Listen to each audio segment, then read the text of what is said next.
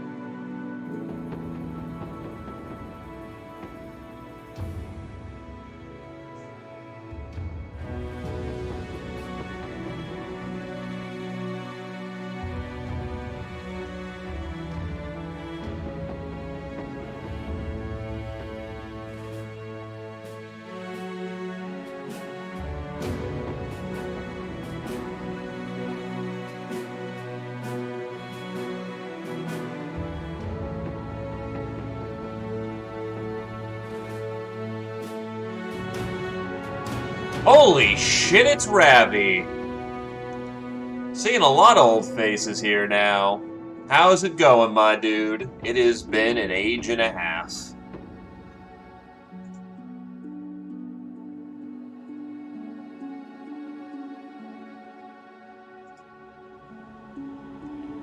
Nah, stuff happens, my dude.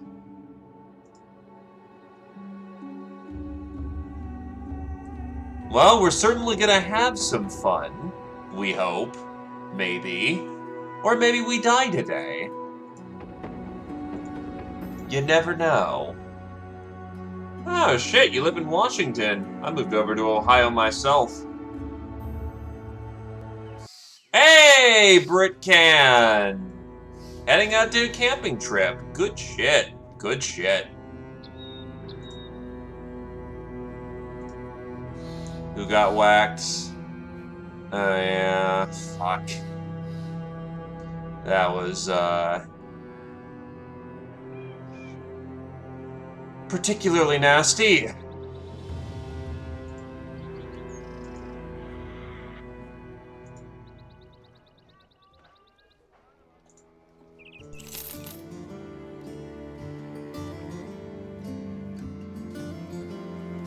Doesn't build into anything.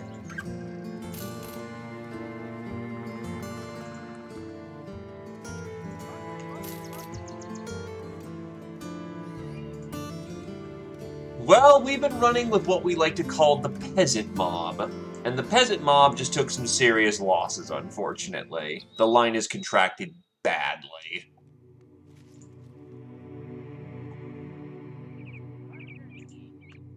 Which means, hey, new vacancies for hire.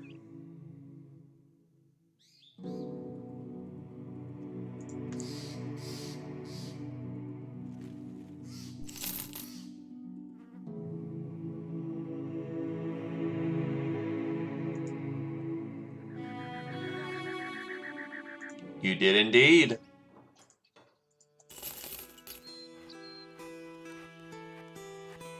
You would be fantastic, except you have no melee attack.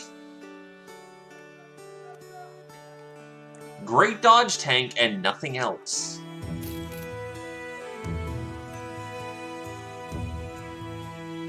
Hello, Ravi. Not Ravi, Dr. Rex. Wow, yeah. I swear I can speak. I am looking for archers, believe it or not.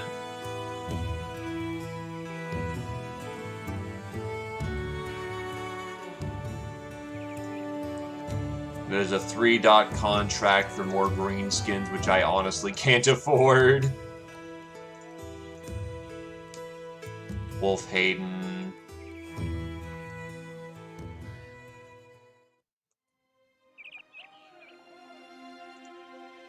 But yes, I am working to get more archers into my ranks.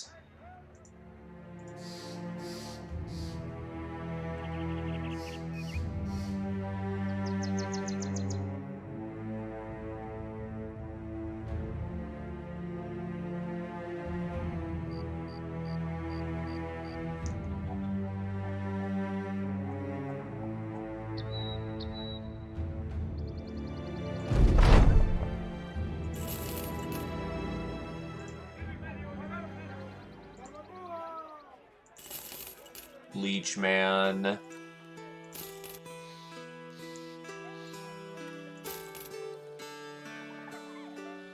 Not really particularly who I'm looking for.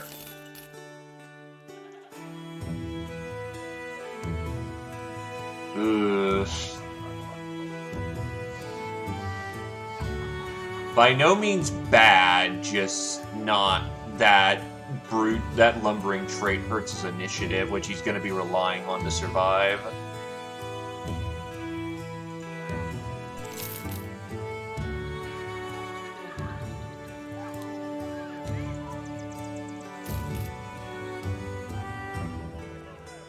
Why are Bakers biased towards being heavy armor troopers? What the hell?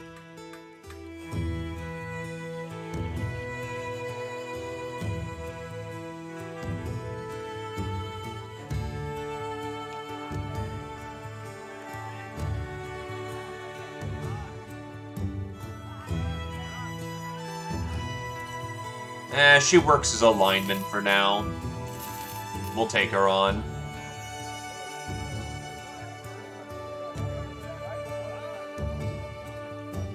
That man is just lucky as hell.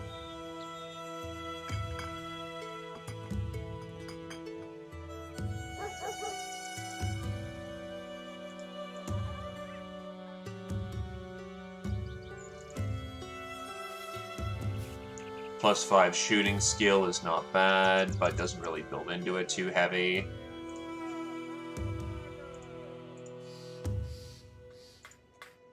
Where's Duster Mark? Duster Mark is not too far away. Alright, let's get moving. Alright.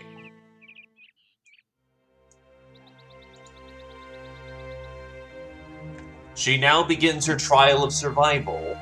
Either she will survive, and she will be an interesting addition to the roster, or she will die, and she will serve her purpose.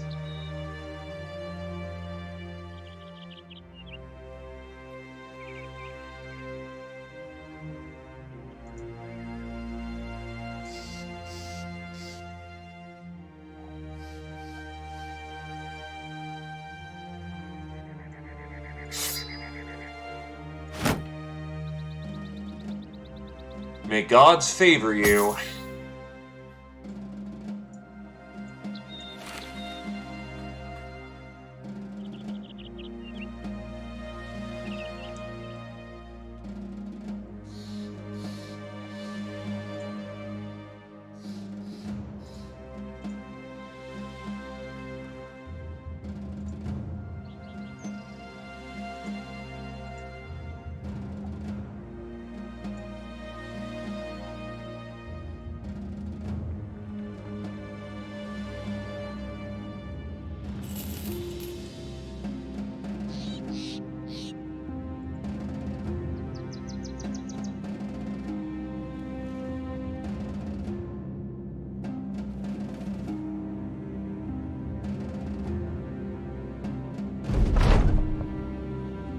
Hey, Shira. No, I said eventually I'll be probably coaxed into doing pirates, but that ain't happening on Fridays.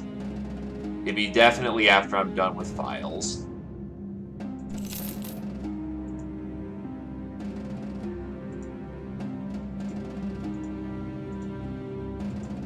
What jobs do you have here?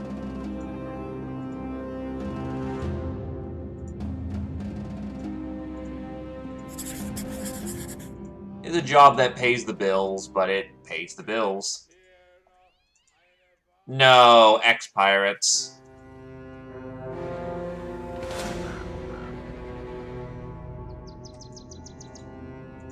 I prefer not to fight them in the swamp, thank you. That's not fun.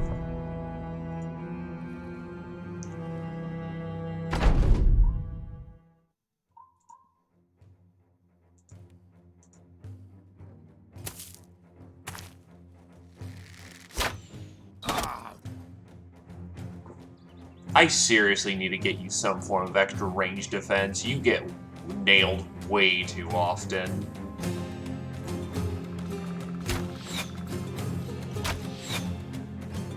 Actually, what was the hit chance on that? Yeah, 63. Jesus Christ. Actually, Actually, what are you? Oh, you're a new archer. Okay, yeah, that checks. Well, I guess Ravi, if you wanted to be an archer, it turns out I had an archer I forgot that I had.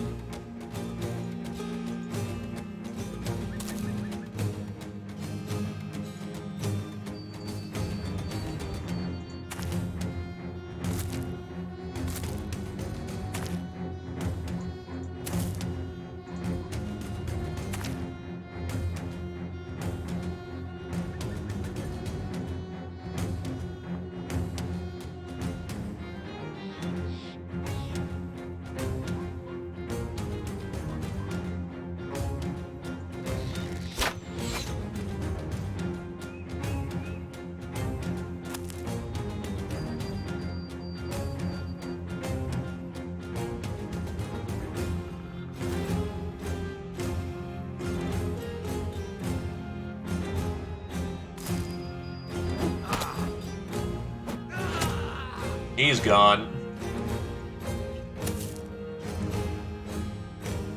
Hello there, Tailed Grandmaster.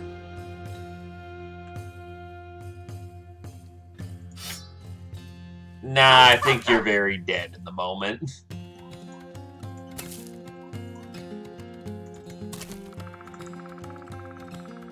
But it is what it is. Men die.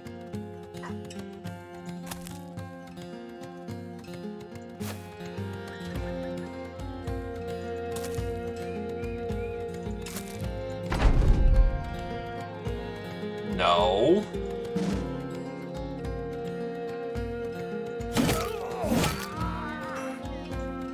I know you probably didn't die to undead. And why would you want to kill your own brothers, traitor?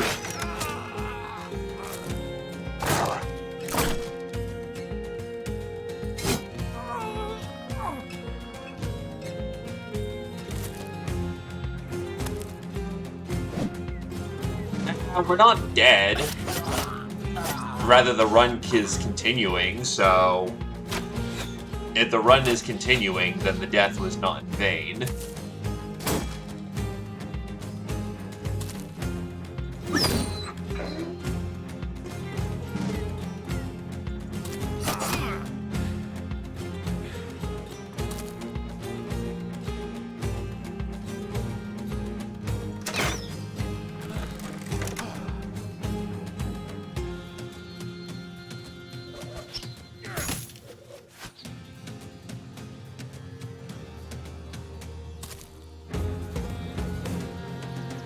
By the technical definition of the word, I guess you are correct.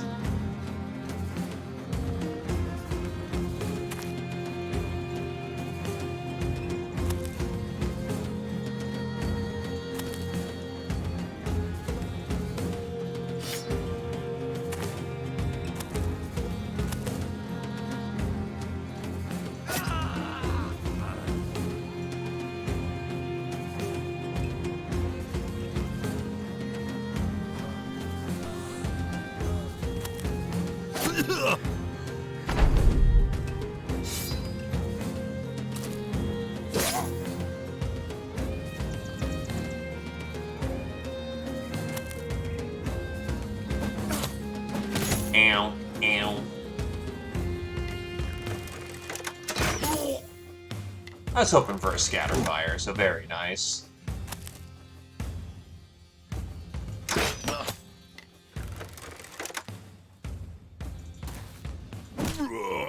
Ooh, his skull just fractured. Great.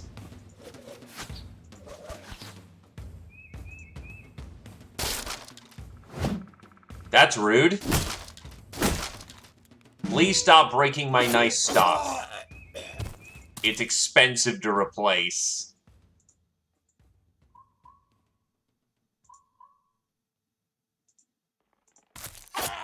It happens. If it hits the body, for example, it actually has a pretty decent chance of just not, you know, getting the job done. People can take body shots if they're at full HP pretty comfortably.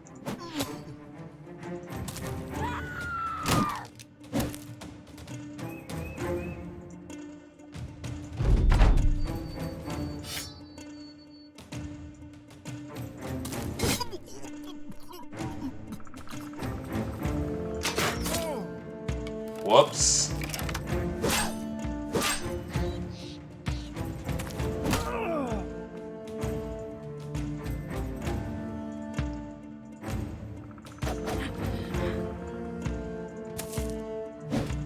Friendly fire ain't.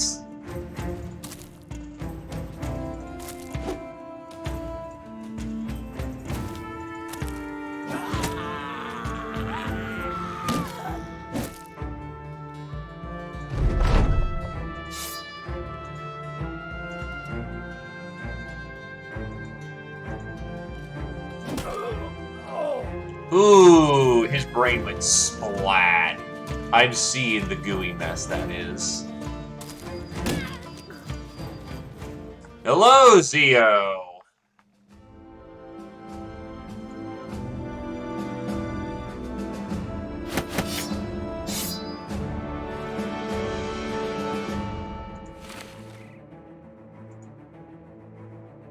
No, unfortunately, you met your end with a big-ass splat.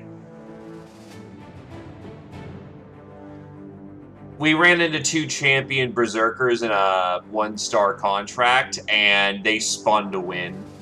That was a famed 2-handed man-splitter. One of the 2 famed weapons we got from 2 orc behemoths that spun to win and killed 3 people. It was bullshit. Well, I haven't managed to get any... I mean, I got 1 new person, but they're kind of just middling of the road, honestly. They're just going to be a medium armor lineman. I'm currently gathering new people for purposes of...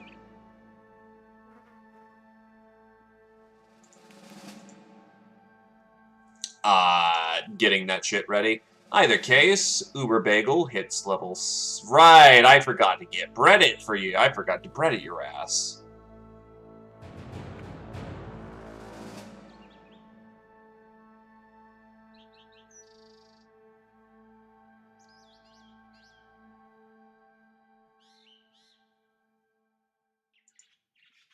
And you rolled like shit for your melee again. God damn it.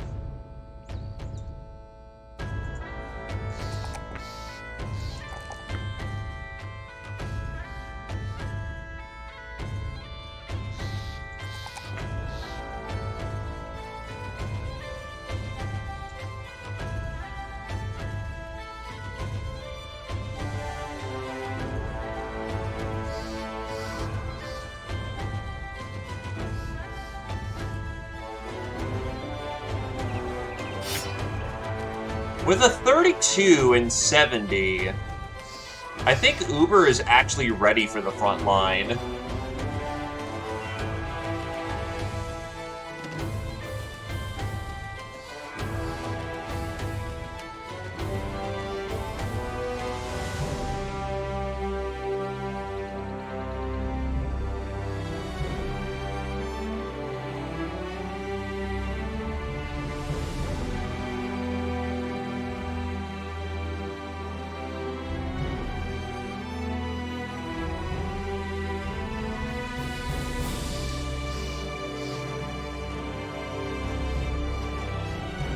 Get Assured Conquest because your resolve is fantastic. That'll make you even meatier on the front line.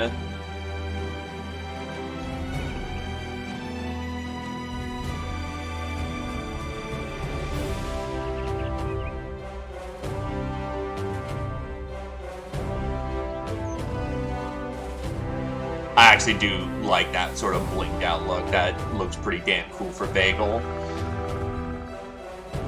So all you need is a chain layer.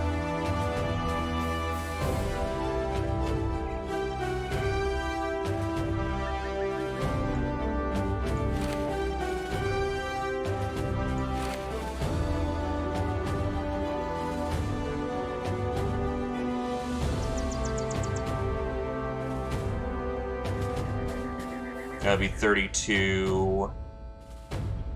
It's a little too heavy. If that didn't have sleeves, he'd be fine.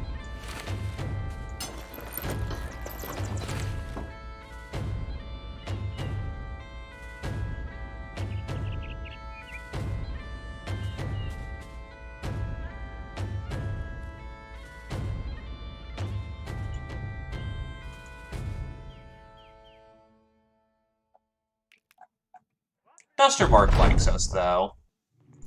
So we can sell off our salvage here. And especially the fact that the trade routes are ambushed, so that means money in the pocket.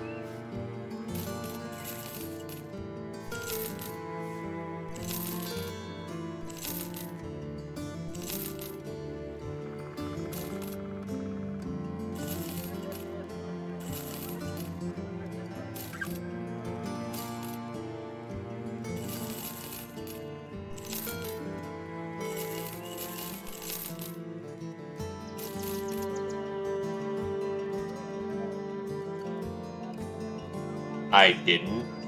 I just picked it up, and I sold it.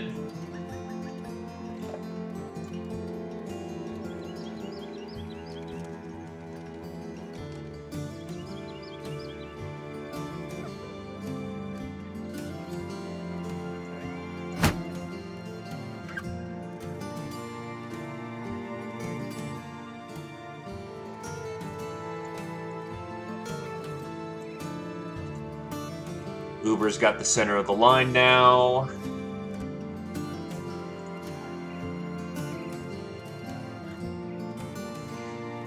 Nah.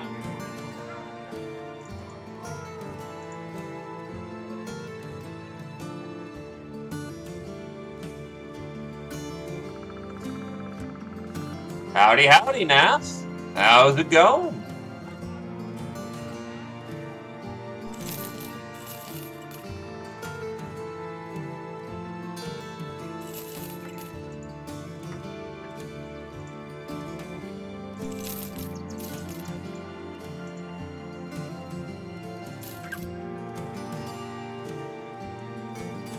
This man fights decently well. Nope. Lineman and greedy. Nope. Well, this man will do quite nicely in a shooting contest. Hired? Not really. He's got 3 dot defense, which is nice, but he doesn't build into any particular armor. Raw stats can't turn the tide alone. Quick, strong.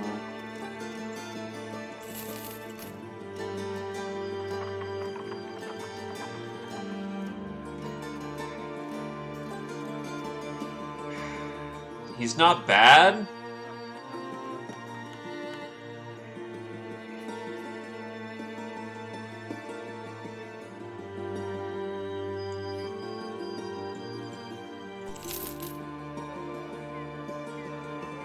Heavy armor archer, but doesn't build into anything.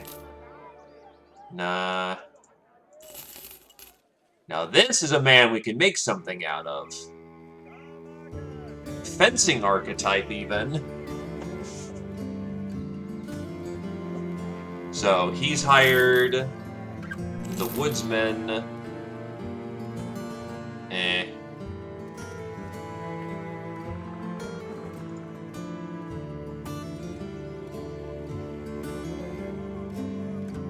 He could work as a hybrid.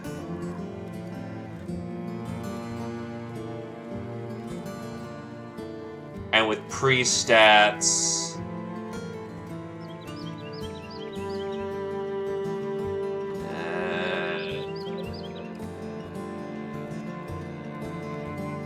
he's right on the cusp of being I want him and I don't want him.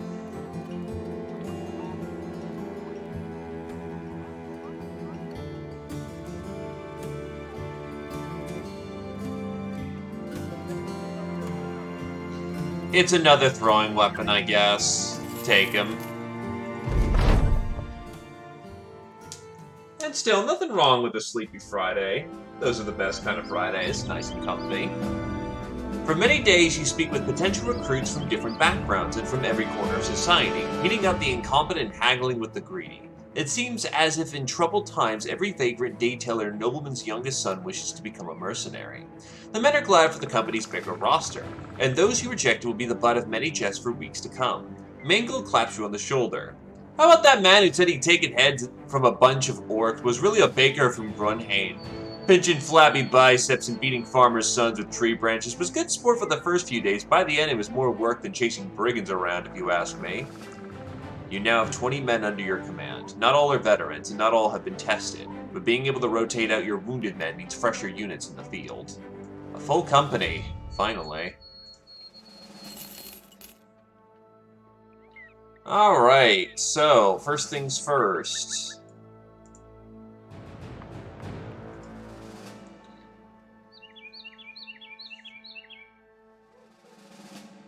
You do have throwing weapons, so you are predisposed to being a throw boy. The question is, what can I use all this fat for?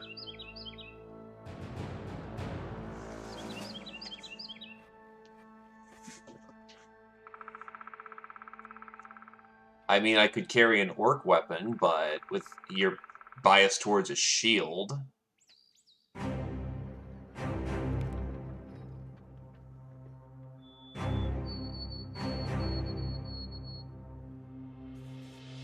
Could go perfect focus.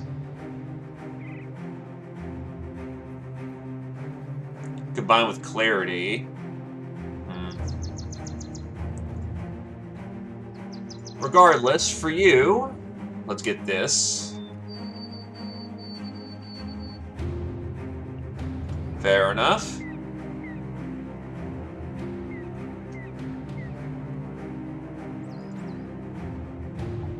Nah, you'd be sufficiently your ratty self if you could use a throwing weapon.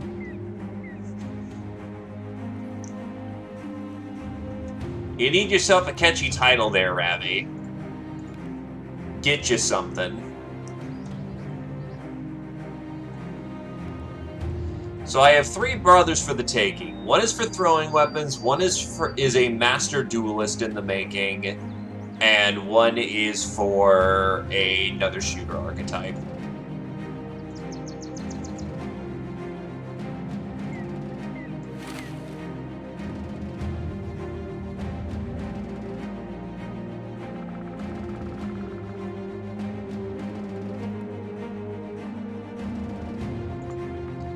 I mean, you've got this guy lined up right here, so unless you want to be the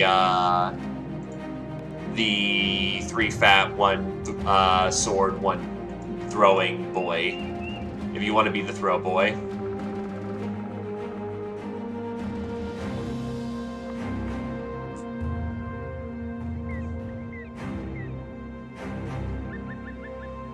Fair enough.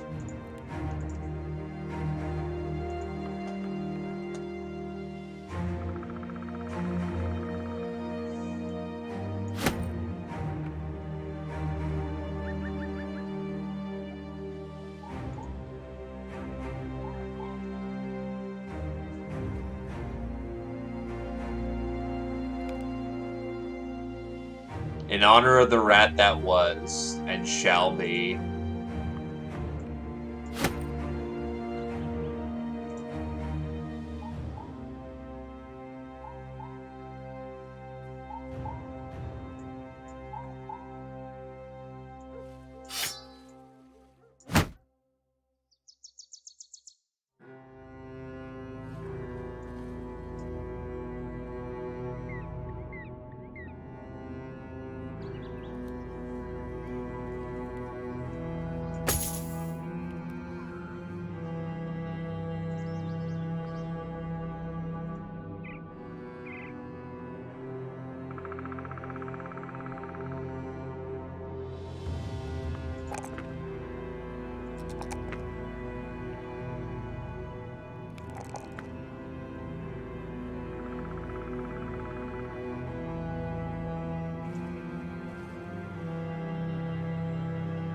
Hybridization.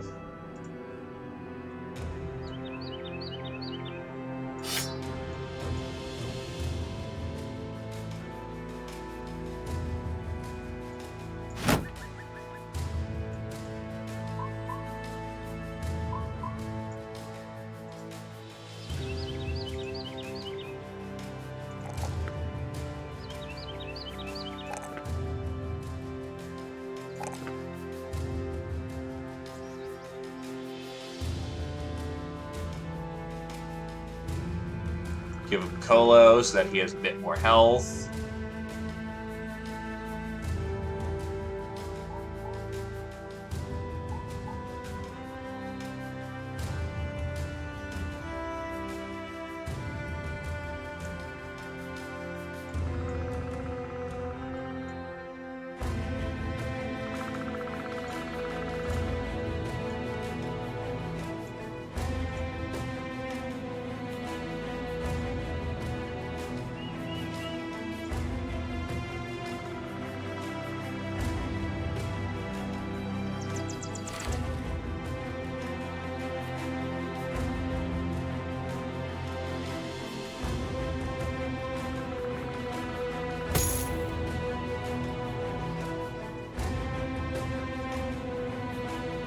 We'll take a bit to repair our stuff, and then we'll actually look for some work.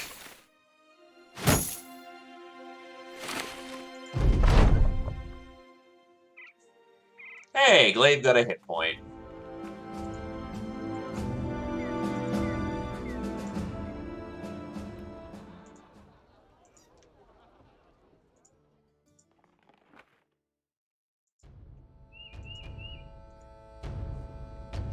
So supposedly there's a camp around here somewhere.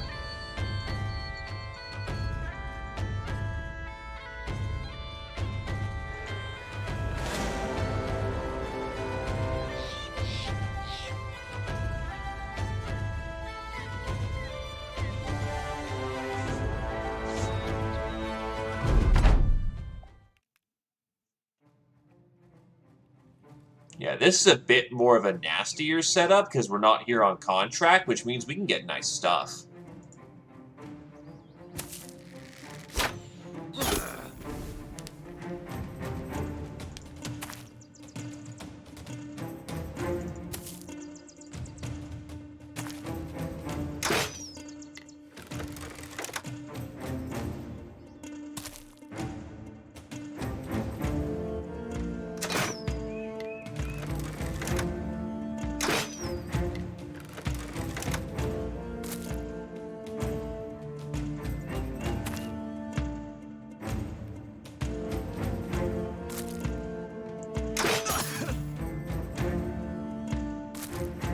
By the way, nice shooting off a fire arrow in the middle of the fucking forest. You're gonna cause a forest fire, assholes.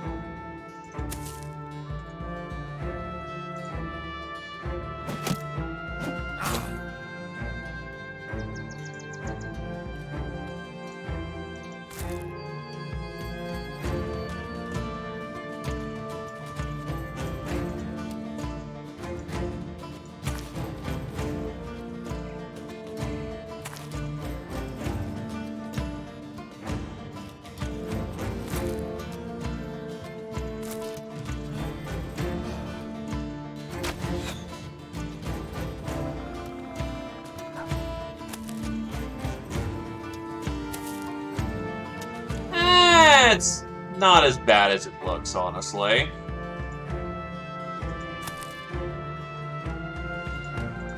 There's a few.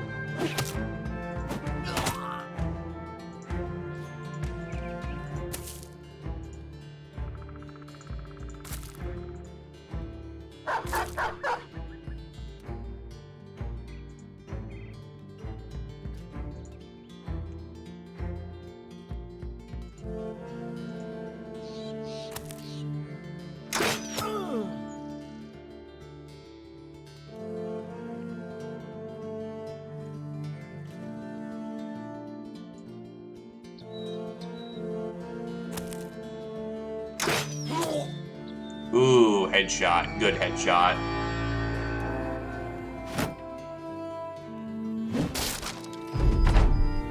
Really? Okay, you do you, champ.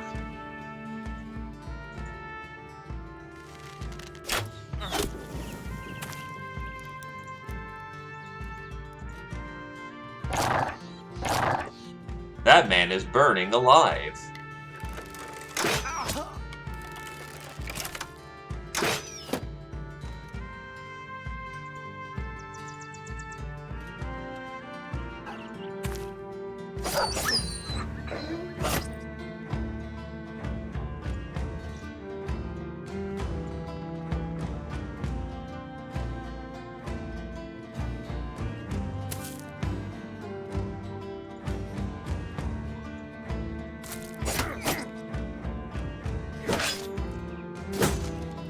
Yes, I do realize that guy's got a long axe.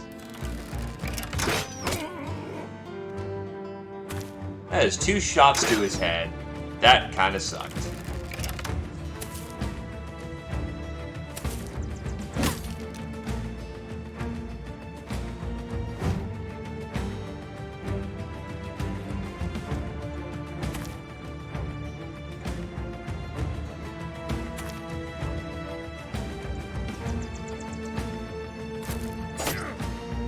Flipped his leg real good. Get that long arm. Ah, Monk has Inspire Presence.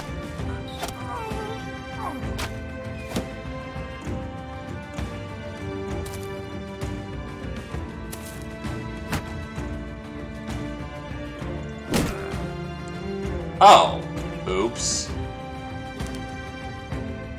Didn't realize there's a guy with a big-ass club right there. I am a goddamn genius.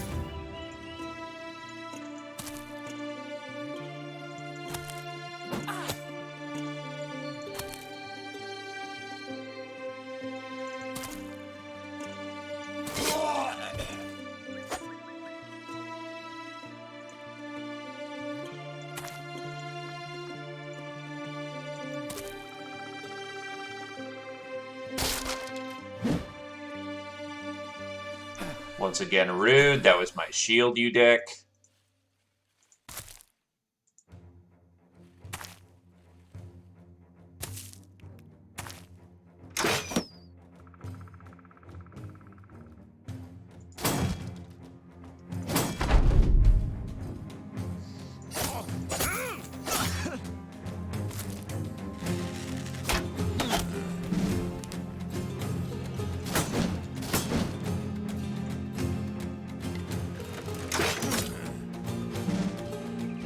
That dude has gotten super lucky. That is several 70 shots he's taken in a row that just have not panned out at all.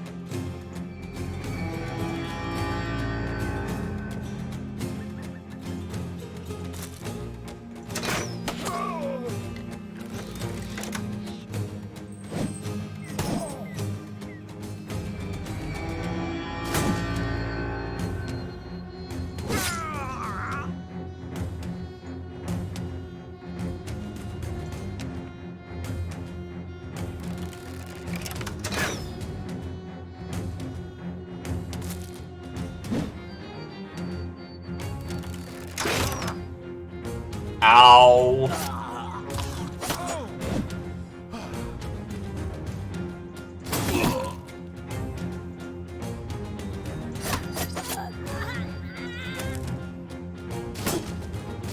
I can see how that man earned his pay. Dude's holding that line hard. 2 shots for Ravi clean.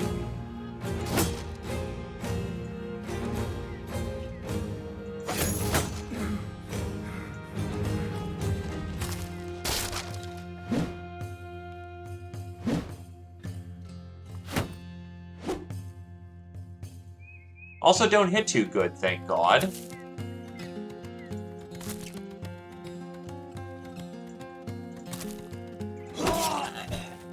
Blood for the blood god.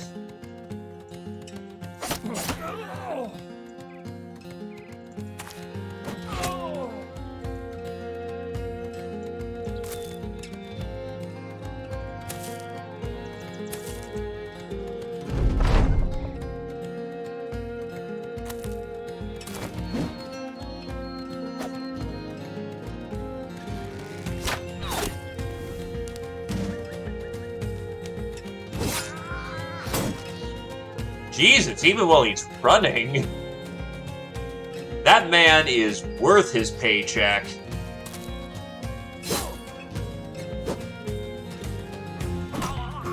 Got him.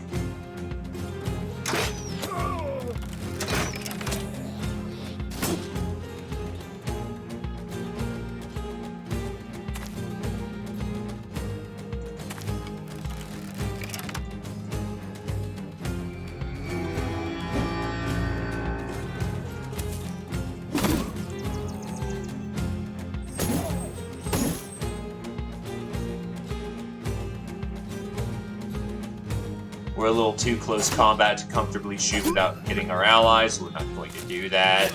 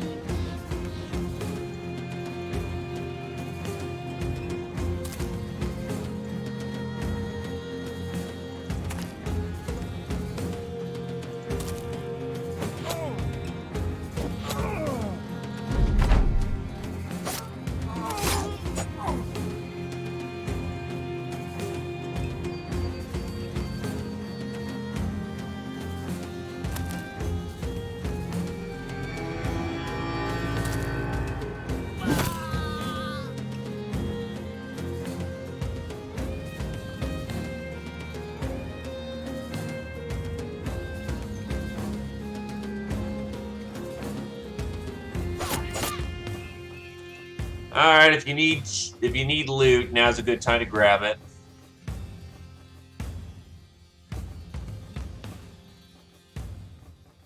You say that as if it doesn't happen all the time at this point.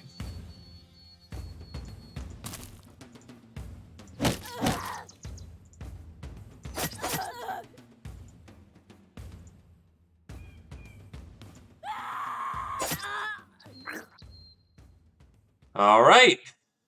People dinged. We got some salts. Fair enough, or else the swing will happen to you.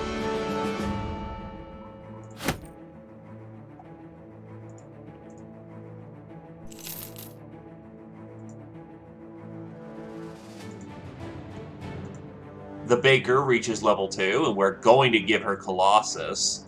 The entire point of her build is, big chunk. Health. Weapon skill. Anish. We're gonna build her in a dodge, just make her this big old chunk.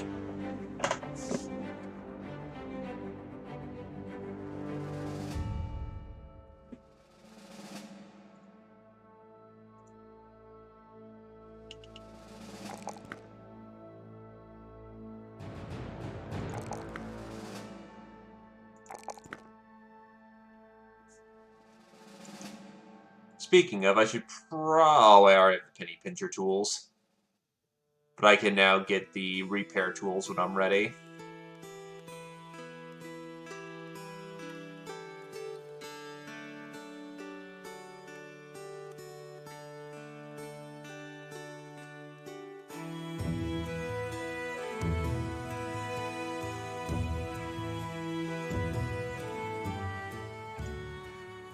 The Duster Mark to sell the salvage. Also, hello there, Ragged Edge. Hello, friend.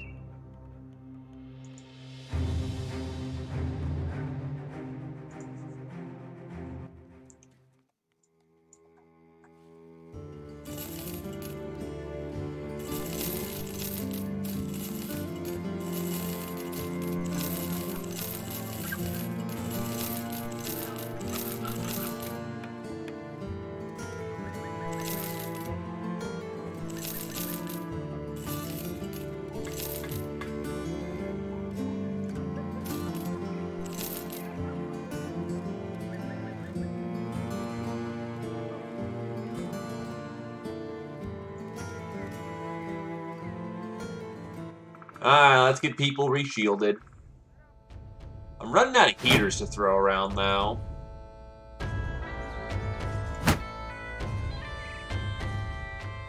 Never mind, I still have an entire line of heaters down there.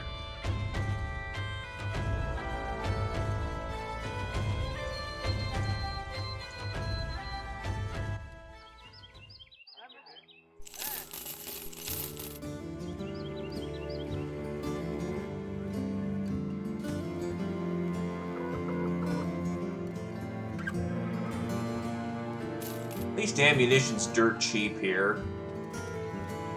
Even if they don't like me. And even if prices are a little fucked right now.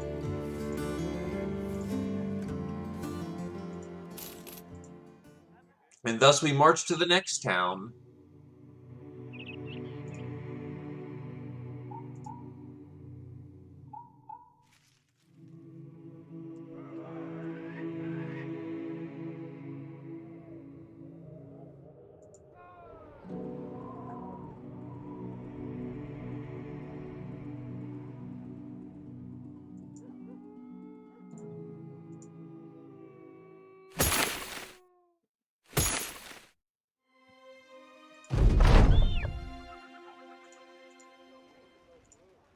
Not much in the way of men here.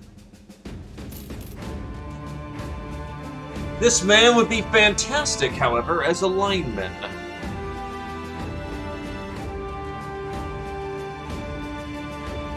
Do I want another polearm boy? How's my polearm line looking?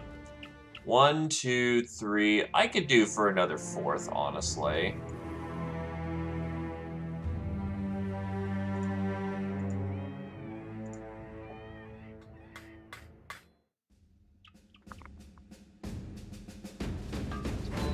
He'll do his job just fine.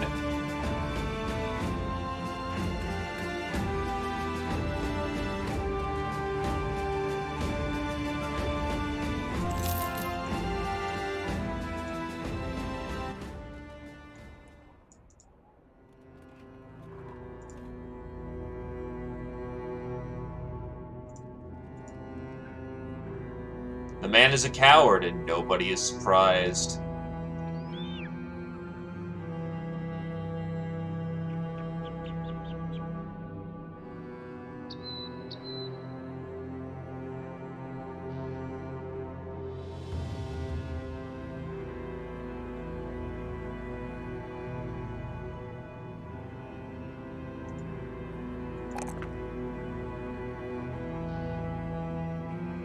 He uses medium armor, so fat will be necessary.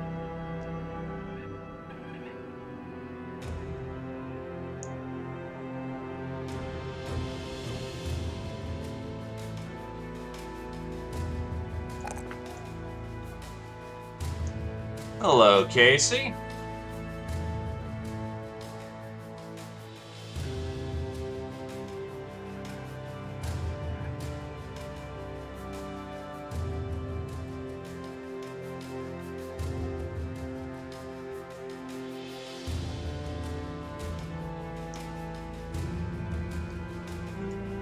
Bolster.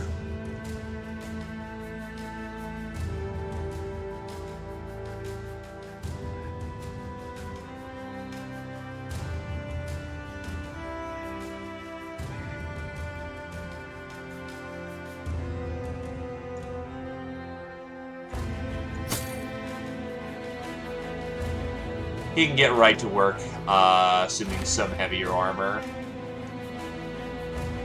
Do I have additional pole arms? Not really. But I do have hammer. Yeah, he's gonna need some extra fat. Definitely a lot of fat levels.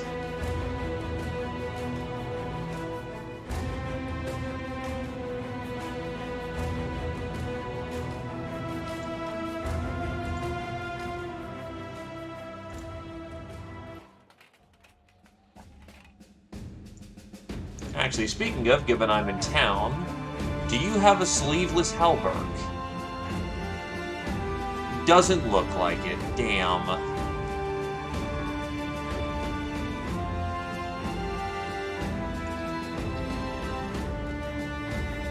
$28 out of 35. 28 minus 35 is 7. He can put on a 7 layer and be fine.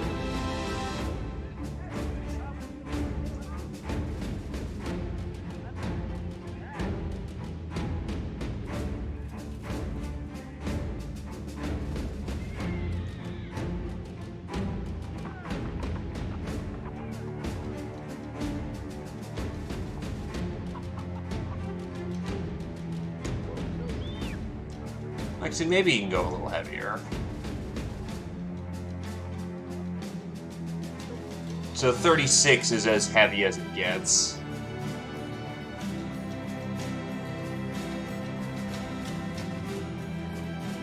No, because live.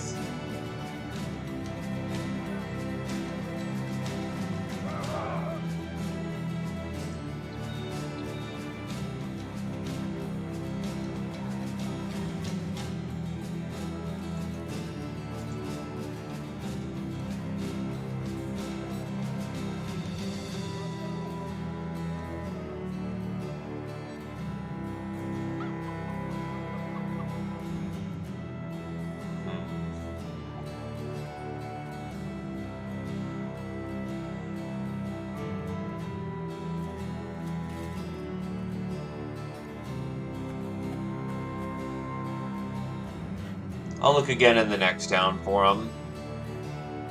Could just be we don't have the best options, though that is pretty decently well stocked for armor.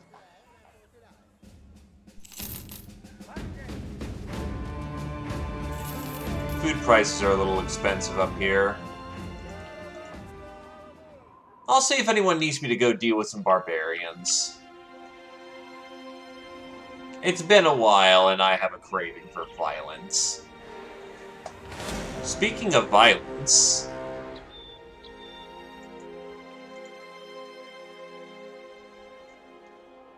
let's go and get them.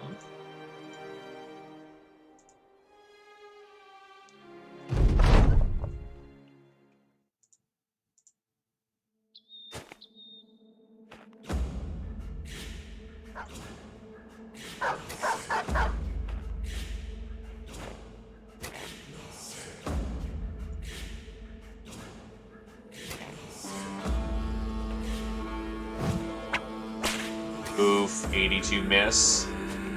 Not a fun time. They keep breaking my gosh darn shields! Oh, the music's fucking fantastic. It absolutely is.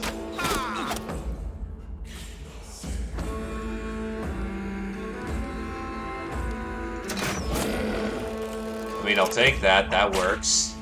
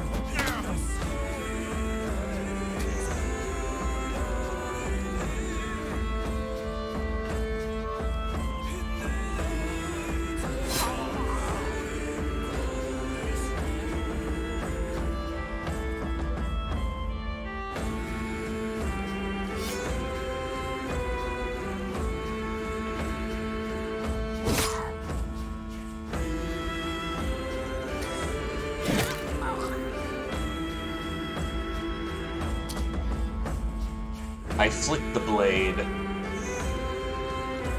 I take a breath. All is well in the land once again.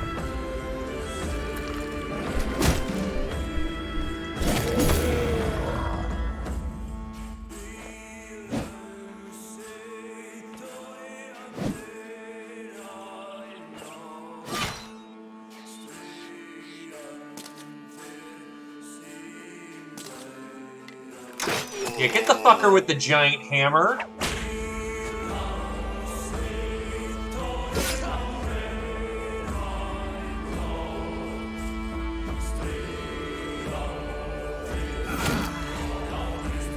Buddy up.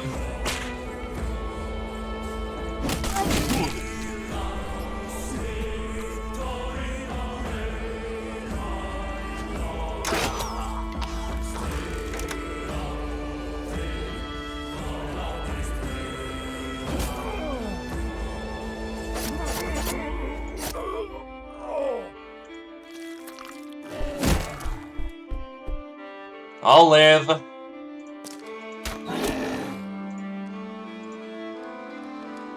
Nothing more than a love tap.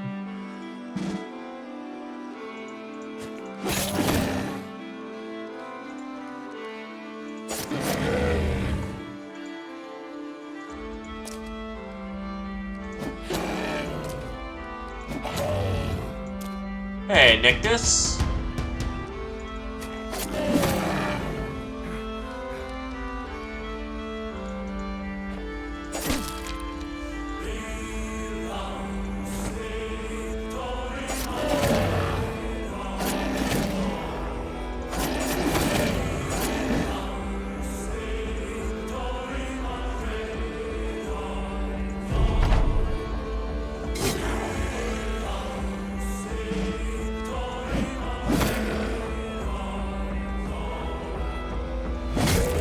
Ooh, gotta love that Y when it hits.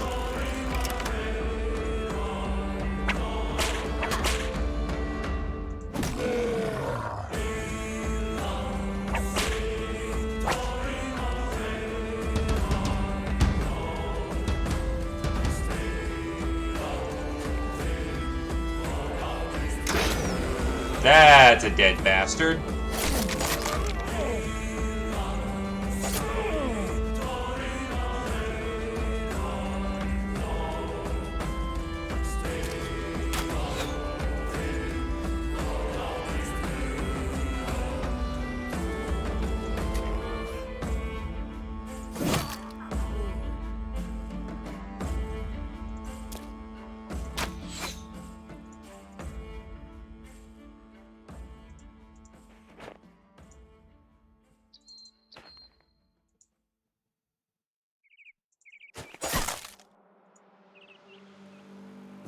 Now, what would be really nice is if I could get a barbarian contract.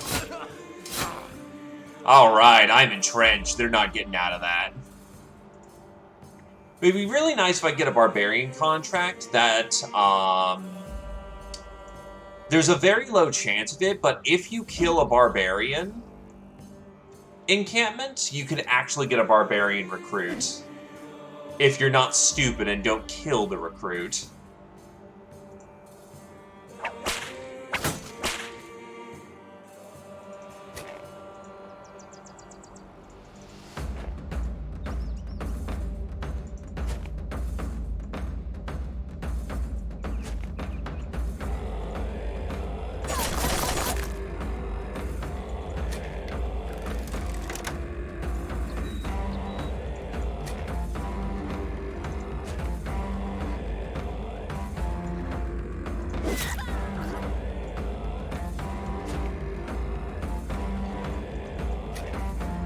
I could also get the Kingsman as... not the Kingsman, the Kingsguard as well. Which would also be quite nice.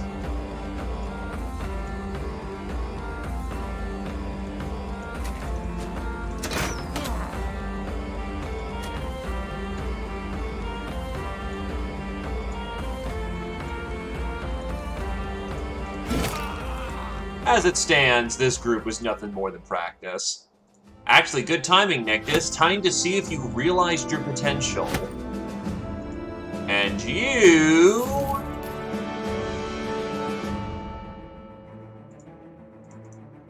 have realized your potential. Fuck yeah.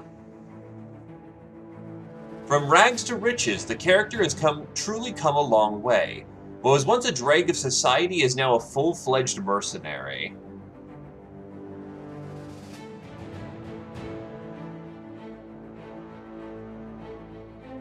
Okay then, Nictus. I guess you, well, because you managed to realize your potential, all perk points are refunded except for Punching Bag and Trauma Survivor, which, given I purchased them under Promise Potential, you get those perks for free forever. So at this point, it's a question of, well, you get a second chance to take a look at yourself and go, what do I want to do? If you want to switch to using a hammer, now's the time. Otherwise, you can clunk people on the face with a mace.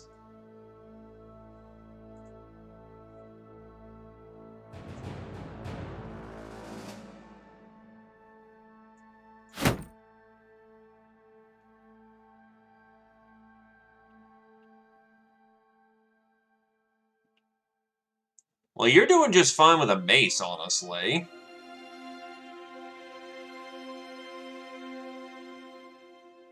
Let's see, that's 29.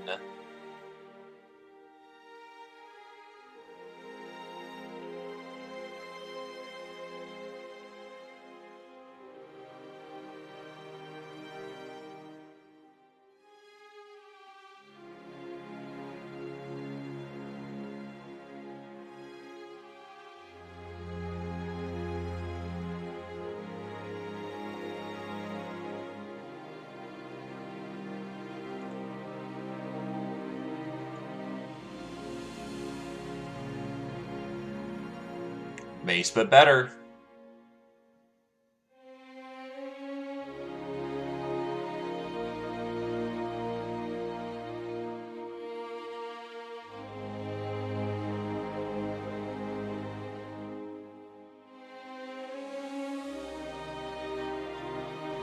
Let's see, do I want Pathfinder?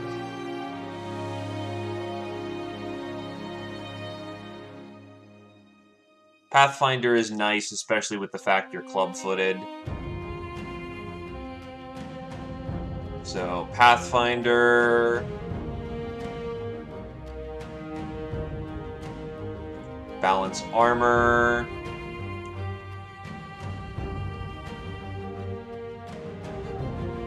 Perfect Fit...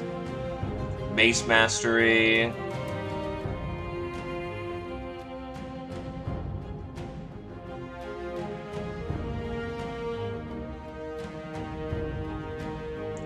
Concussive Strikes...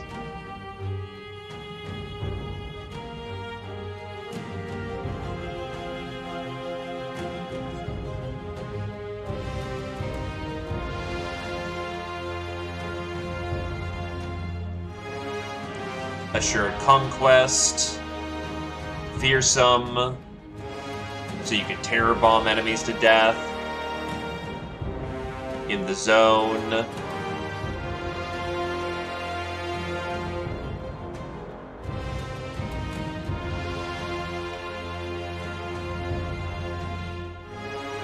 I managed to get a few recruits.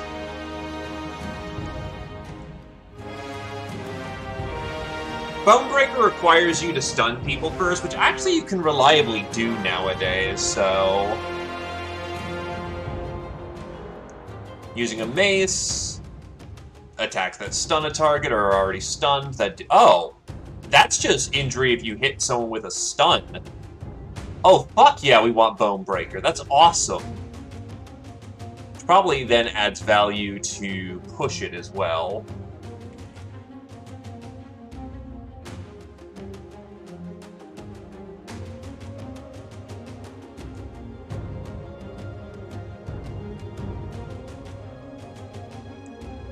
Push it. If you stun somebody, you stagger somebody. Which adds more debuffs, which means more Bonebreaker. Let me figure out what else we've got, though.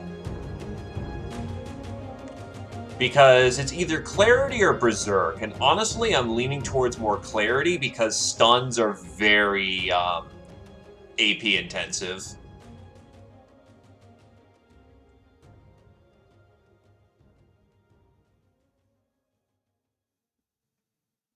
But Berserk is also very nice as well.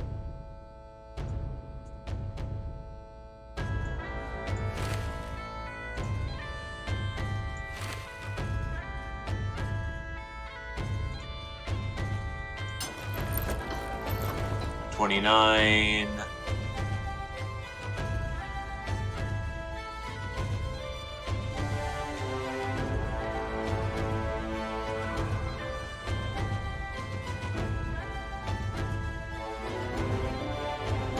This bonus is reduced exponentially when the total penalty to maximum fatigue of your head and body is more than half your maximum fatigue after a year.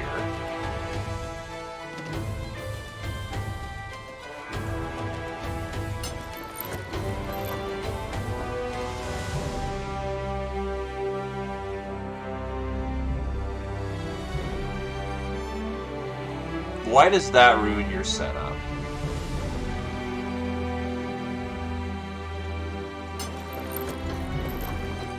So let's see.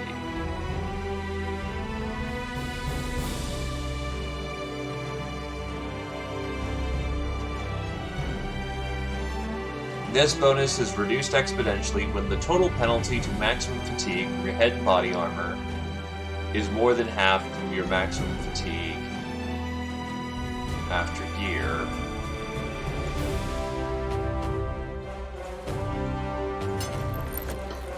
$22.80.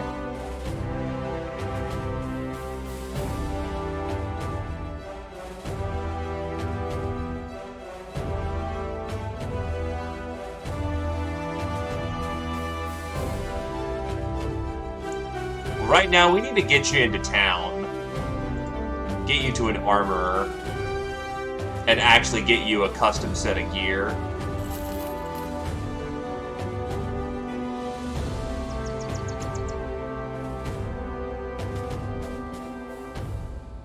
Because you've earned that right.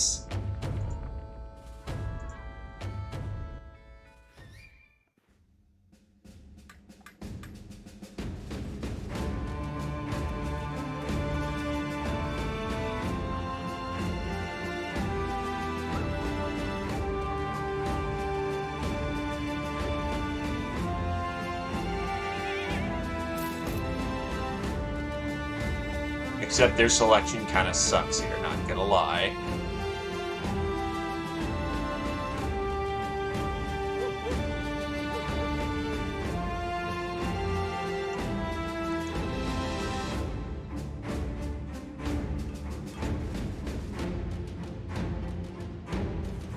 Let's play a game of pretend. 29. In the zone requires 70 fat. You are looking at 20. No, you're looking at 35 plus 2 is 70 fat.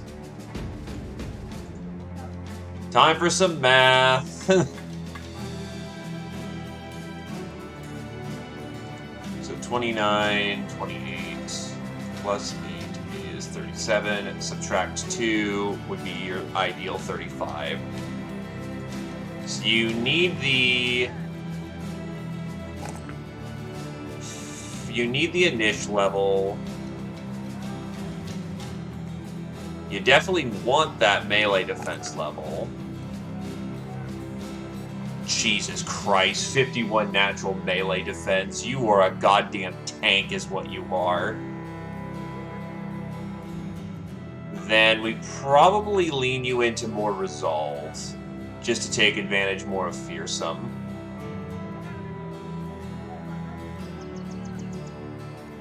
You have weakened heart. You actually don't get as much in terms of HP because you're negative 30%. It's a wound that you took extremely early on in your career, which, don't get me wrong, it fucking sucks, but it is what it is. So I'm thinking resolve is probably the best way of pushing forward with your stuff.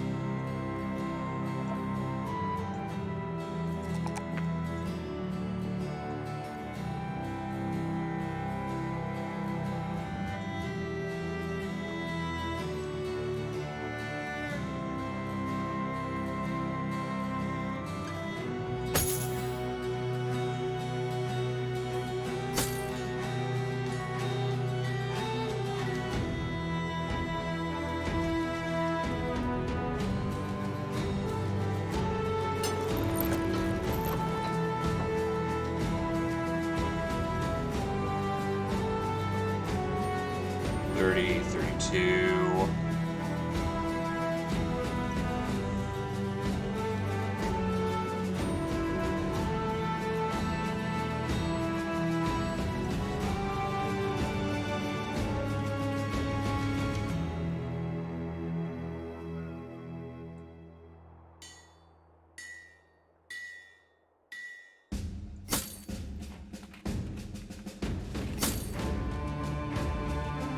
"85 melee defense as a frame of reference means that the enemy has to roll at -85 before variables. And with Assured Conquest on, he's going to get more when he inevitably gets Confident Morale. So, Nictus is only going to really get hit by Sword Masters.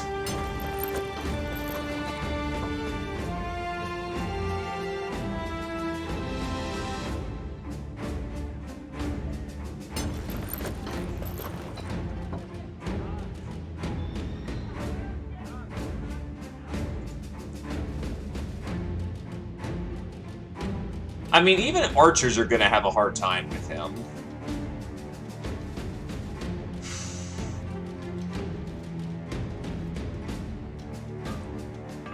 You know what?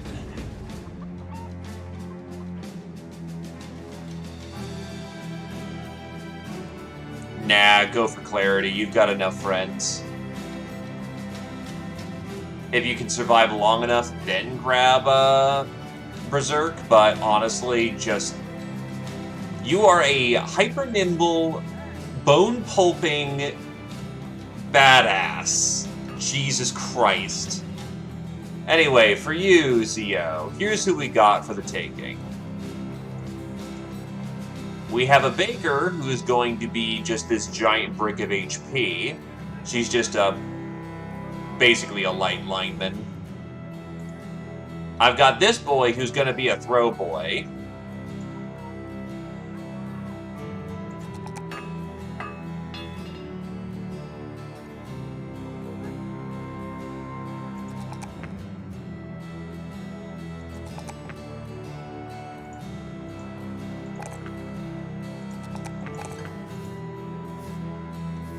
Give me a sec, getting him lined up.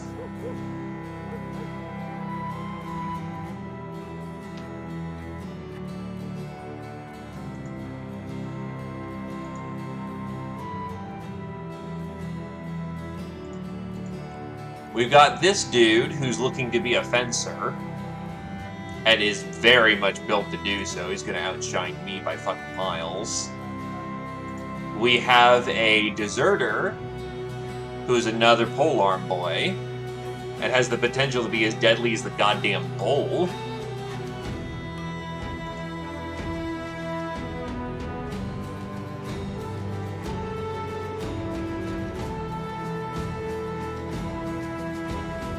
The fuck? Okay, they changed up greed. Gain 0.14% of your crowns as melee skill and range skill, 0.16 crowns as resolve, 0.07 crowns as defense, global barters divided by 1 plus brother with this perk at all times. Okay. This character is keen to guard the hoard of gold the company has accumulated, and intends to protect it with their life.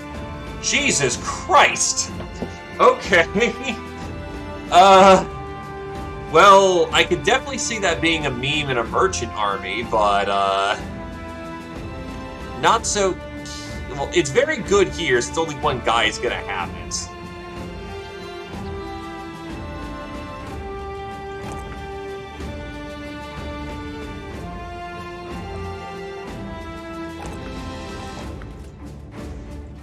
Not really.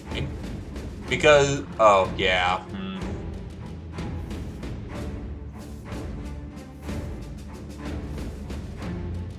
But on the other hand, that makes him quite deadly.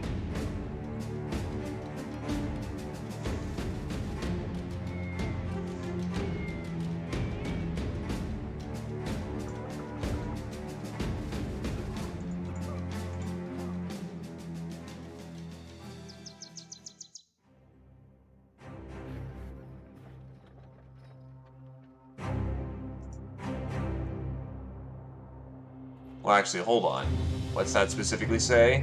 Global bardarchy.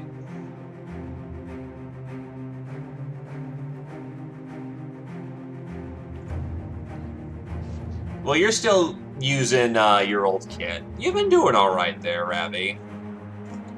Your old kit has gotten you through a lot of shit, so, you know. Ain't no shame in it.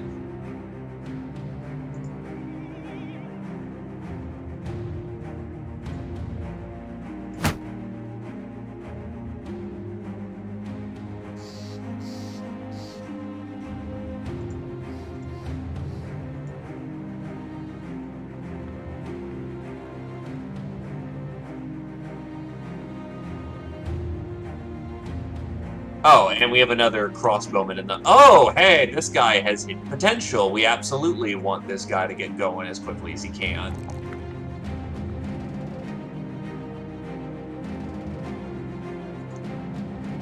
Heavy armor trooper. Okay. Sure, I'll take it.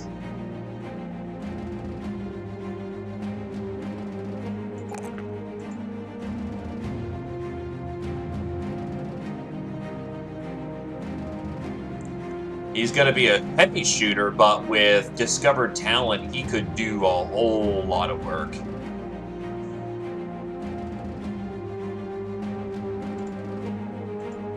It's been working out so far. Still got some distance to go, but, you know, you'll get there when you get there.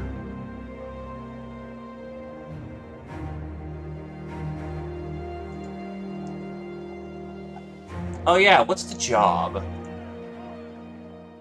Ah, Barbarian King. We got him. Baron Geralt von Balthwin is holding a pair of deer antlers with the crown still at its base. When he puts it on his desk, it stands upright as though still attached to his authorship. Word on the wind is that a savage in Sharpwind Hills is gathering an army. He's proclaiming himself king, and if he can wrangle those primitives under his banner, then no doubt that makes him a strong son of a bitch. It also means we may be in a heap of shit here real soon if he isn't taken care of. The man knocks the antlers over, and they fall onto their tips with hollow clacks. So, that's what you're here for, Sellsword. I need you to find this barbarian and put an end to him before he gets any wise idea about what he is and isn't suzerain over. 5 grand to take care of the job, that's fine.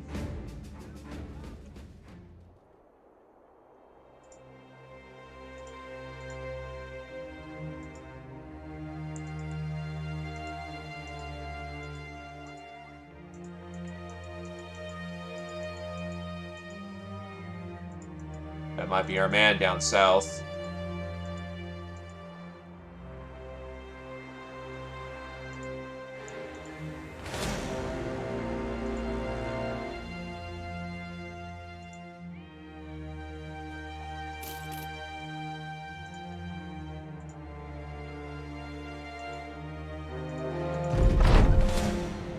A half-naked man is found sitting cross-legged to the side of the road. He states that the primitive with an army burned his farmstead, wronged the women, and slew every swinging dick. I survived hiding in a brush pile with my hands wrapped over my mouth. The man wipes his nose. I've seen you with your weapons. If you seek this barbarian, then I can tell you it was heading southwest from here. Down in the tundra, not a ways from Radnot. Okay, what has he got? Thralls, Reavers, a few chosen... He's a little on the nasty side, but we can sweep that.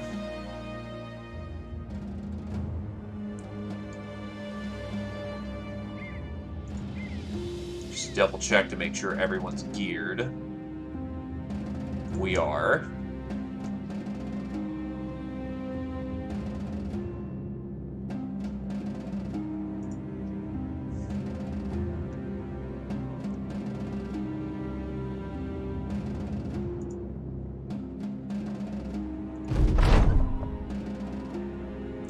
You find the Barbarian King, but a parley is made. The Barbarian King and an elder step across the field to meet you personally.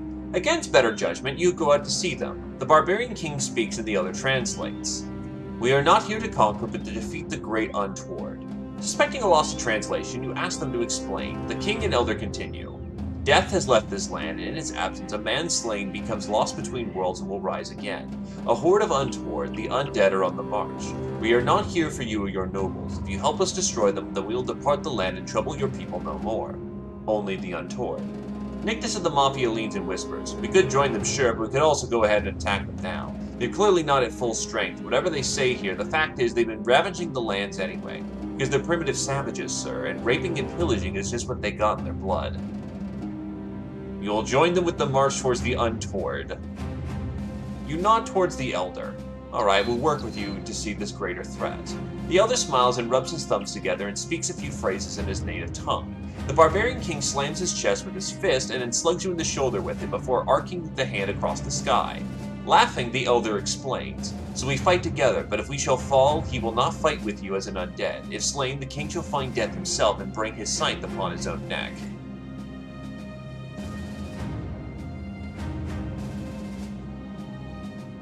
Oh, and it doesn't count us as using our own provisions, too, so that's very nice.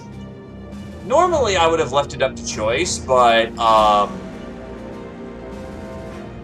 this event is too cool. And it rarely happens. So we're gonna do the cool thing, if you don't mind.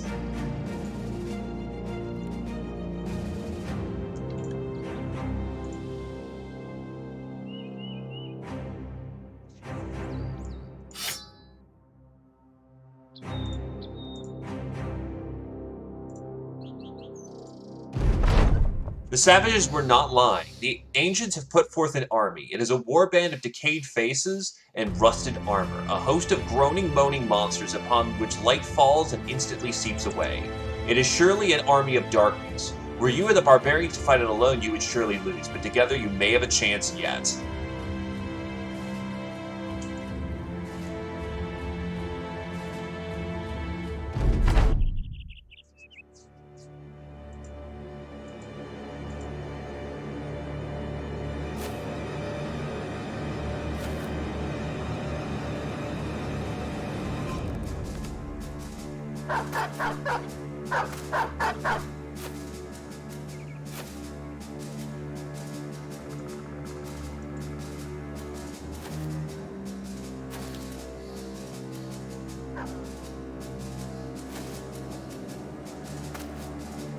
Yeah, specifically because you have played some vanilla runs.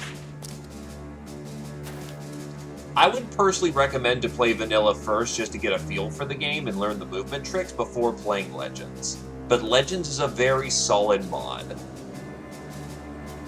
It adds necessary replayability, in my opinion. Makes things a lot less static, so to speak.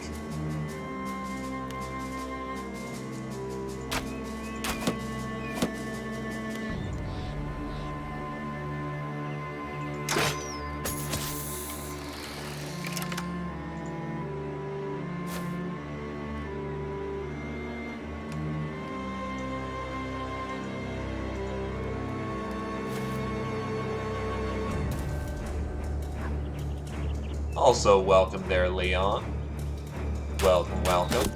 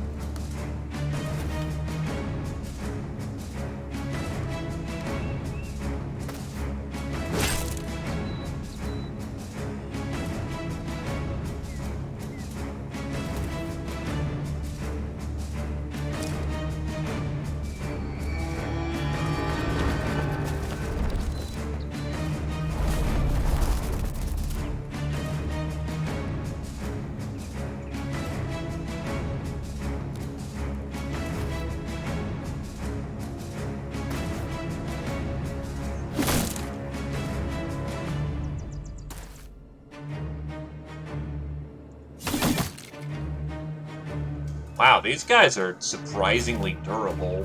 What the hell?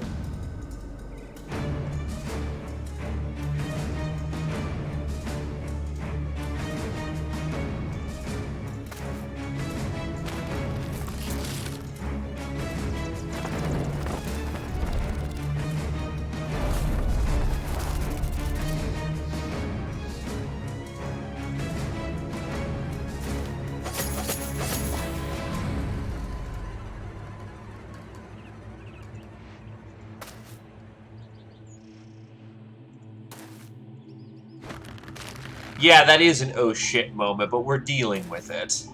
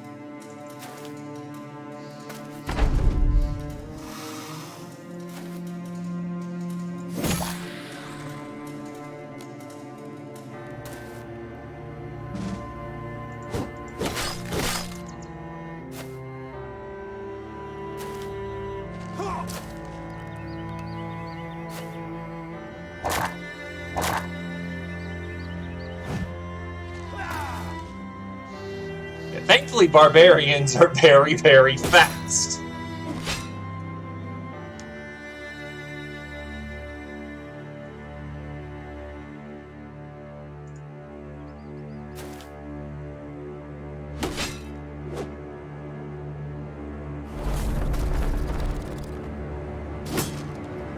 Oh, Jesus, 63s to hit. That's not okay.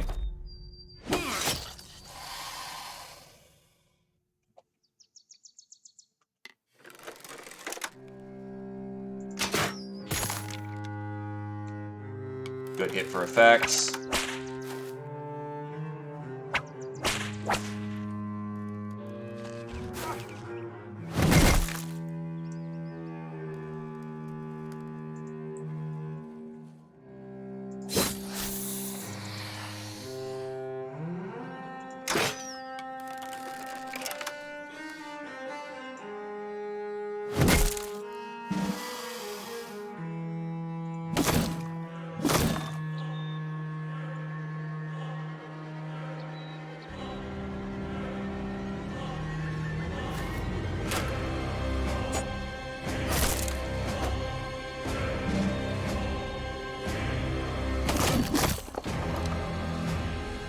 Double kill for Bagel.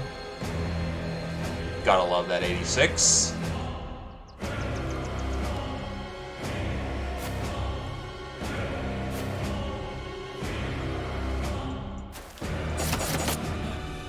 Does nobody want to deal with the fact that we got a fucking asshole on the wings over there?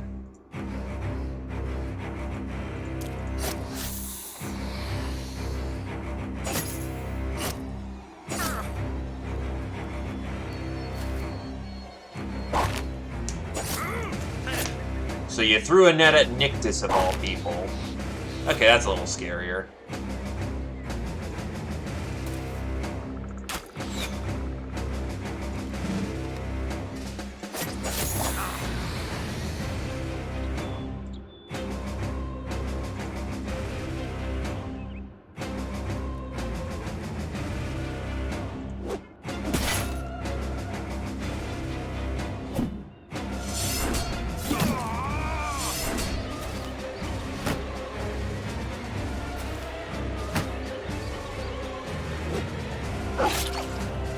Doggo is not gonna make it.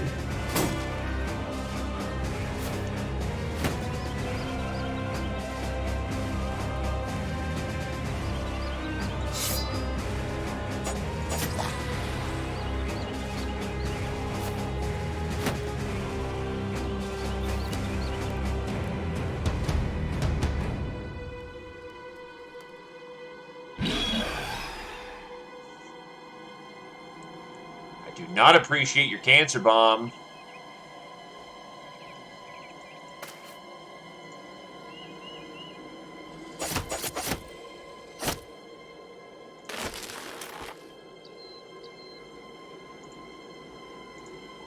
Tie them down in hand-to-hand combat.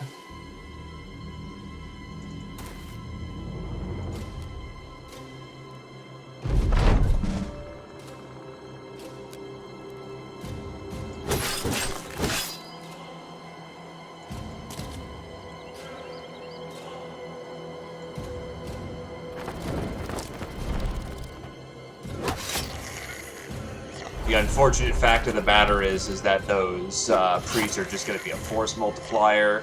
Also, that guy's a dick.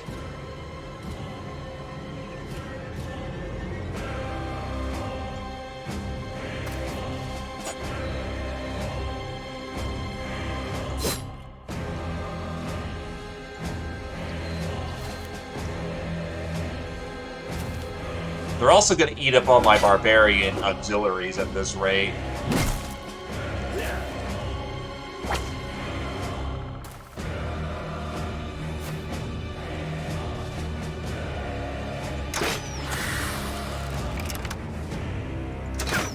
Shit!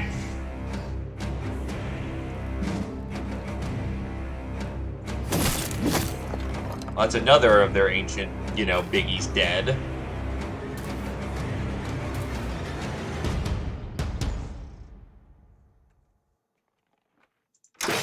Pump up the rhythm.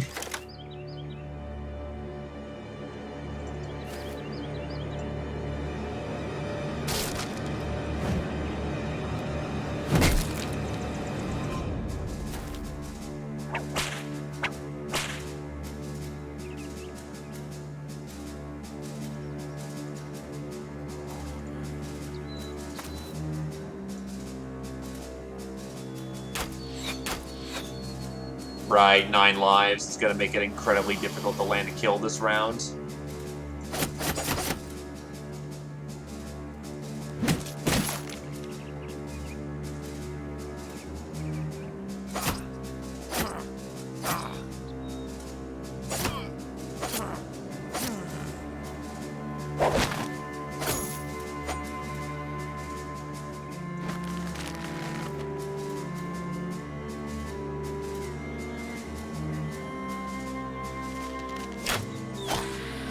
Good hit for effect.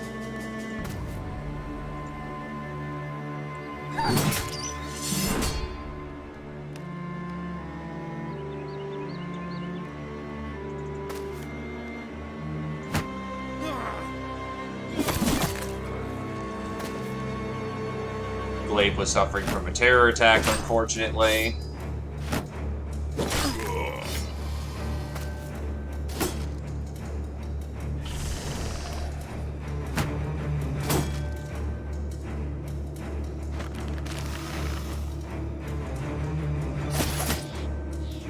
We might need more armored assistance down here.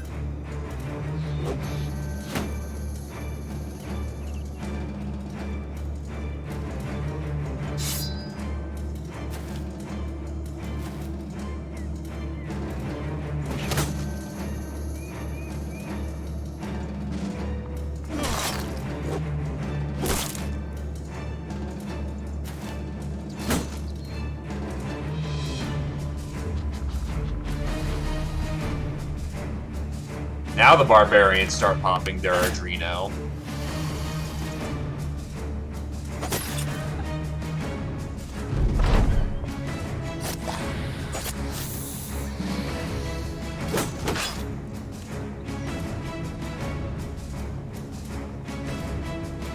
Bad idea. I'll pop my own parries.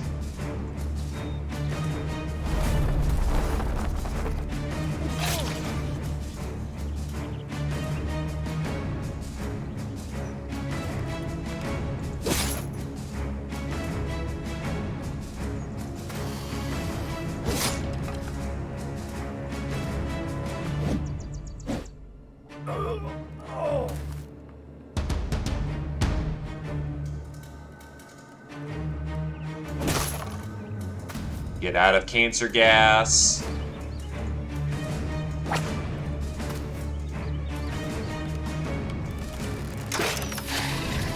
And that is a dead Necro Savant.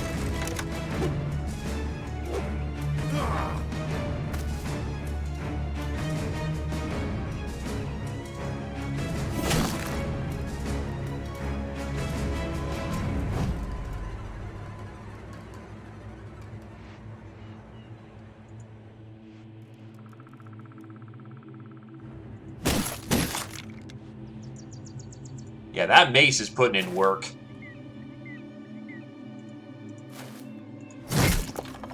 And Bagel's got the priest. Very nice.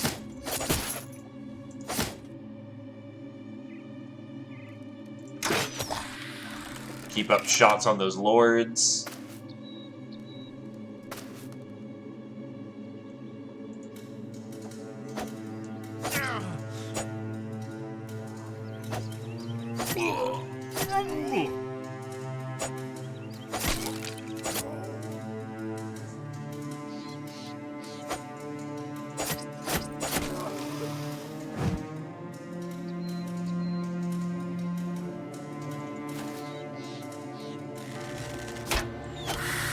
Ah, 9 lives kicked in.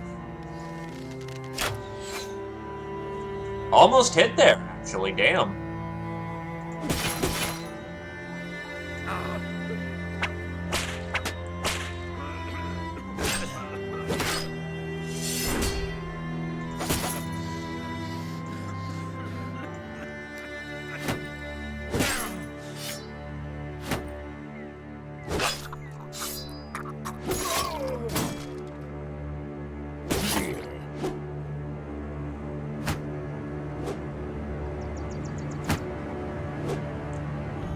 Philippe's not doing too hot. He's gonna need some help or he's done.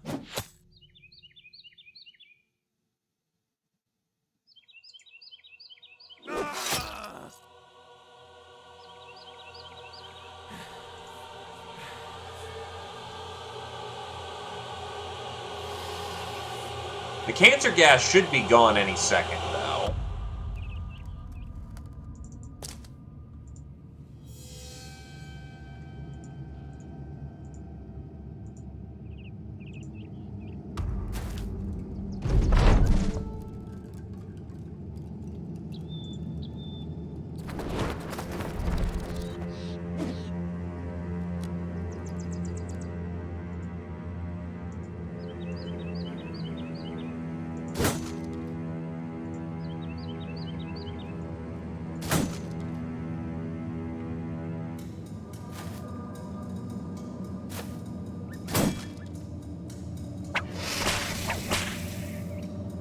That's a dead Necro Savant, but unfortunately, we don't get his stuff out of it. The good news is, he's off the field.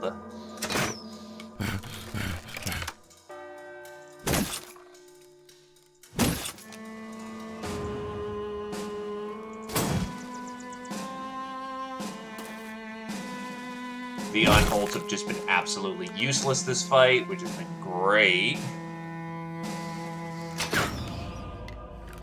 95 miss. Gotta love it.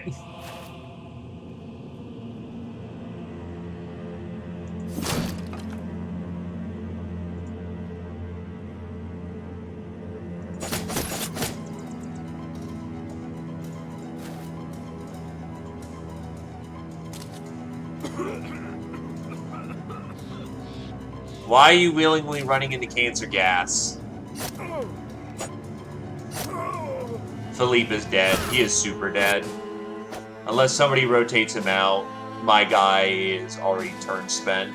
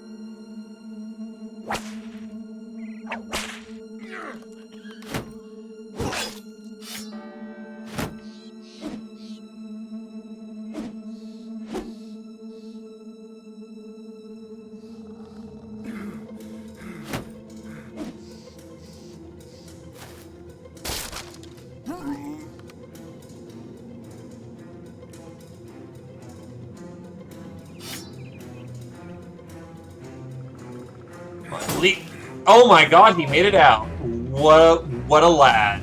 He lives another day.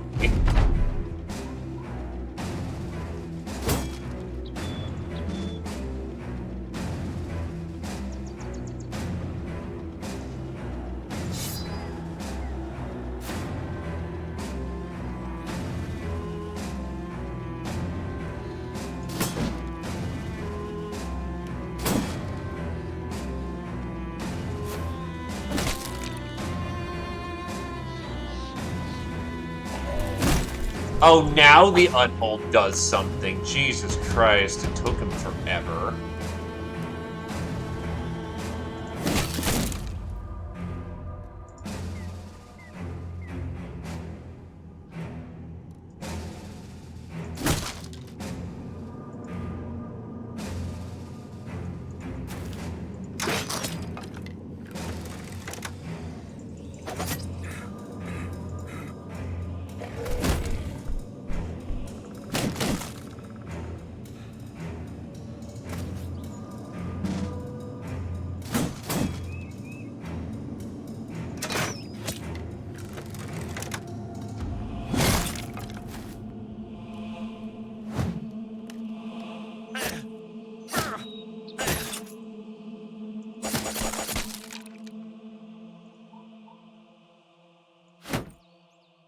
Oh, well, I meant to bump. That was a mistake. Whatever.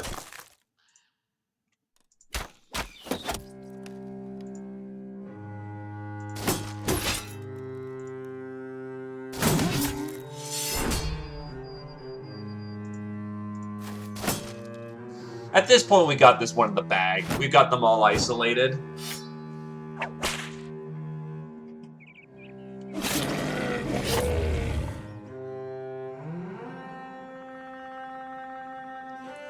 Philippe is only alive because he's a living brick of HP. But he will definitely need time to walk that off.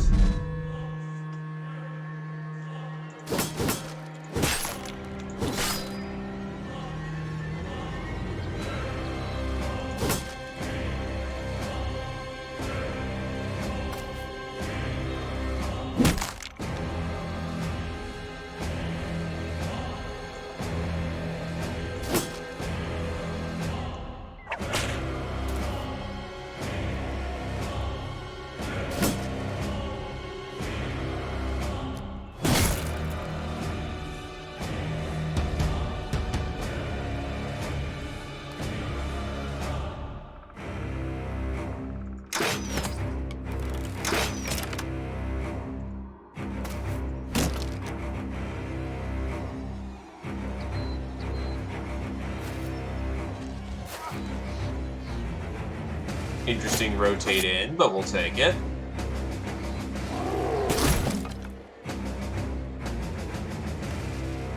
And there we go. One Barbarian King dealt with.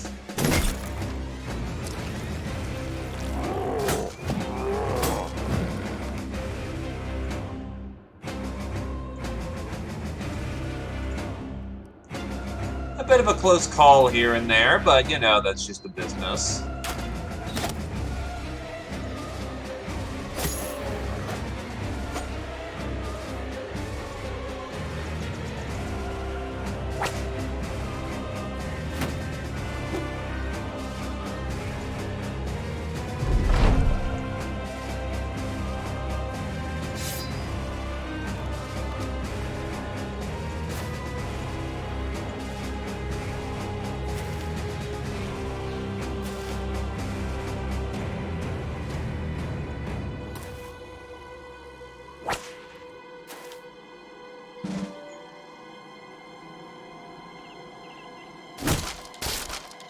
There we go, broke his shield. Just only took some pulping.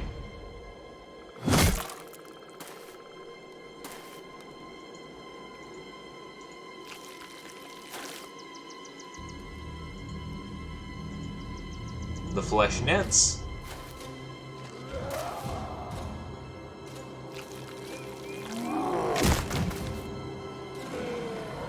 It's nice to have unholds on my side for once.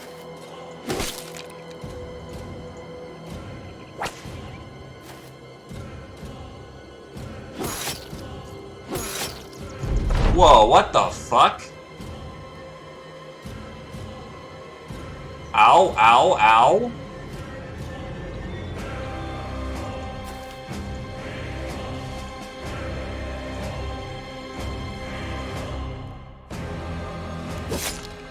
Okay, Bagel will live, but he got fucking chunked near the end there. Holy shit.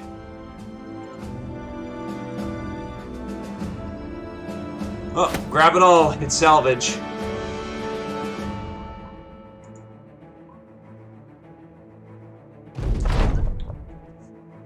The ancient dead have been slain to the last. As your men and primitives pick the field, the barbarian king and the elder come to you. The large warrior nods and grunts, and the elder translates. He says you did very well, very well, and that he wishes men such as yourself and your company would fight alongside him.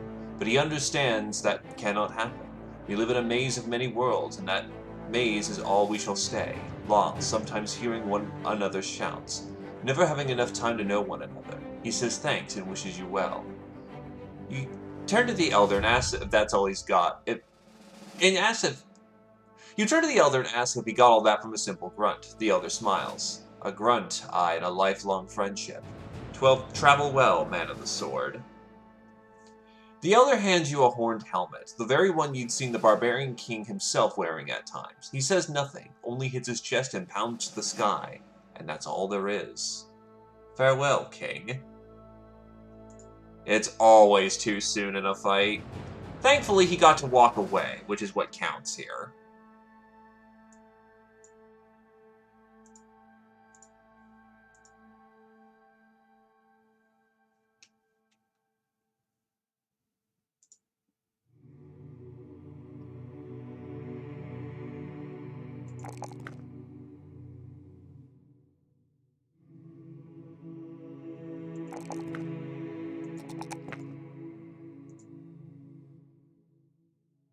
Get her dodge.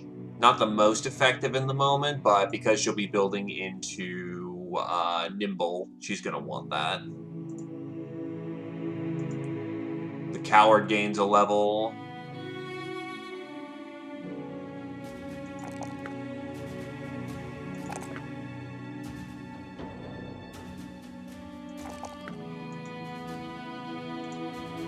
Badass bad man gains a level.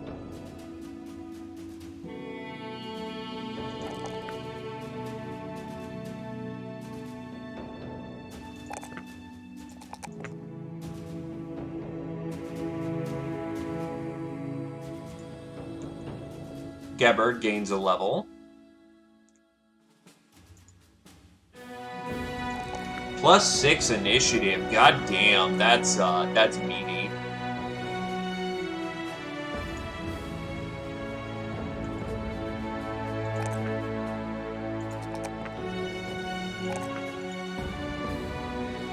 Dodge as its survival rating shoots up immensely.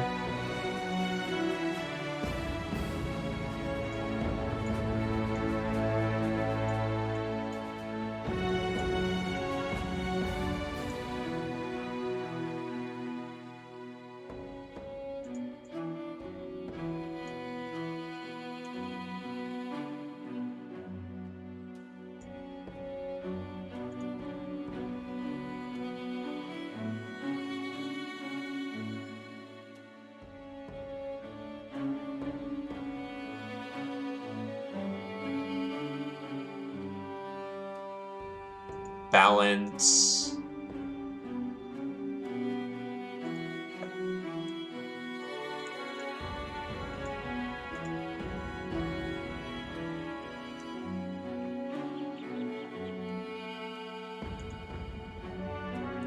Oh, what in the fuck?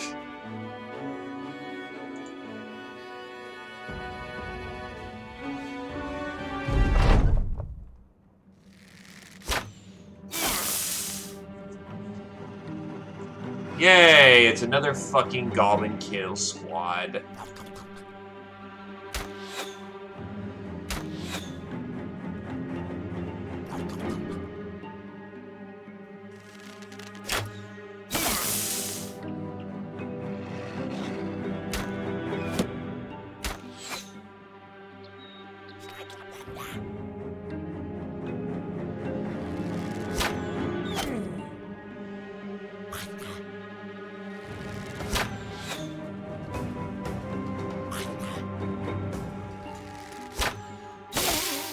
Step 1 is trying not to wipe.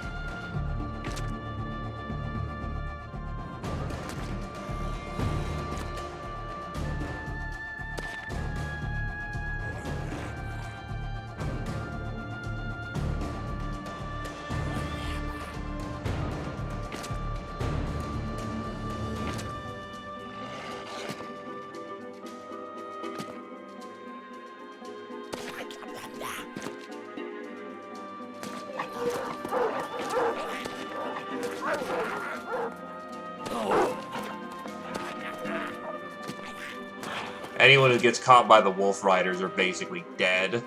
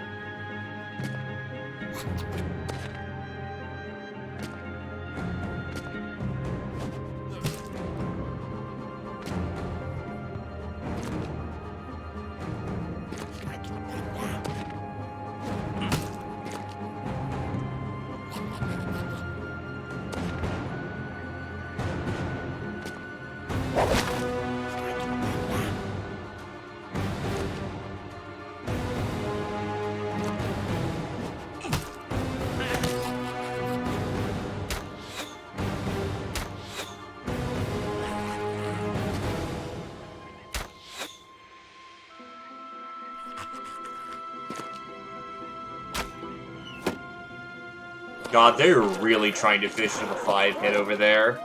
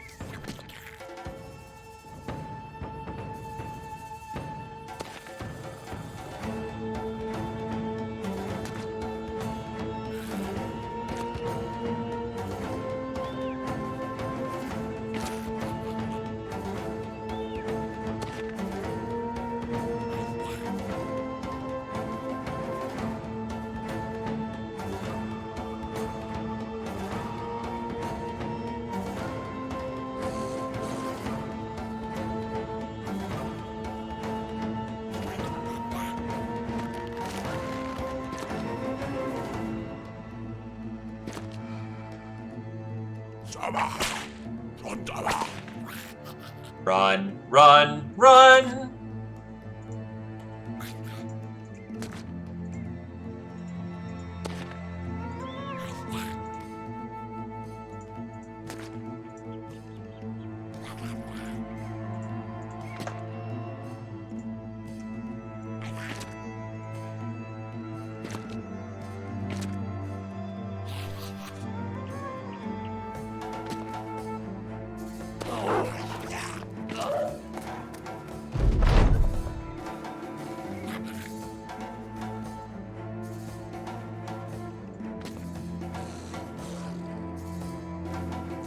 I mean, if you're volunteering to stay behind...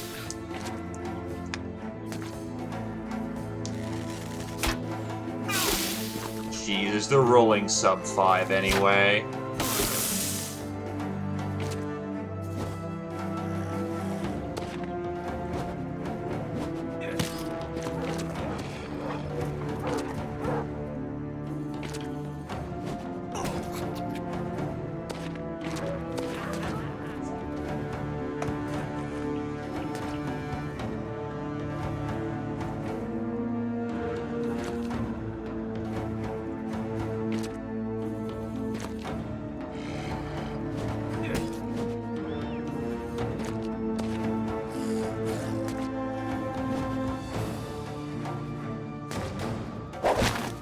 Yeah, Kira-chan is super dead.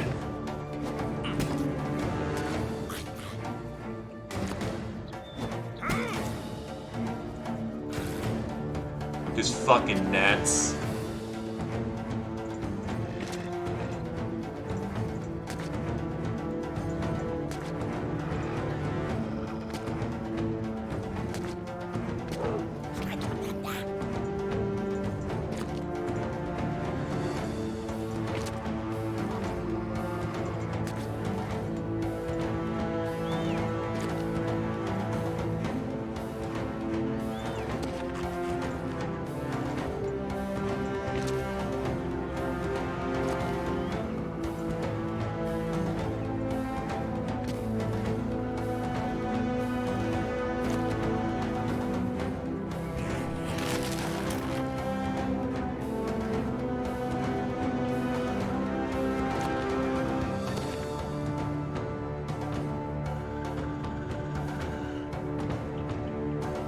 Which sucks, as that was one of the company veterans, but not much can be done about that. Short of some magnificently great RNG bullshit going my way, which is always possible. But considering how I got into this situation to begin with...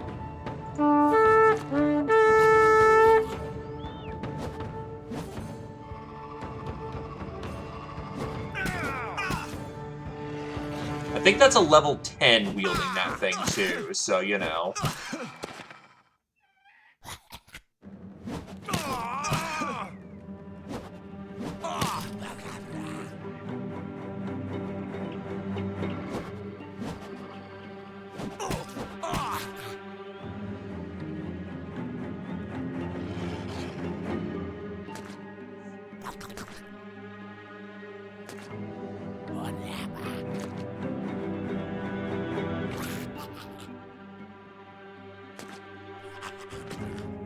Hold up.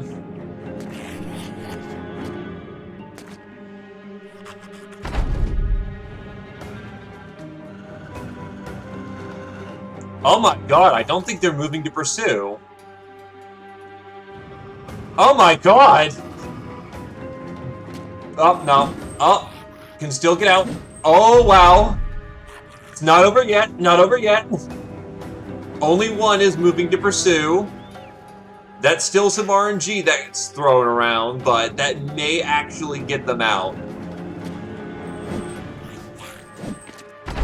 Wow! Fuck!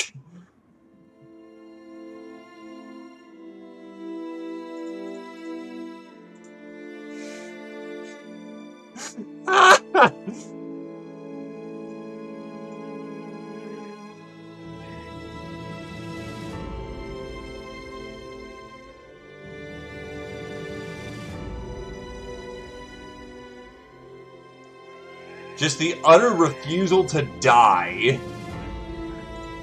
That's what happens when you have 143 hit points in Nimble, though. The next hit would have killed, no matter what. Goblins don't hit that hard, but they hit hard enough.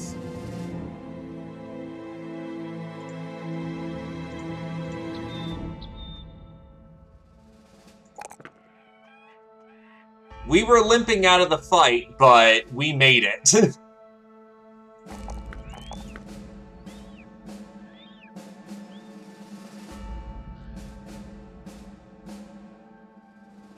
Oh, that fight went fine.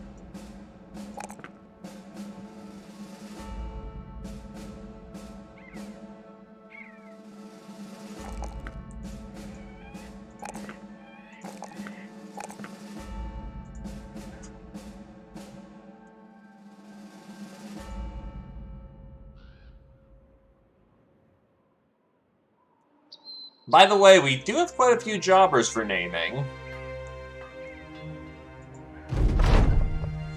Baron Gervolt von Bothwin welcomes you reluctantly. You realize I have scouts and spies everywhere, don't you? Holding up your empty hand, you tell me you had no intent on lying. The barbarian king will bother the lands no more. Your employer taps his finger together a few times, then nods.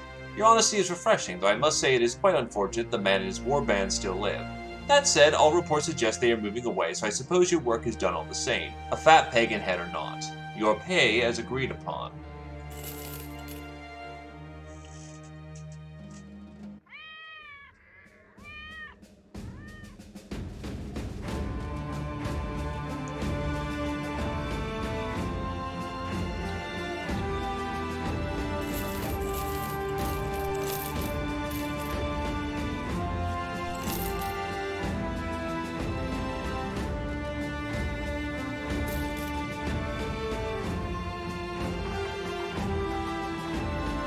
That's because they're not fucking stupid.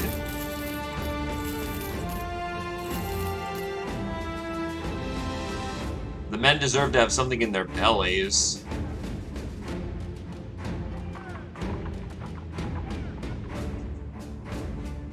Unfortunately, this place is not very much filled out for food.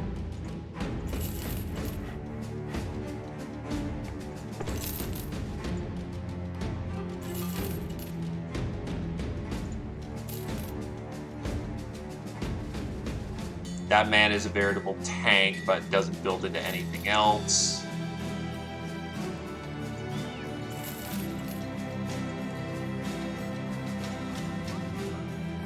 If we want to feast, we go south. Full plate harness, Jesus Christ. $8 grand for it.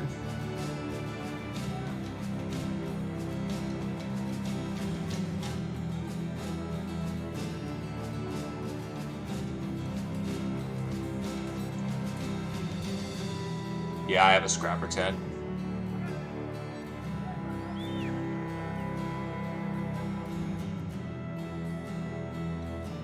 A light mail. That would be ideal for... Oh yeah, I just want to sell it in a town that's gonna pay me better for it.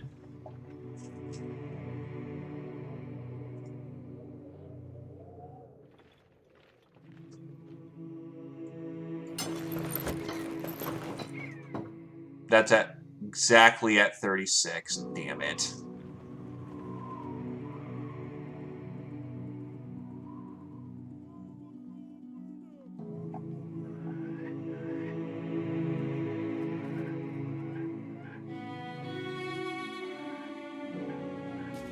It'll suffice for now.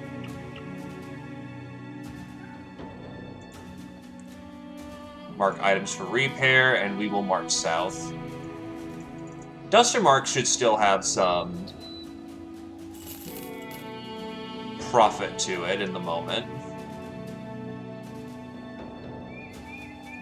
If nothing else, it's venison.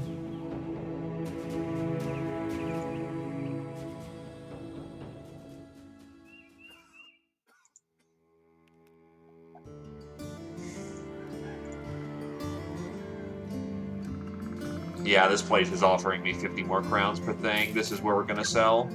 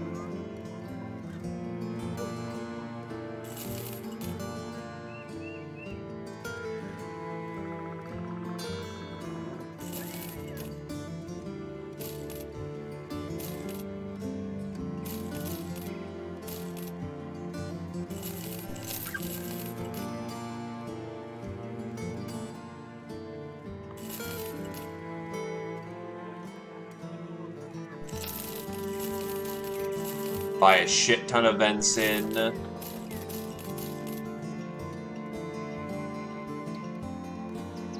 Hey, I mean, that basically will carry you through your crisis.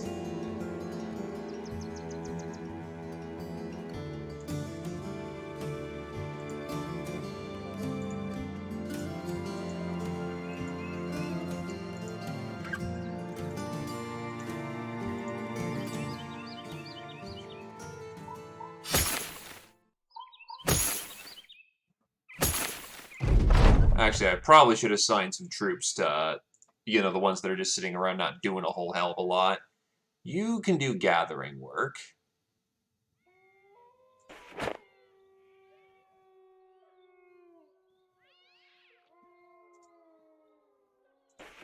Repair. Actually, are you better? You're training boy.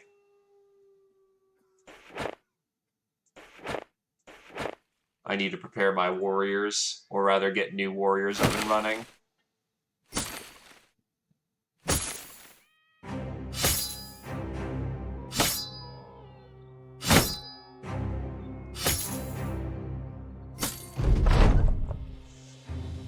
Glaive gains a range defense, and nobody got anything else. But we got an adrenaline gland for some reason. We'll take it. Actually, does the taxidermist have anything good for me? I mean, an iron will potion.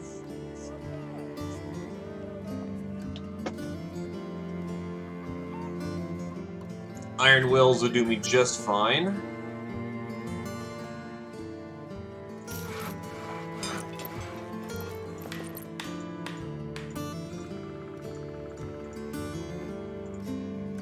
I forgot to turn on no alt recipes. That kind of sucks.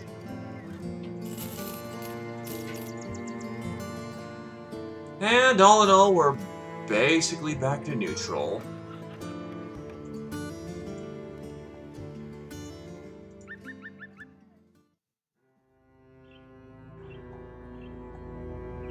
Down the road again.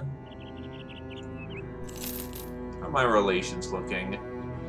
Yeah, one noble house hates the crap out of me.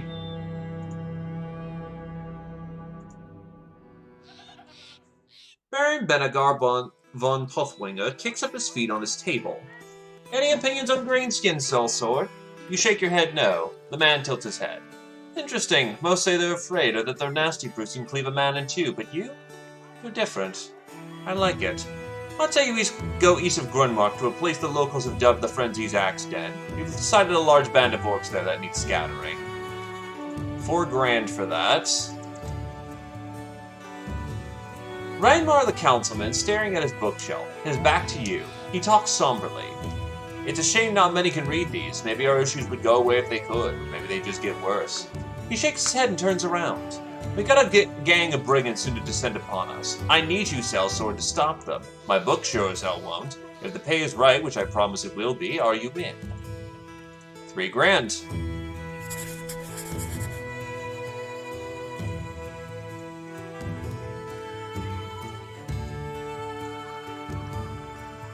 Plus, tools here are a little on the expensive side, damn.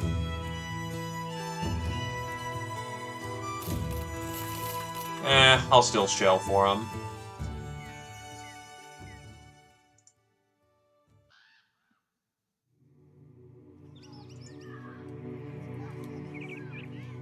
God, my men are eating grits, a little bit of bread. Oh, they just finished off the bread. So berries, roots and fruits, roots and berries, grits, and nothing but fucking like, yeah, they're eating good right now. They're eating a lot of deer.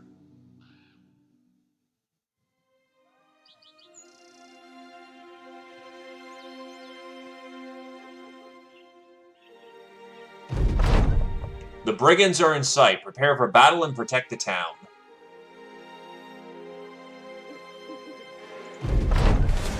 Glaive has gained a resolve. Scotty gained a range skill. I gained a point of initiative. Perfect. Badass gained a range defense. And there we go.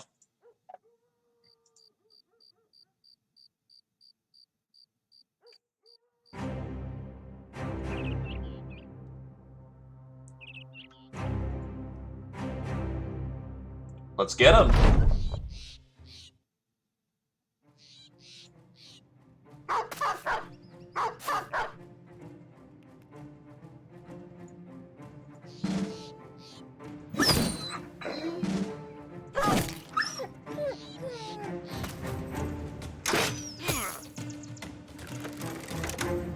Glaive takes a shot to the chest, unfortunately. Eldeli Priest Killer. That's not a cool name. That's one kill for Kosa, and another near headshot for Kosa. Lots of pain, lots of bleed.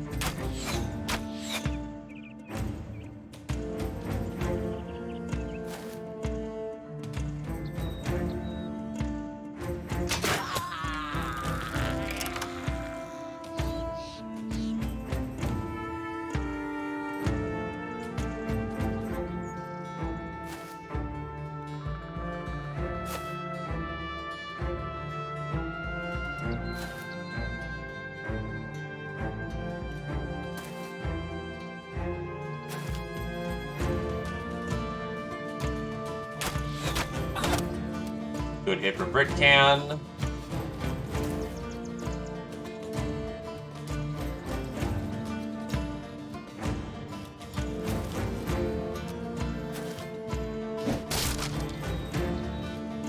What a dick!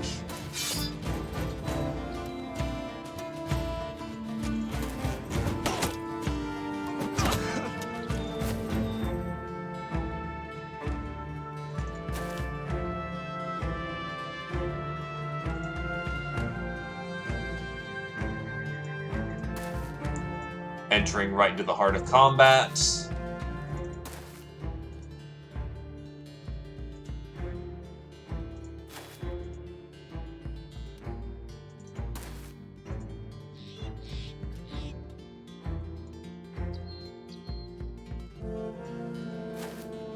Glaive's got them outflanked. And while he may be riding on his own for a minute, he'll be fine.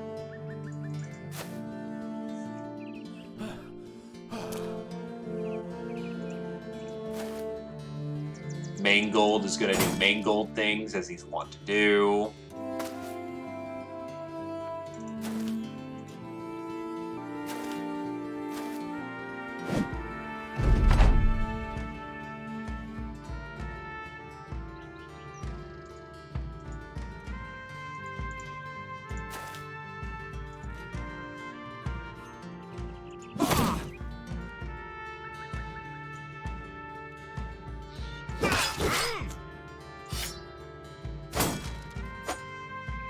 I do need my fencing sword again.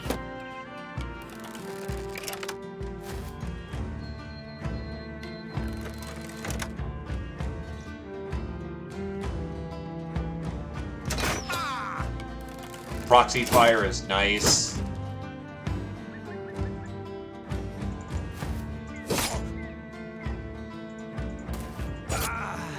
Kill for the rookie.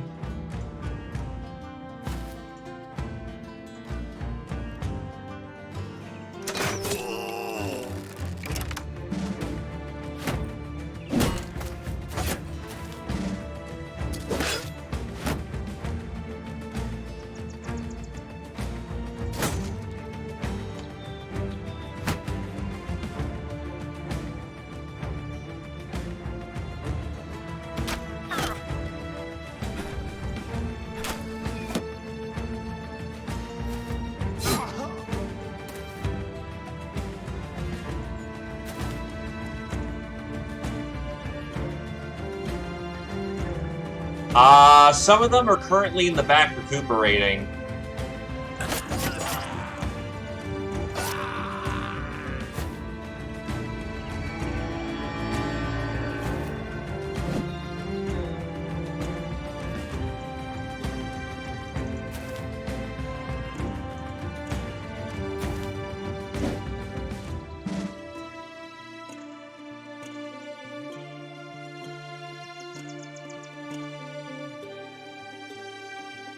We haven't had another mass casualty incident yet.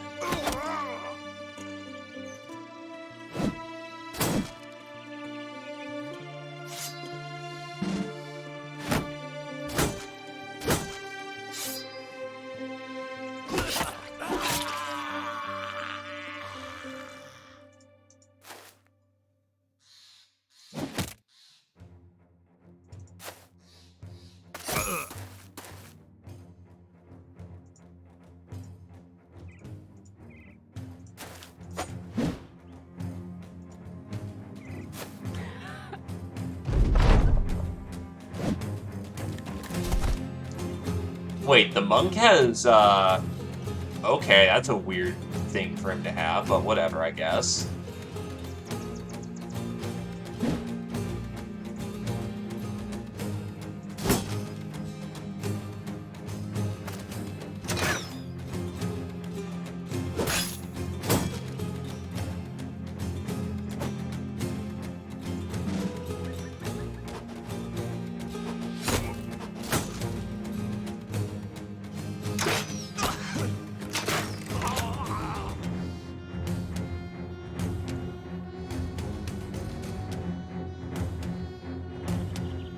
Stall for the minute.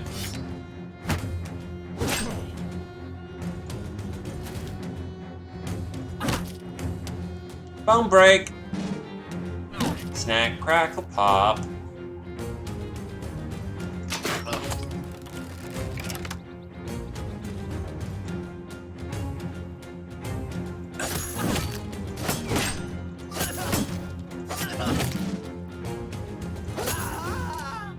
Push through, push through. It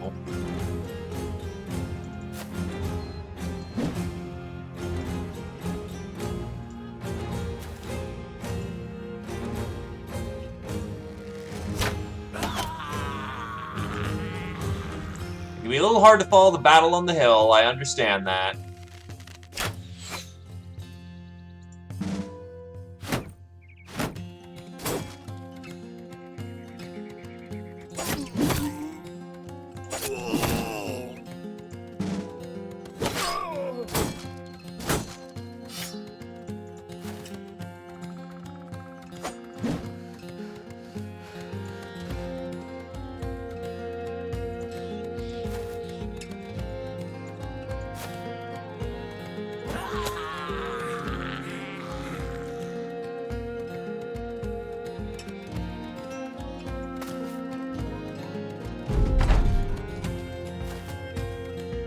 He's trying to run. Well, thankfully, Glaive is right there to intercept him.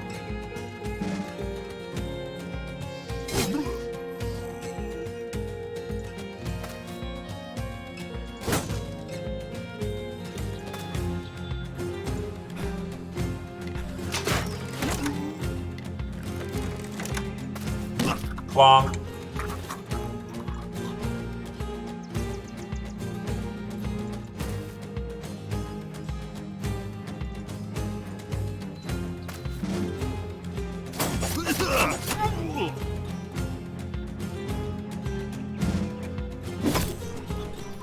Damn, Deserter just clean clocked him.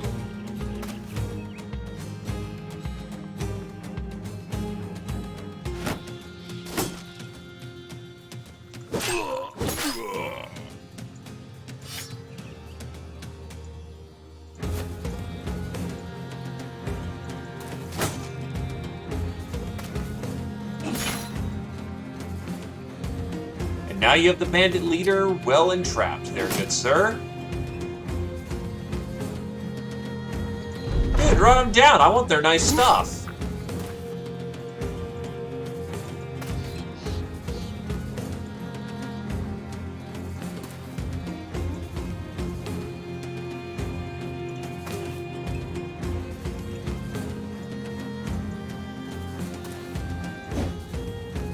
Oof, 97 on a 95. You hate to see it.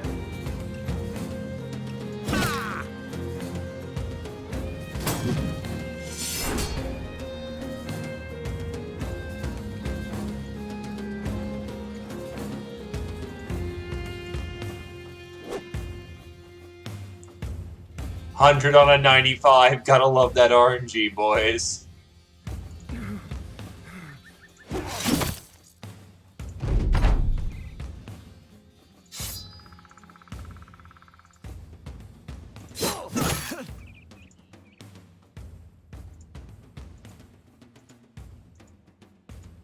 I'll throw the kill over to the guy who's got Preferred Enemy Bandit. It'll be good for him to get more Preferred Enemy.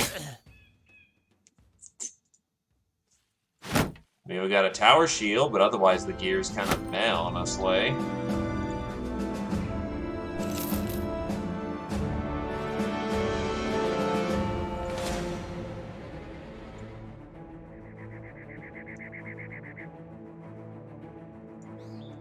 This one's gonna be a little bit more interesting.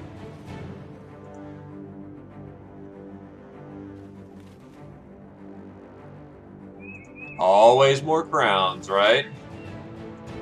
Bow mastery. Shooting skill. Are you tank? You do not build into tank.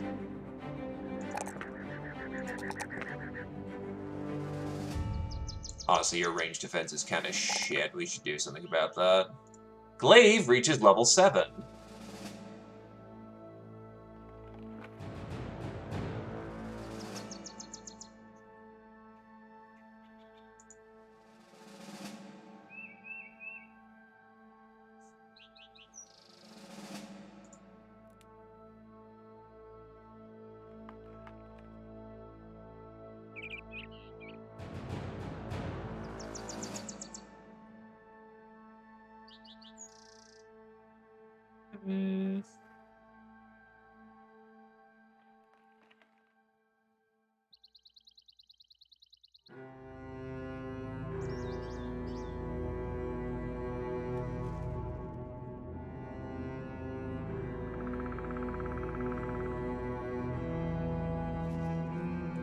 Honestly, clarity is the way to go here.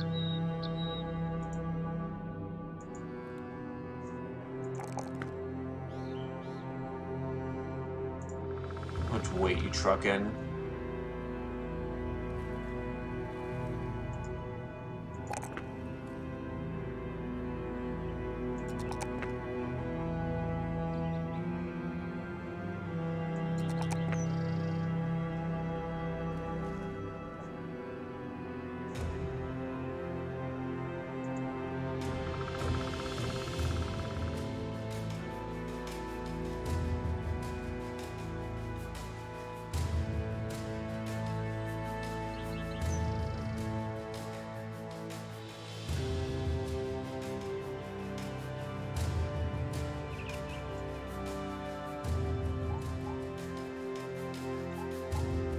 Is anyone particularly badly damaged? Glaive's chest piece is a little mangled, but we're fine otherwise. Oh, Philippe is ready to rejoin the front.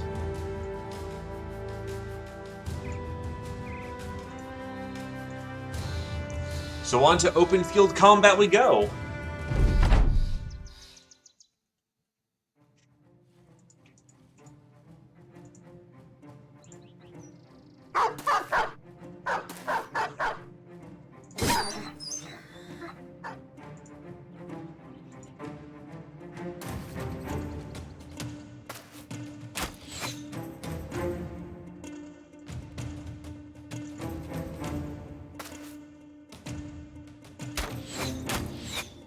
Even for good archers, the long shot over here was a hell of a shot in the making, so not surprised.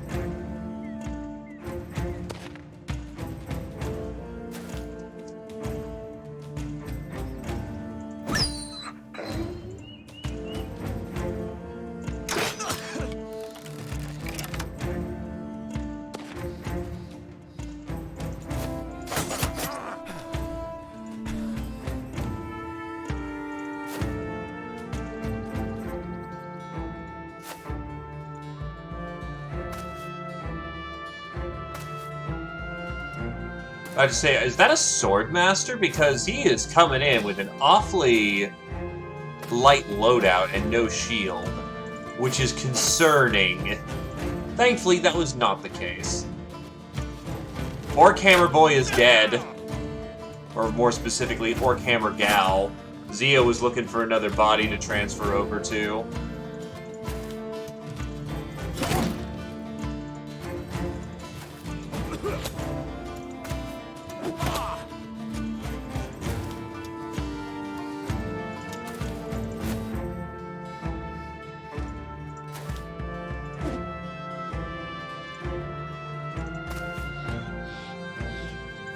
On guard. Oh, wow. 93 miss.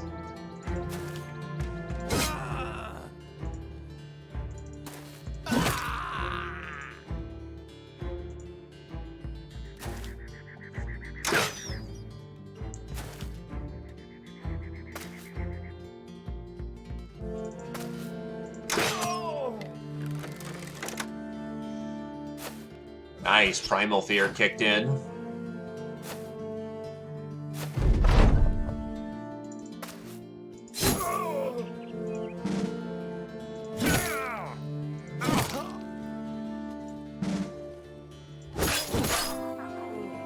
Who wants a piece?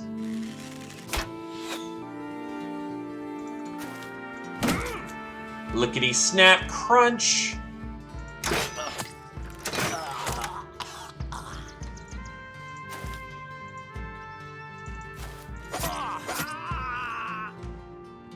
Just this marching wall of death.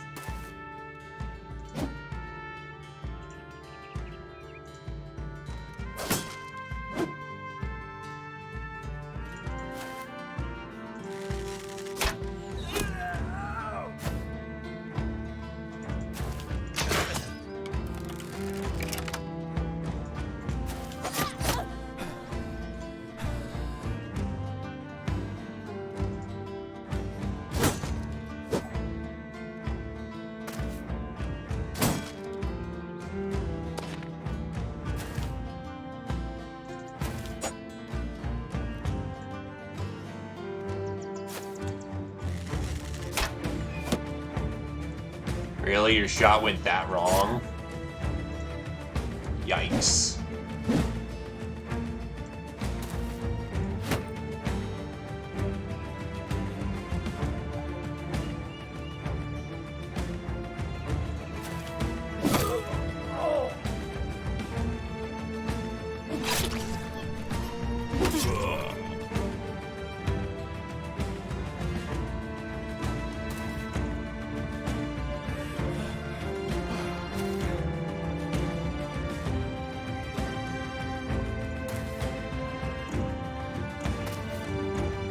Yes, you do, but they come A, extremely slowly, in B, they're not very good levels. After 11, you'll start getting what are called veteran levels. Veteran levels only give you +1 to all attributes, and you can only pick 3. At that point, you're basically... It's a little bit of extra stat points, but you generally should have your build complete by that point.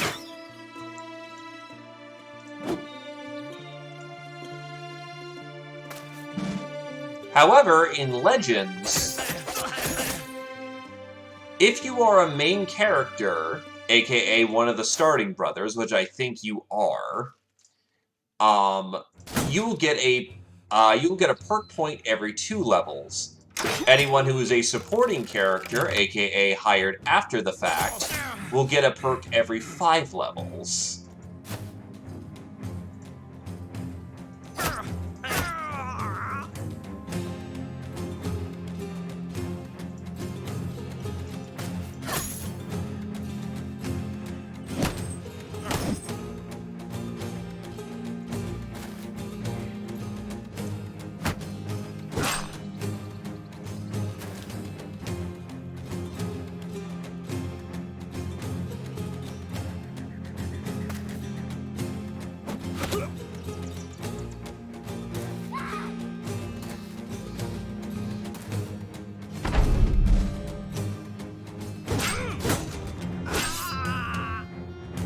But after level 11, you could in theory scale up indefinitely in your leveling. It's just a matter of A, living that long, and B, playing that long.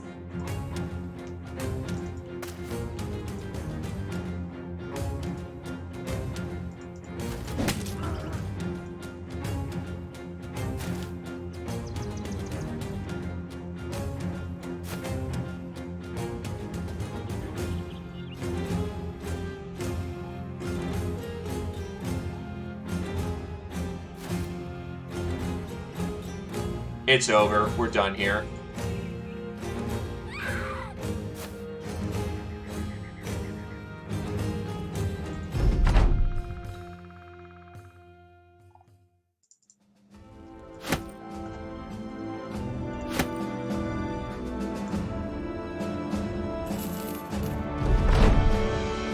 A peaceful sort of ruin is made of the dead, like it was their natural state, stiffened and at a permanent loss, and their whole living was but a fleeting fit of an accident finally come to an end.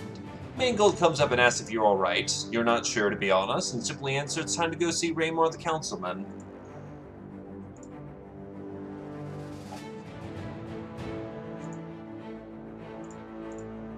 Who's pinging me?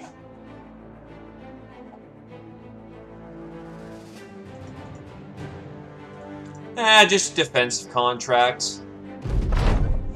Raymore the councilman welcomes you into his room. I watched from my window, you know. Saw it all. Well, most of it. The good parts, I suppose. You raise an eyebrow. Oh, don't give me that look. I don't feel bad for enjoying what I saw. We're alive, right? Us. The good guys. The other eyebrow goes up. Well, anyway, your payment is promised.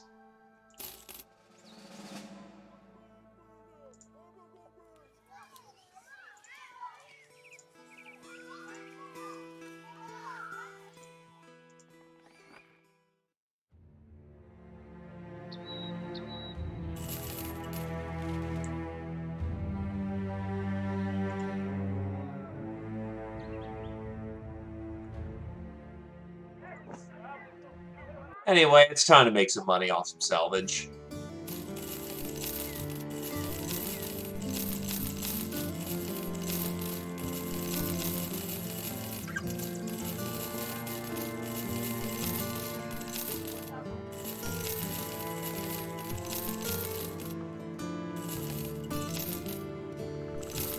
Good enough for money, honestly.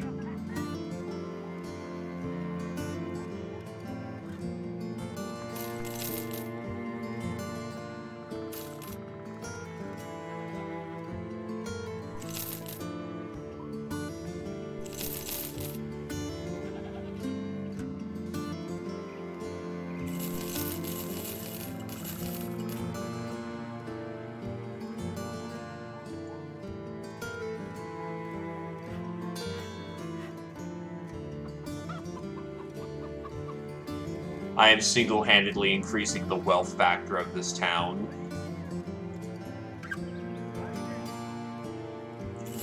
I'll take an in-between contract. It's good for healing and some minor experience boosting. Mangold can take the flank again, and Bagel can get back on the field. Fencer Boy gets another level.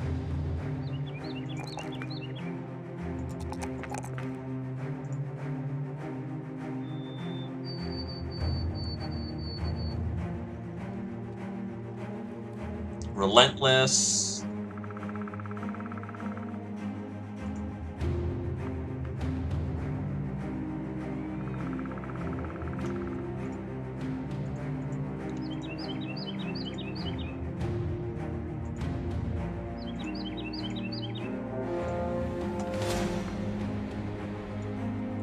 I could just chase that death. They're going to the swamp. Nope, they're still on field. Nice.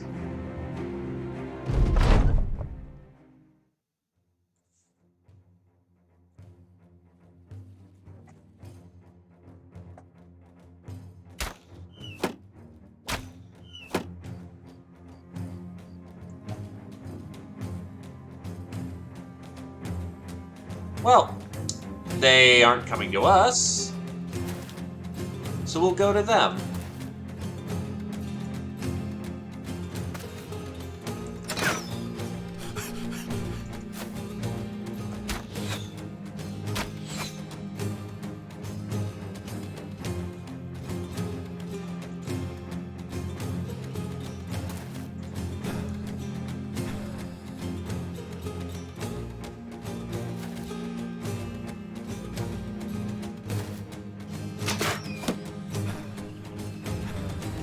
Who wants a piece?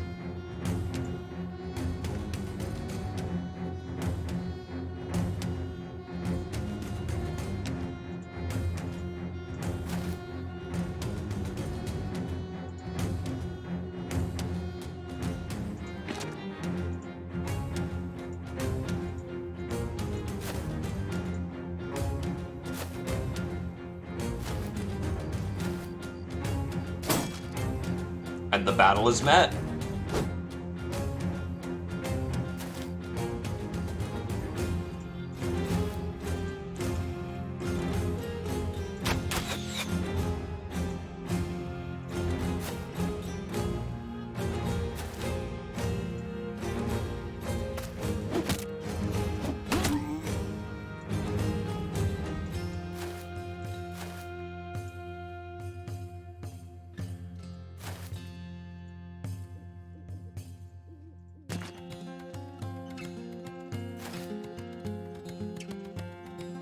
Would be awesome if I could get a contract for Brigand Army. Those are fun. And we just did a defense contract. I still got some bodies for you to look at as well.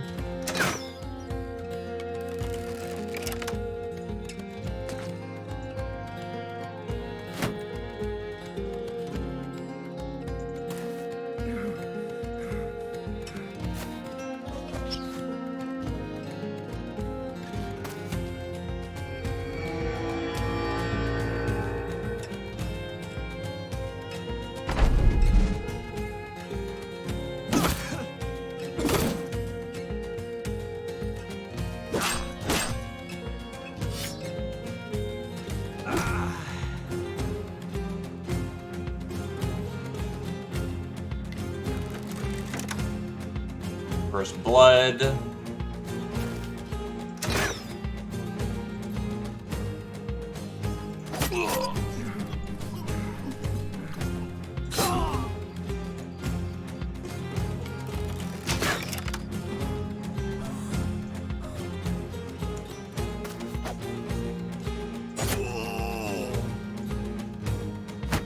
Hey, Silo. It's a murder in life. Nyctus actually managed to realize his full potential, so that was nice. That's 2 coin flips I've made, which pleases me greatly.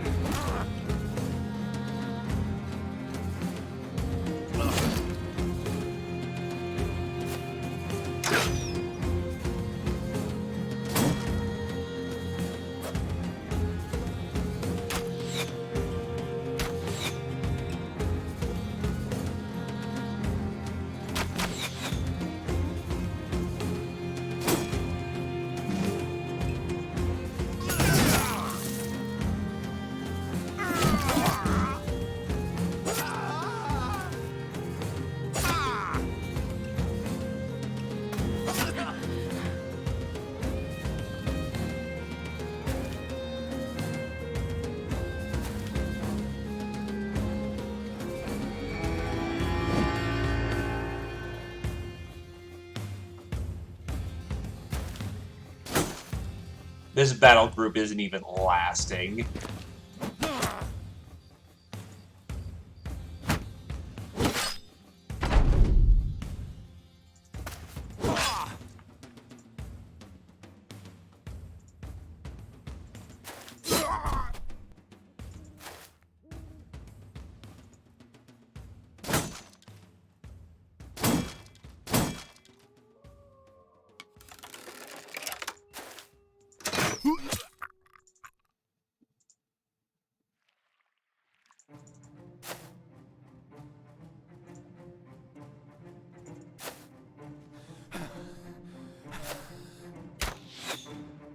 Wow, he's actually still willing to fight. Genuinely kind of impressive considering what's happening to the rest of his friends.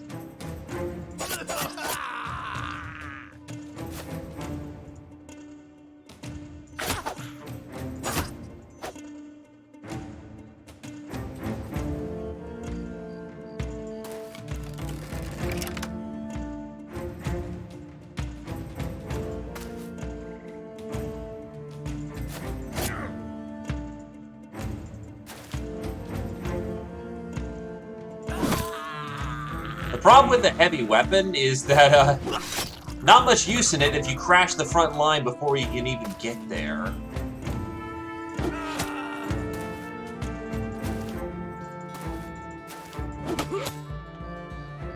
And job's done.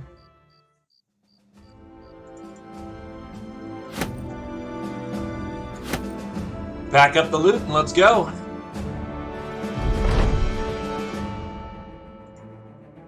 Alrighty, but the names that you are potentially looking at are kind of just this frontliner, all HP, building into light armor. You've got a medium armor thrower, and that's kind of the only value he's got. It's why he's even being built as he is.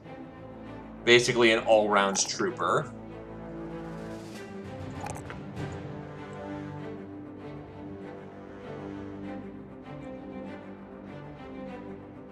Skirmisher gets him going.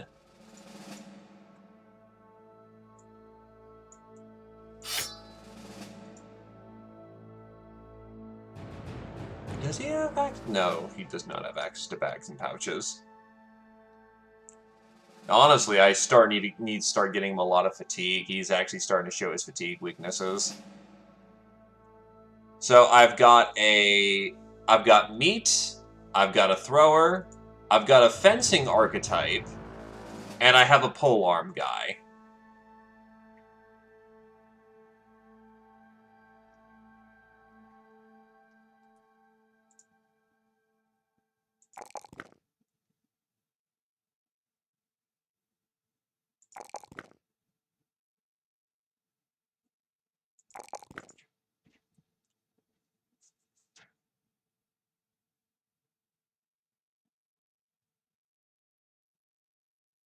Intimidate.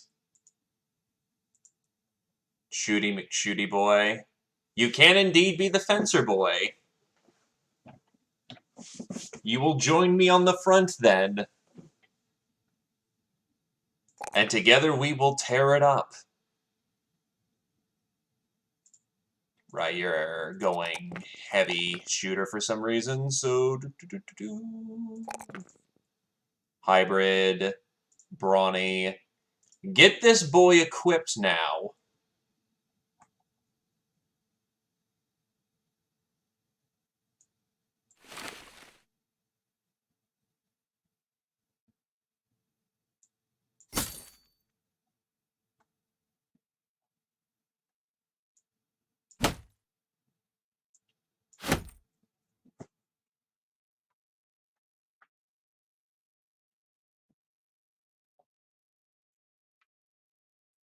Let's see, where is he? This would happen to be you then.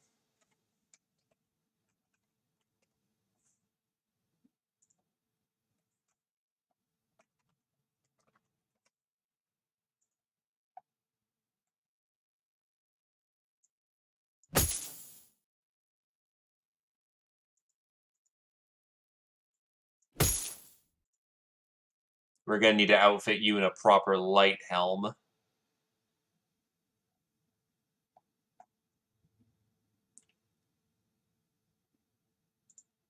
Sure.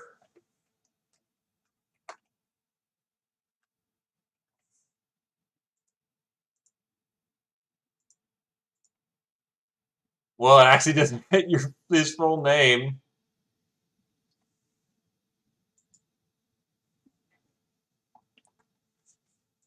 Alrighty.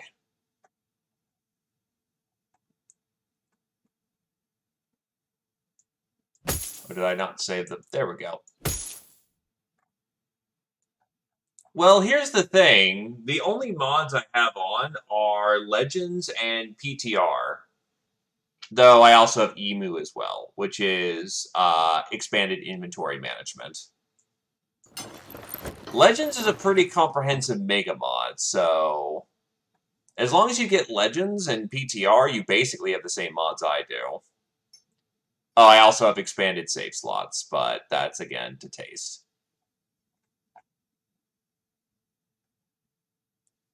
Where the hell is your straw hat? There it is.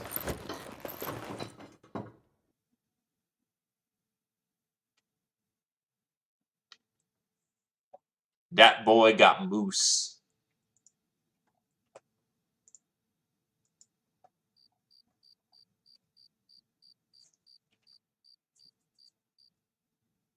Time to make more money. Do, do, do, do, do.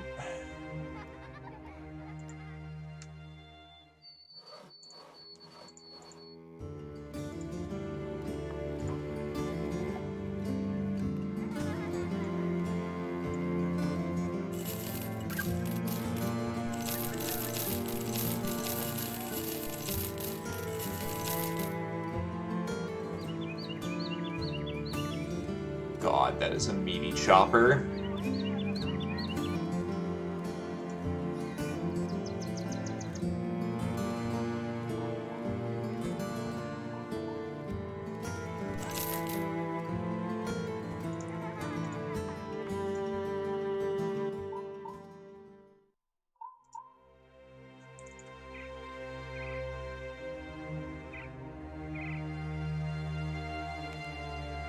Wow, the towns down south are starting to forgive me. Maybe I should do something about that.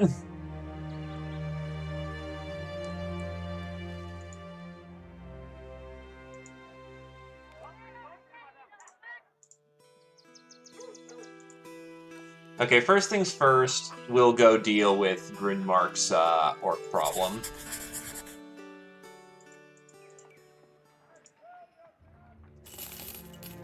Oh boy, howdy! War crimes! Also, I noticed I haven't gotten ambition in who knows how the fuck long, so what's going on here?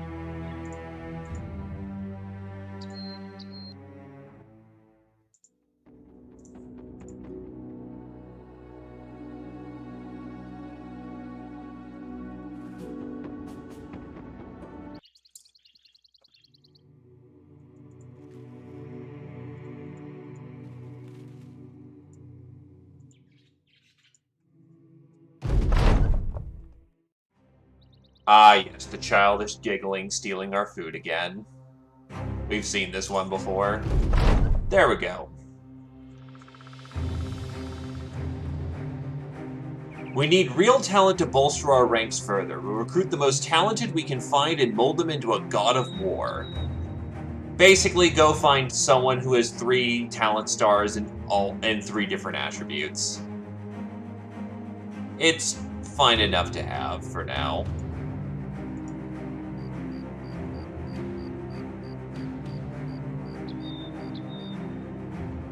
The other ones kind of sucked, so, you know, I was not into that. Now, for this one, we're actually going to need all hands on deck.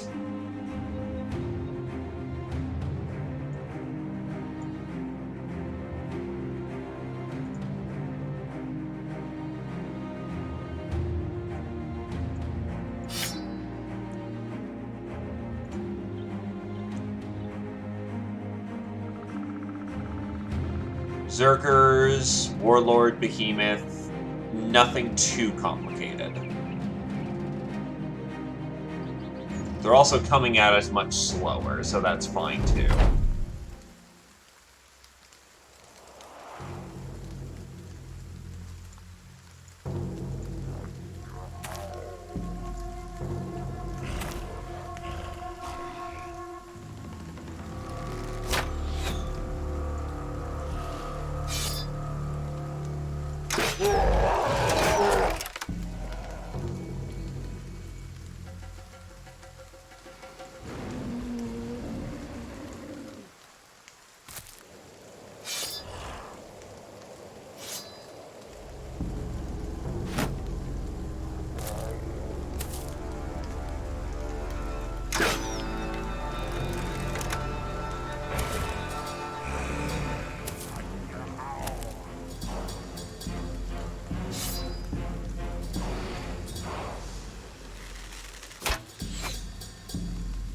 Most of my shots going wild isn't great.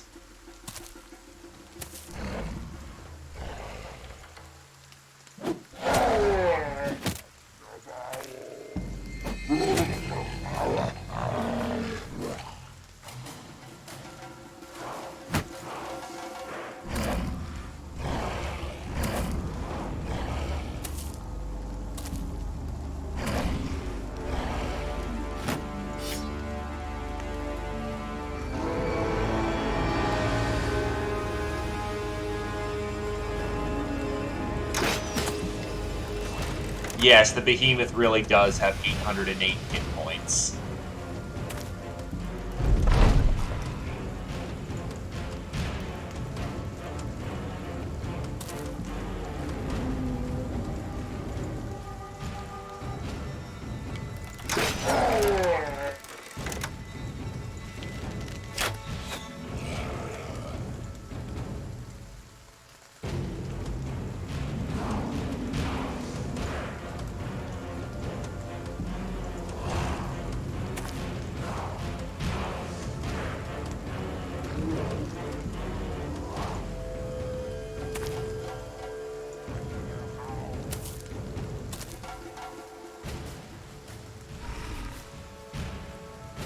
That is a very tempting target.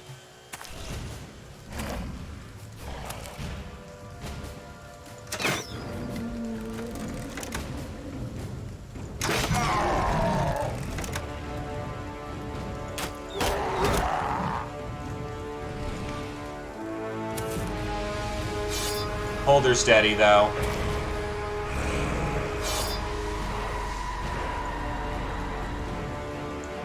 Not happy about how much fat I just burned over this, but...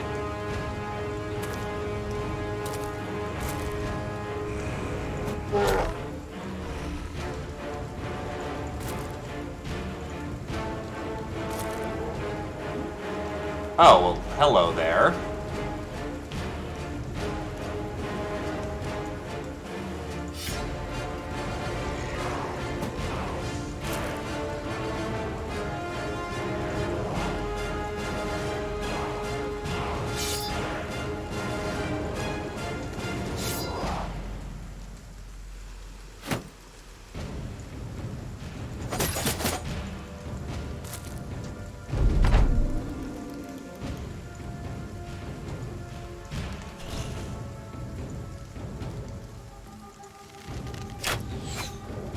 God, none of my archers are just landing their shots, except the one who's got basically aimbot on. Not the best position to be in.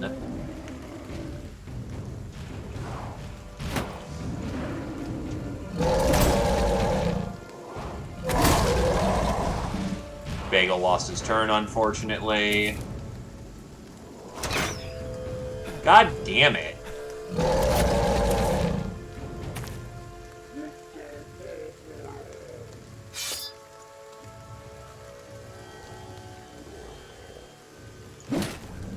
Well, the behemoth has no head armor anymore, which is nice.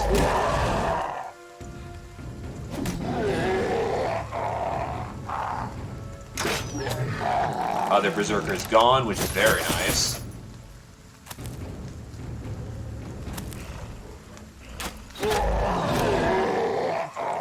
Glaive, tear up that behemoth.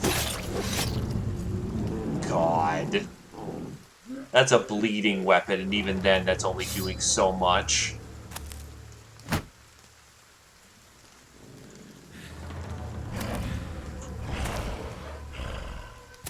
Ah, there's their warlord.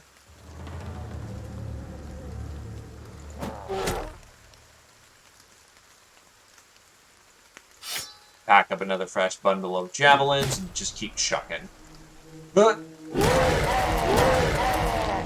Oh, that's really fucking rude.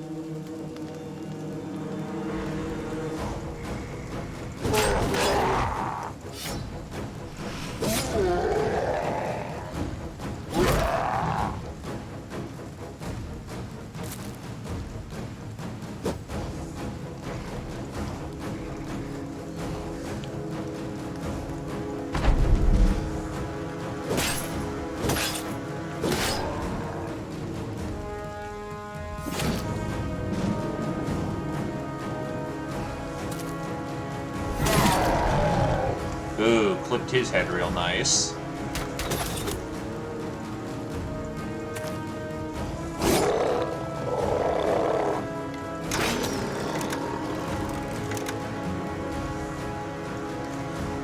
Oh shit, Scotty's in close range.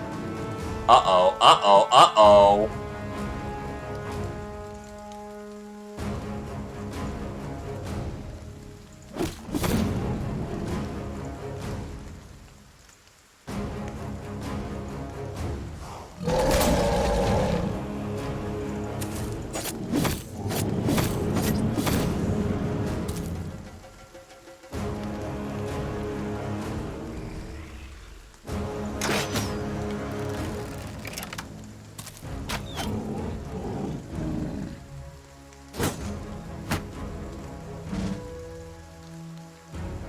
That does more damage, depending on how wounded they are.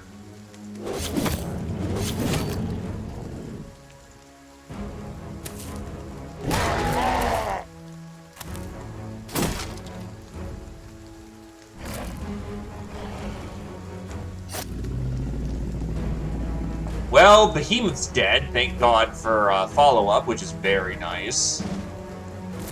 Oh, he has Inspired Presence. Oh, fuck. That's, bad?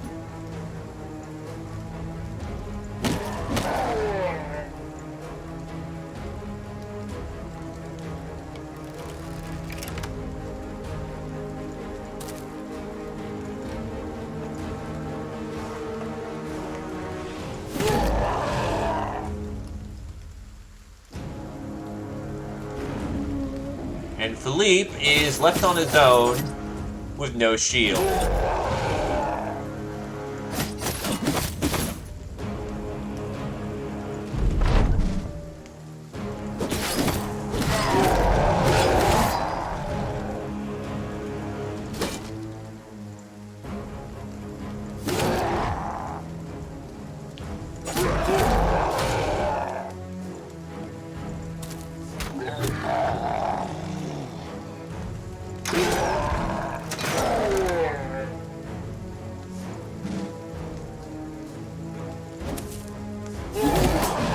Didn't see that they were connected right there. Thank God Bagel dodged nicely.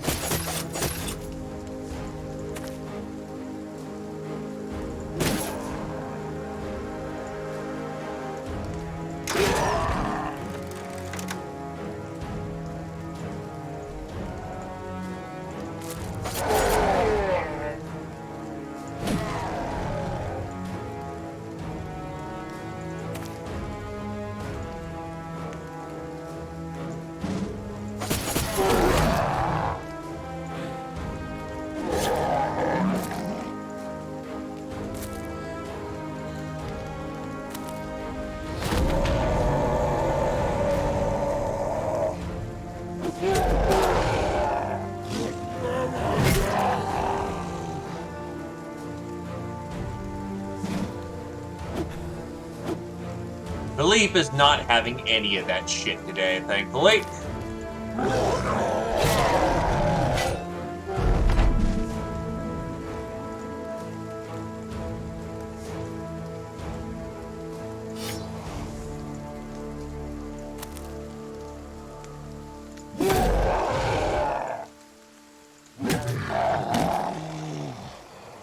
He's immune to being stunned, but dazing him is still perfectly fine.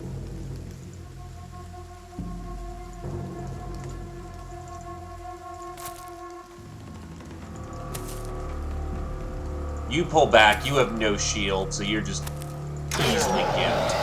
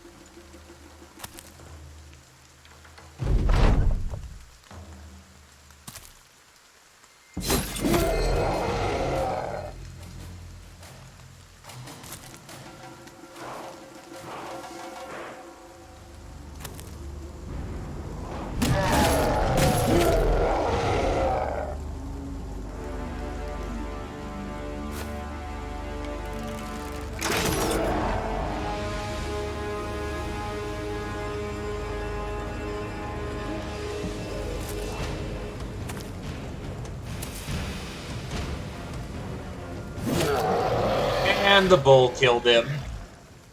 Da-da-da! Brick can, main gold, and the jobber all level.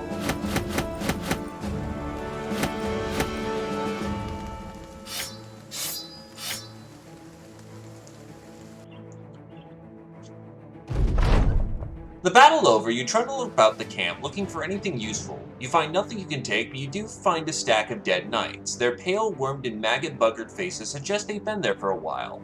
Who knows what the orcs were doing with them? Time to go collect our pay. Hell yeah.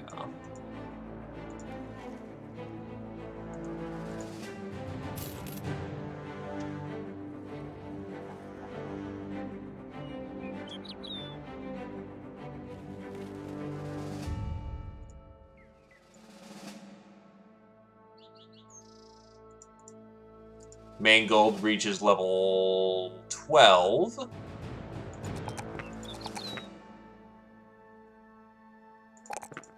The first step on the road to victory is ensuring one's survival.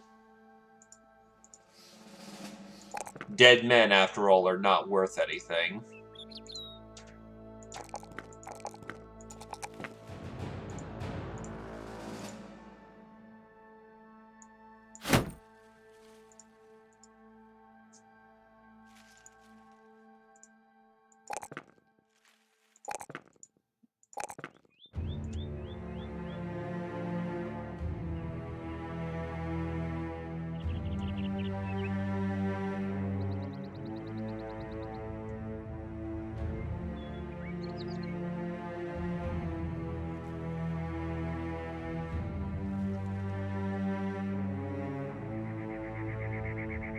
Yeah, she'll definitely lighten up her load once she's, Oh, actually, I should probably lighten up her load now.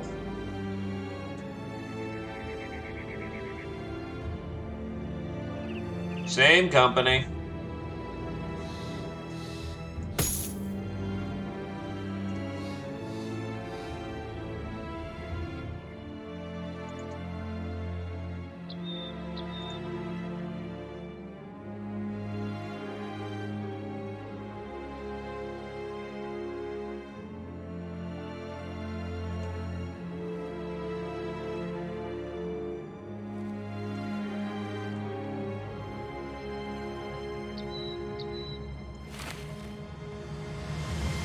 That speeds her up a little bit.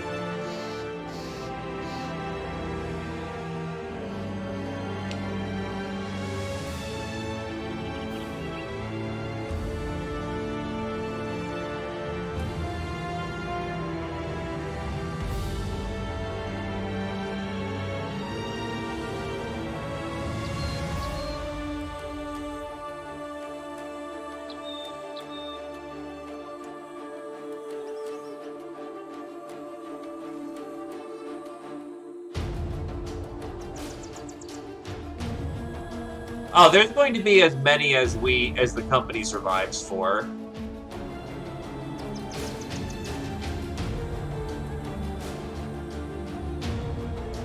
Actually, her hit odds are kind of shit, so we're gonna go with sword-like.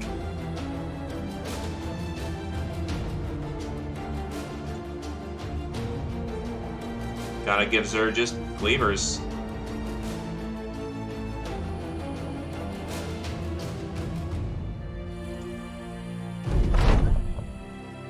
You show Baron Benegar von Portowanger the head of an orc.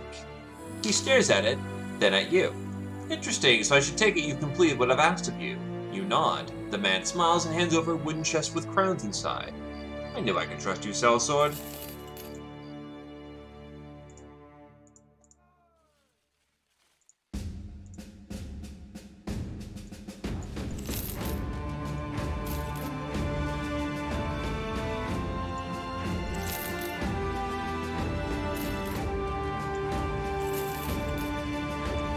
Everyone here sucks.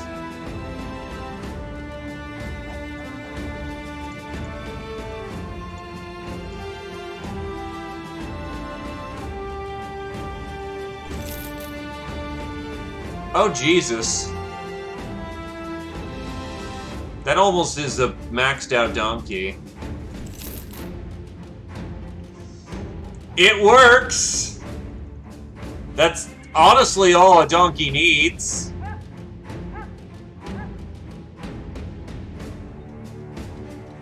Range defense to not get sniped, fatigue because freedom of movement, I imagine, then health from extra damage. Fuck it! Donkey!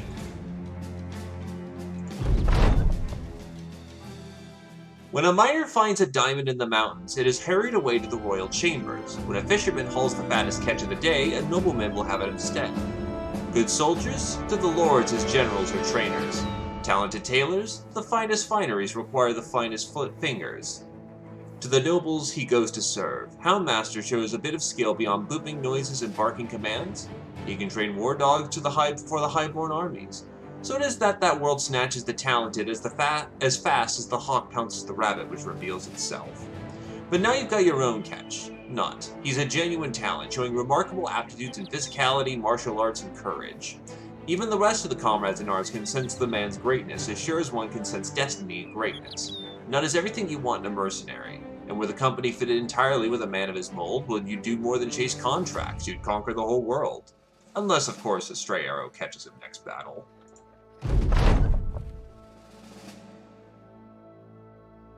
Find and kill the Kraken. Yeah, fuck that. No Kraken, thank you.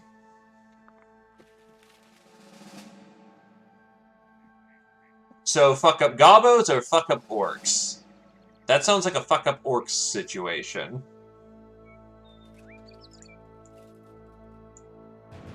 Aw, no freedom of movement. That sucks.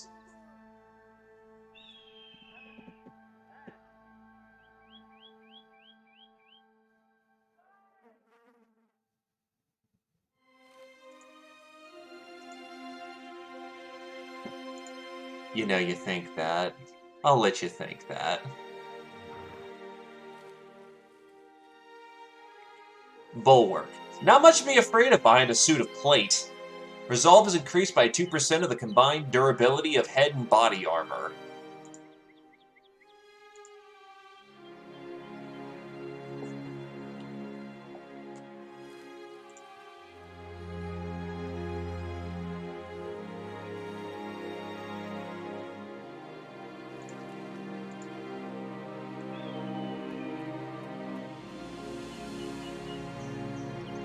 Let's see. Should we go up north and go deal with more orcs, or should we go commit fucking war crimes, of course? War crimes!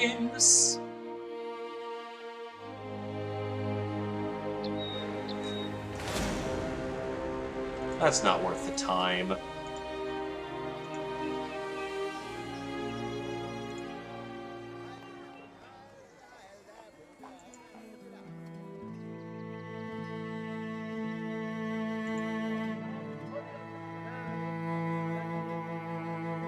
Oh, actually, salt's dirt cheap here. And so is the mead. Berries. Tools are not snap my arm level bad.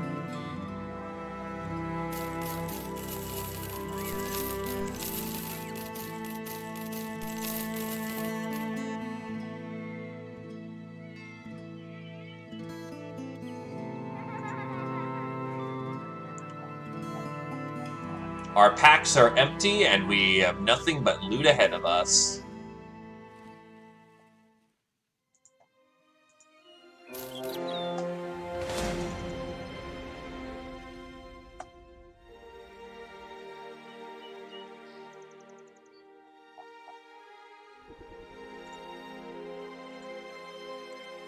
Greed's going pretty alright, honestly. Oh.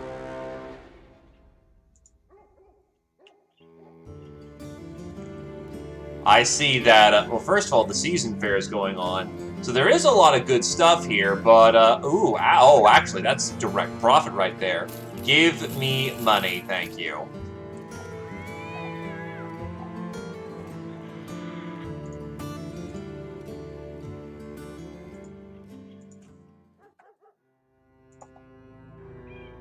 War crime!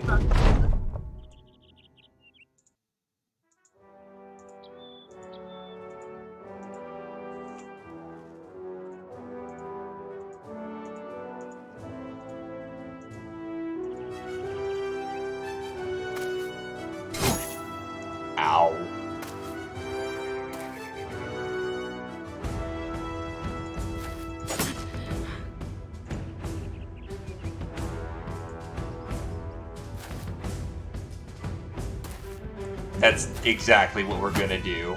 It's shameless, but hell yeah.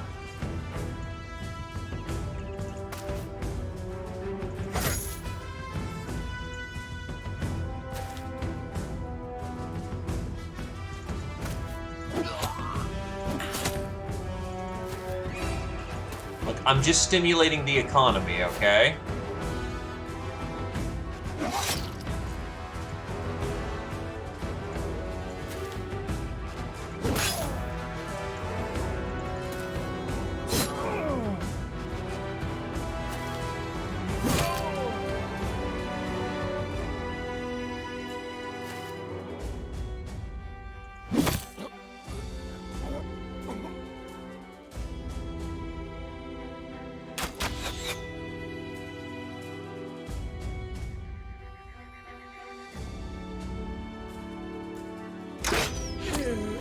Ooh!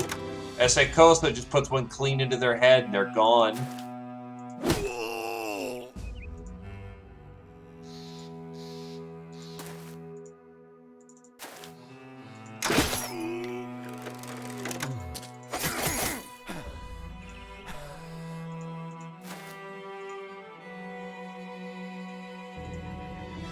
It's not as bad as you make it sound.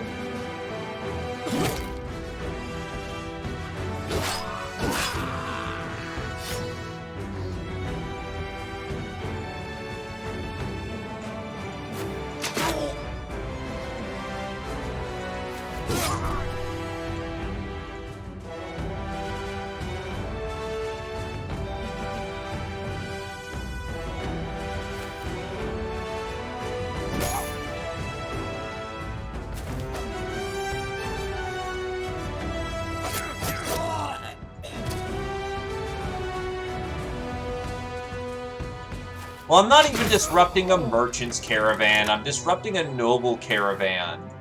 They just took this stuff from the people anyway. So I'm just giving it back with a finder's fee.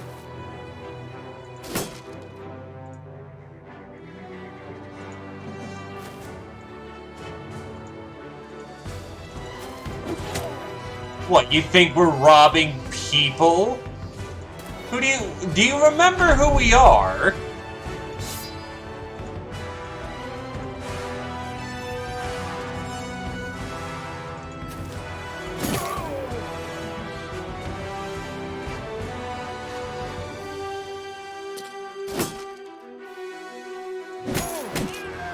That's right there, Gov. Now we're slapping the shit out of them noble folk. Oh. Oh. That's loot.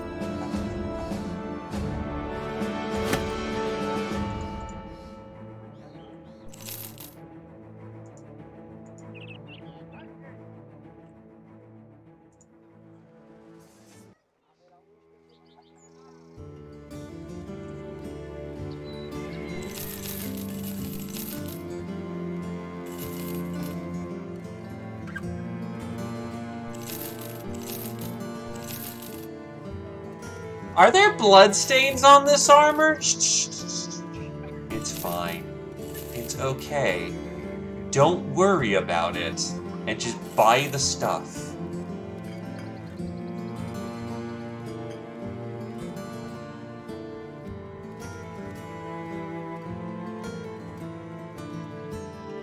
The fuck? Okay, this one's just an extremely light version of the Man Splitter, because I was about to say, it rolled less fatigue, same damage, no difference in its armor values. It's just incredibly light.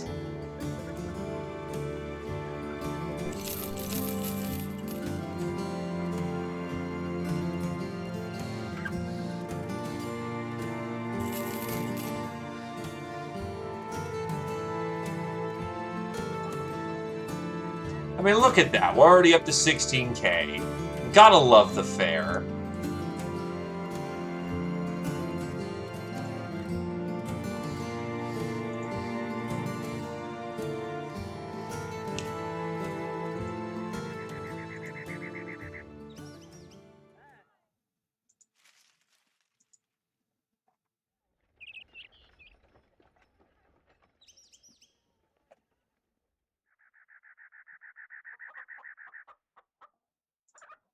I mean, Scotty is getting plus 20 to almost everything now.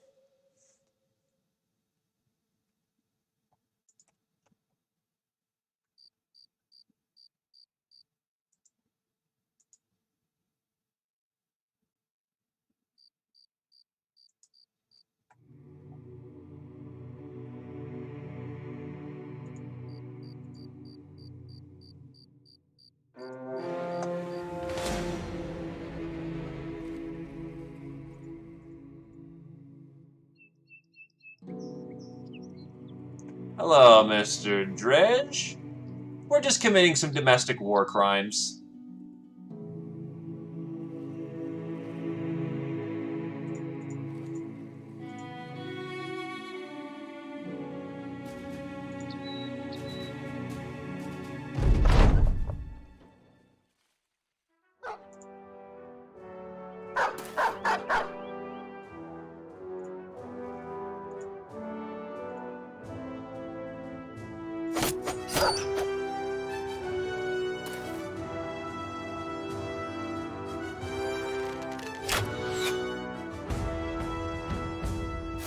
I see that siege bow.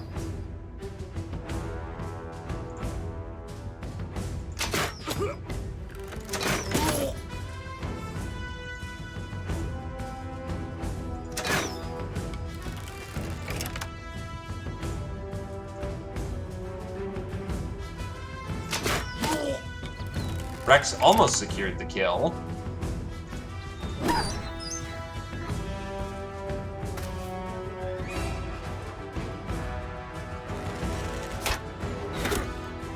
Clipped his hand real good. That is a beautiful headdress, not gonna lie.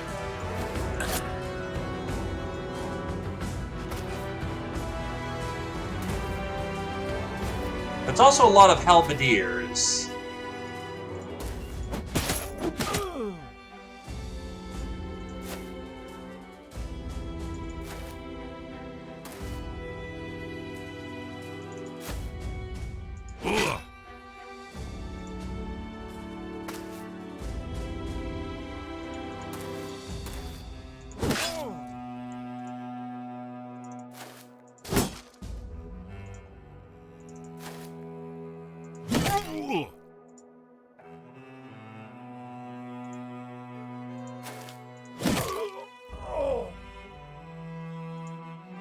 Get in there, Zio. We're going in there to mess some people up.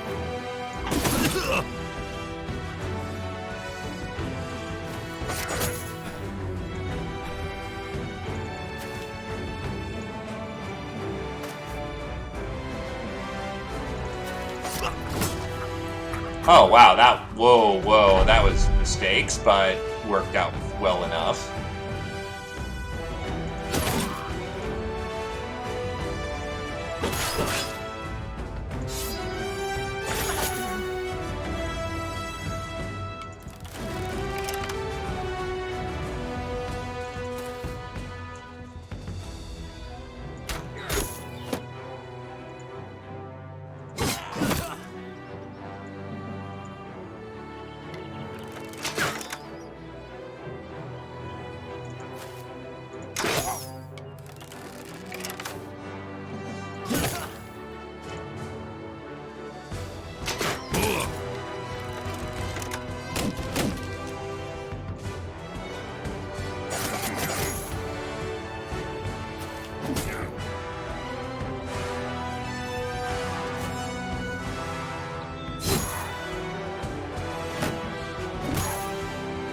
Yeah, unsurprisingly, I think she's dead because of her current positioning.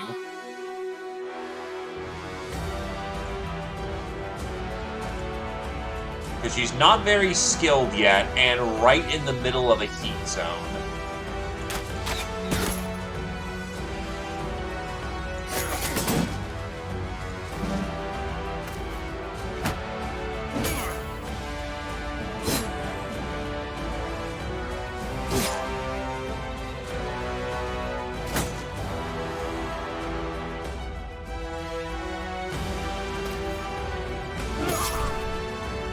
Nothing personnel, kid.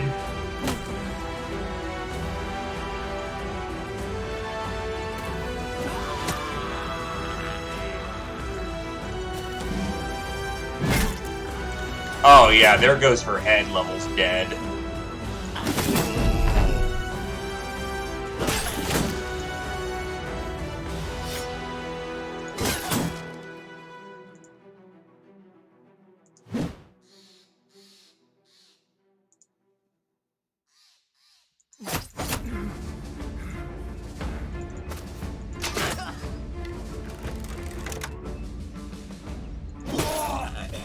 Zweihander's done.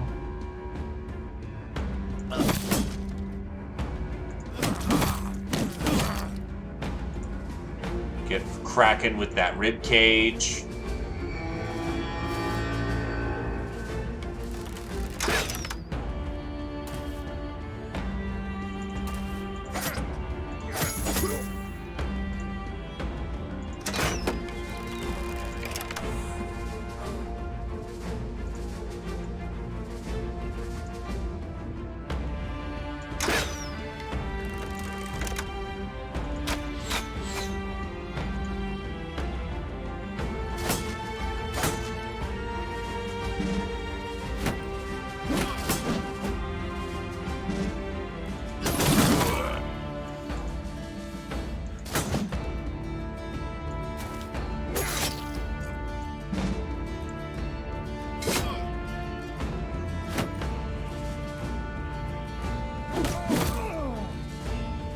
Ow! Let's get Zio out of there. Zio just had a not-so-fun time.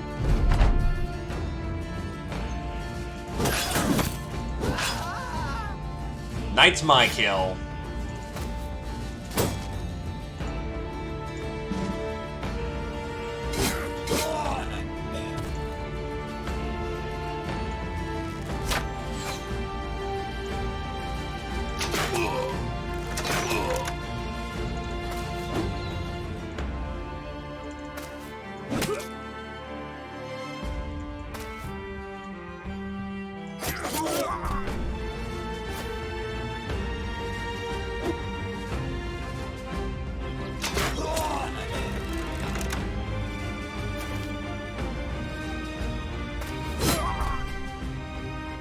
Alright, so, the jobber we just had sitting around lost her head. That's not gonna clean up nicely, is that?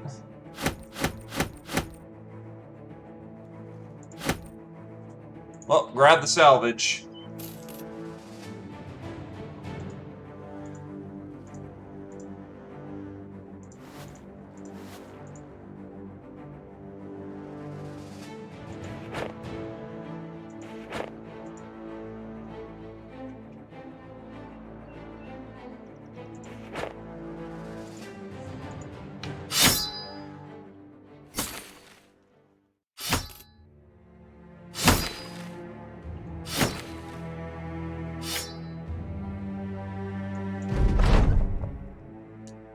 Bagel has gained a melee skill.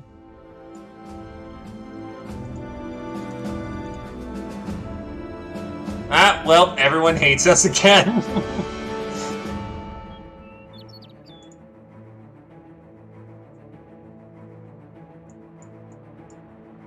Esekosa reaches level 12.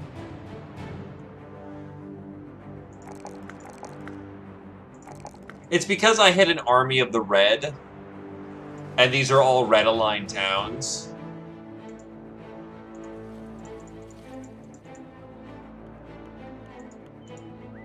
Yeah, well, unfortunately, some people are convinced that, you know, sucking up to nobility is the way to go. It is the way that it is, unfortunately, and not everyone is enlightened.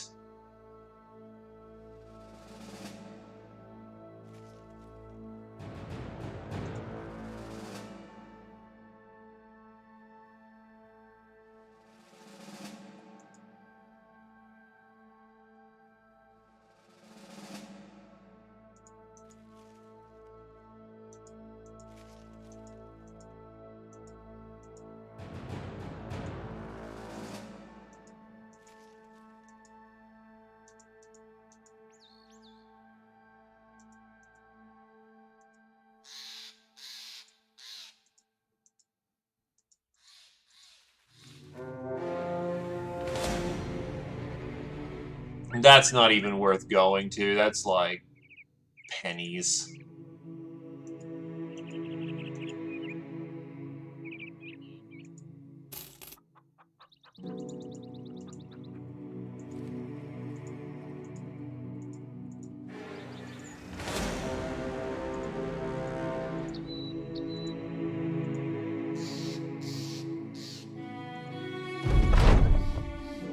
There's a corpse in the path. A little set of trees that stand tall in an otherwise flat clearing. You take some respite there, for little trees such as these borrow the silence and serenity from their larger forest cousins, except not this one. This one you find a dead child in the bushes. You go over and cover up your mouth. By the might of the old gods, who would do such a thing? You take a knee. There are tracks all over the area. It appears the kid was chased and ended up running into the bushes. Probably got tied up there, stuck. More footsteps followed, way more. They stayed a while, then left with bloody footprints. The kid, what is left of him, is covered in bite marks. You turn to the mercenary and answer.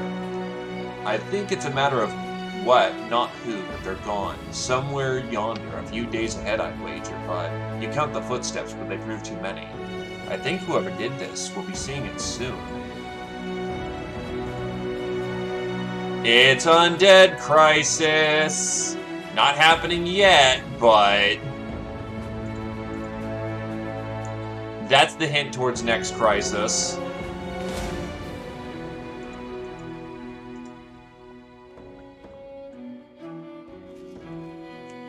Let's go deal with our orc ambition first before the undead crisis happens.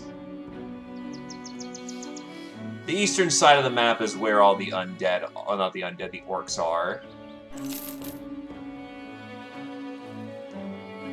There was a chance that you were right, and it turns out you were right.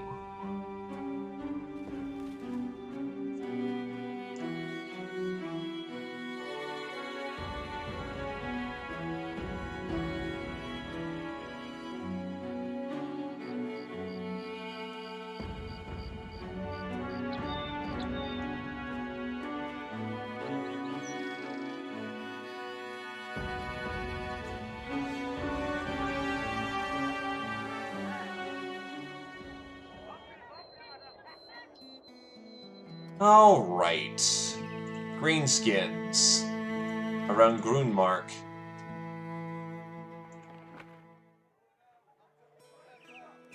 Let's get to it. Oh, the eastern part of the map is dominated by greenskins. I have to kill locations revolving around those greenskins, so this ain't gonna be any credit, but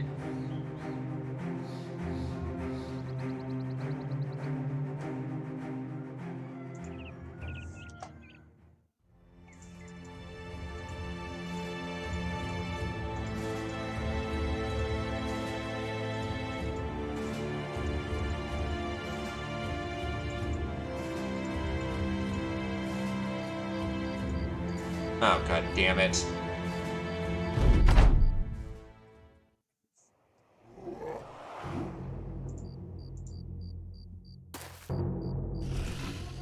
I was hoping not to fight them in the dark, because that's the one time you don't want to fight them.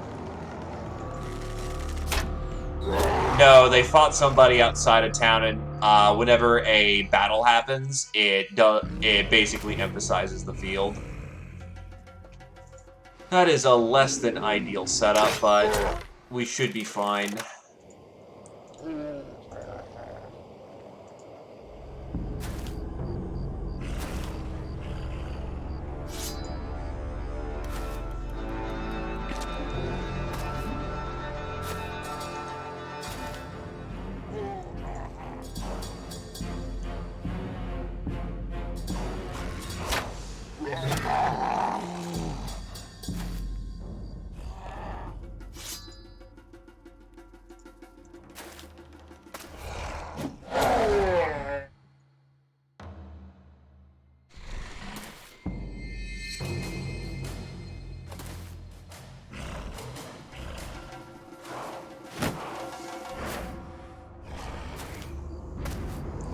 So ostensibly, there are people who... Oh god, there are two champions.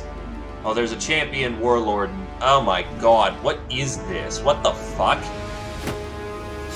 Why is it the 1-dots bringing out the champions and the nasty bullshit?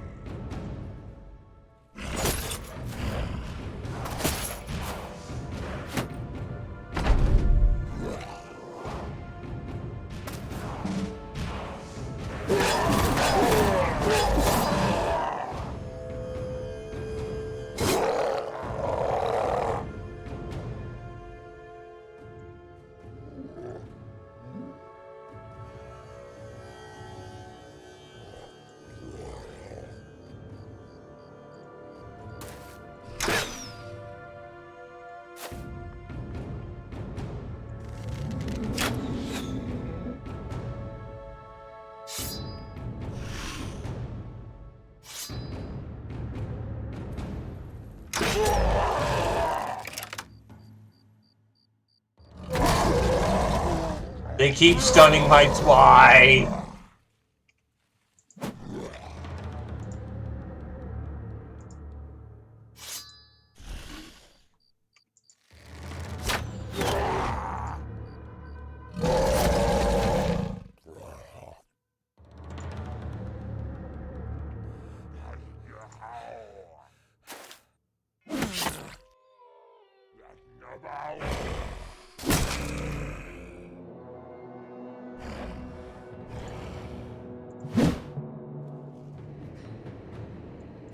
Great.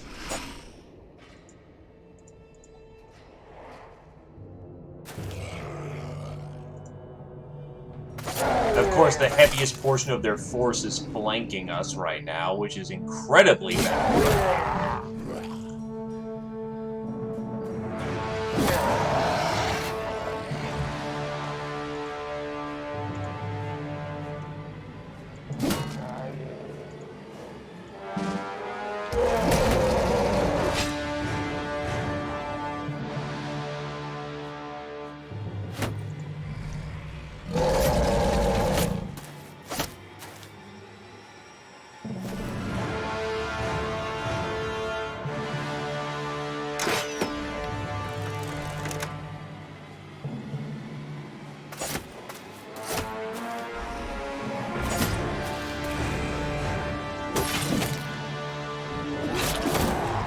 The amount of head going to explode down south is going to be big. Unless I could do something about it.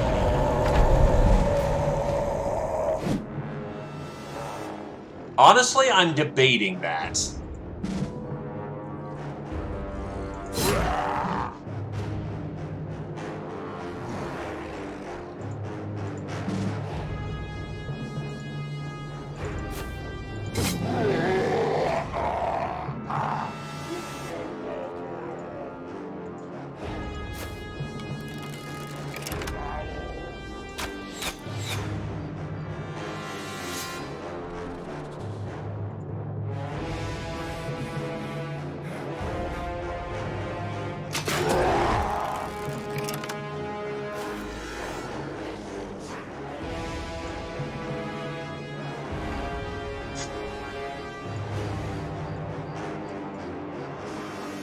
Don't like this.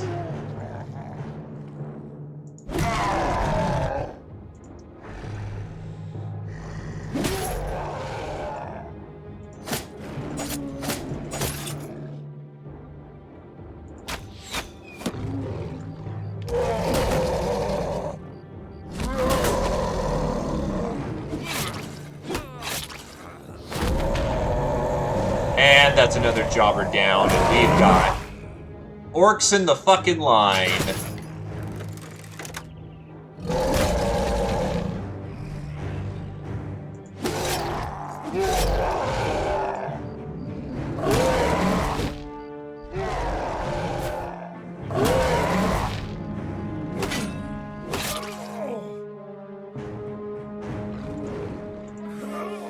He's probably dead due to bleed.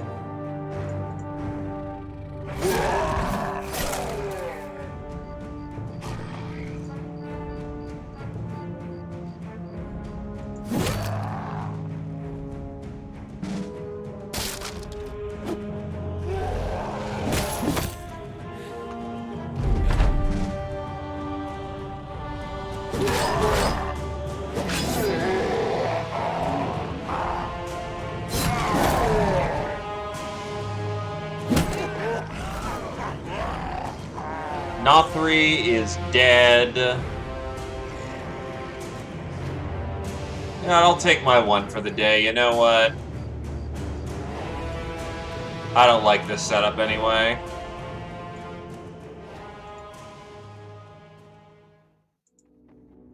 But it's still going to be night. Fuck.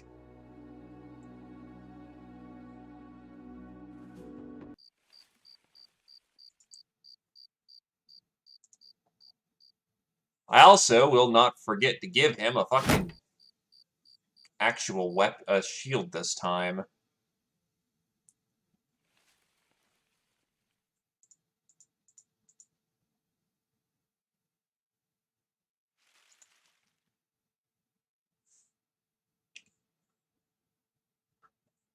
I'm not 100% certain on that, honestly.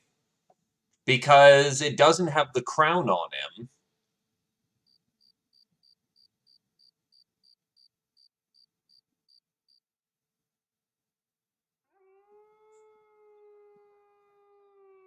Nah, it's about as equal as the first time I did, as the last time I went on a one-pip go stomp out these dudes.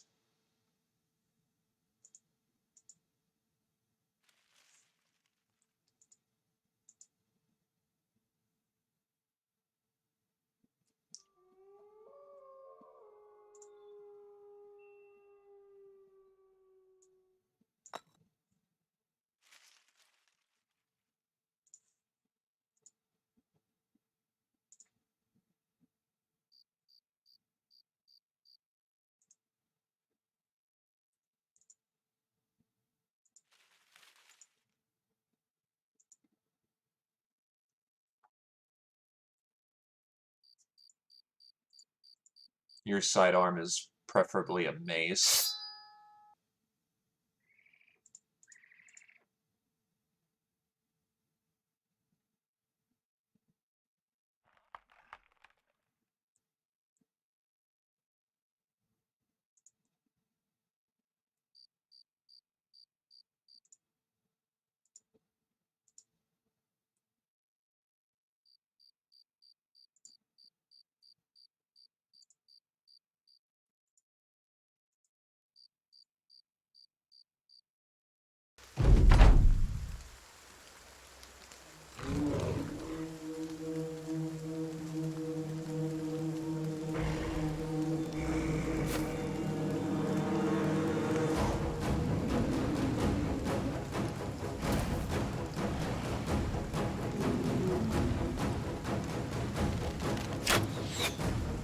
Greenskins, of which I'm missing by 4.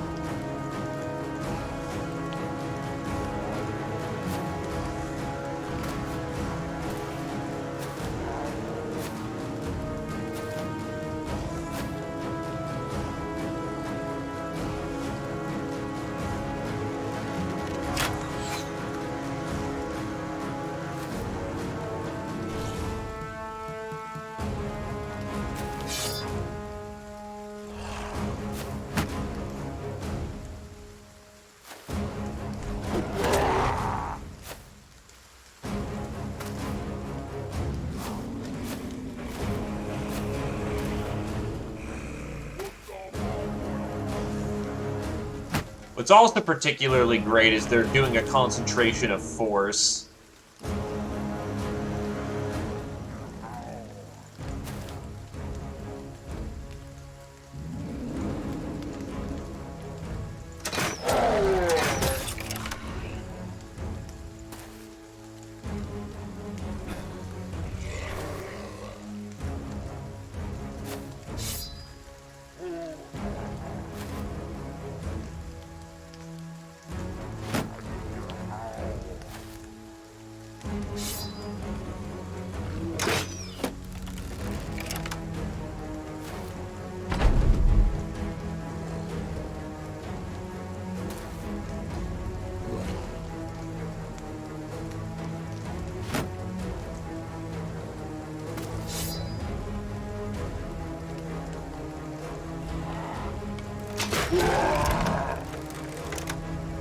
What's funny is that most of the time we weren't having a problem with greenskins. It's always when we meet them in this kind of open field setup where all of a sudden everything goes to swiggity shit. Which is funny, because this is just a 1 dot.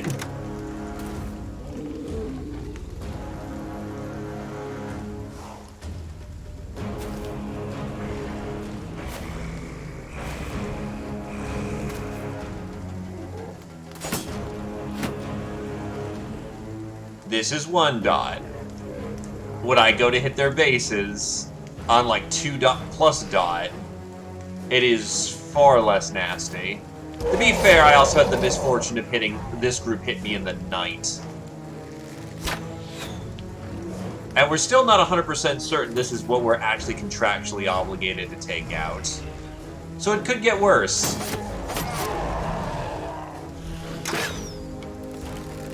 This may have been literally a random rover group that happened at the exact same time, and we had the misfortune of stumbling into it.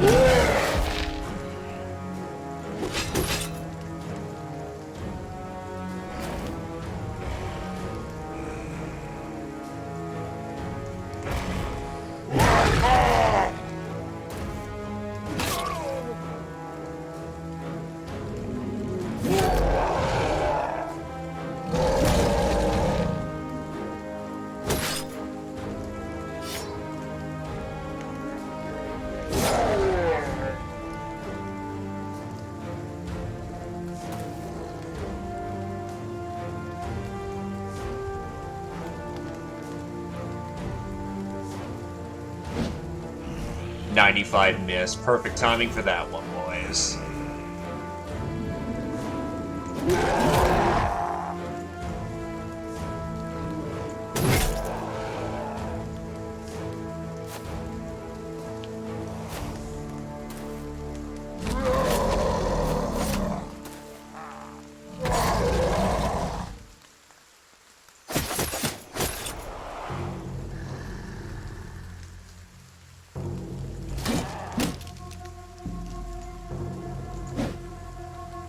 Fucking survival instinct.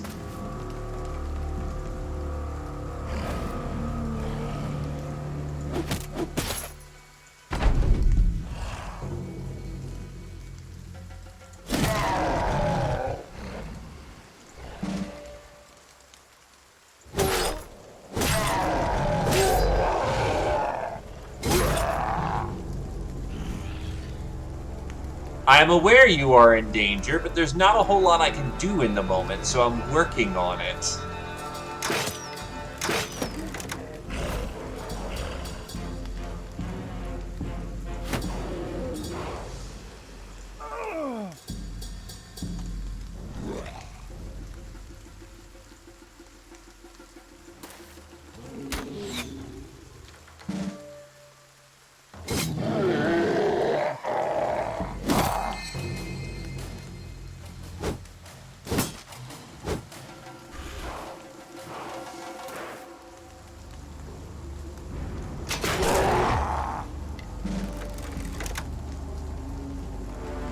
Can't push up. He's not in a position where he can comfortably do so.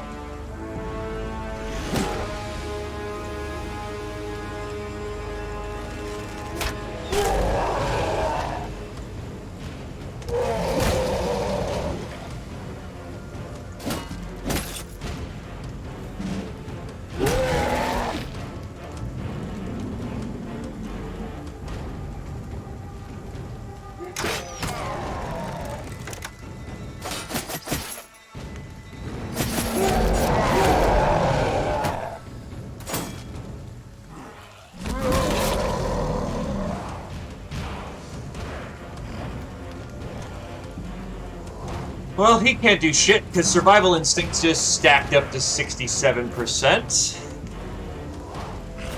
So here comes his fucking pain. Jesus Christ.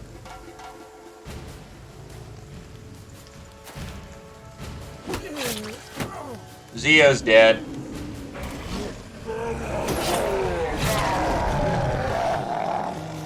Or is he dead? No, strike down means not killed. We'll see how that ends up being, though, because I've still got fucking bullshit coming down the chain.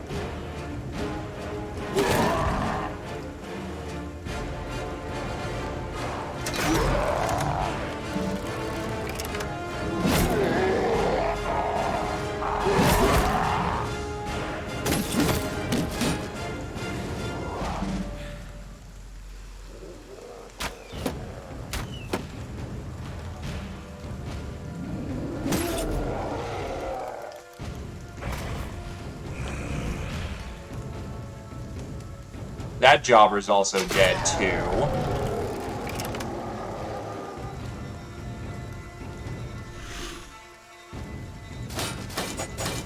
I should have... Nah, he's dead anyway, so if he takes an extra hit for someone who can actually survive, that would be for the best.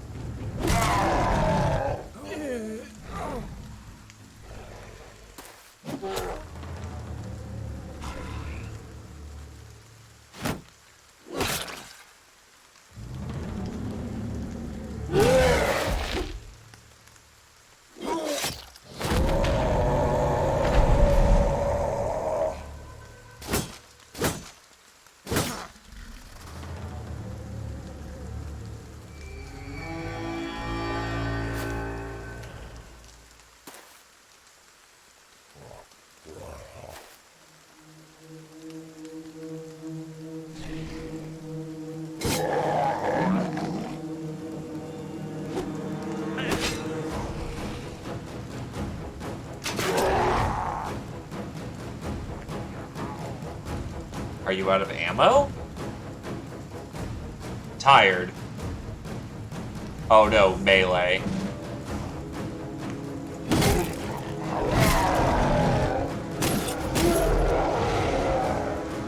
Fucking hell. Even with bashing in multiple turns with,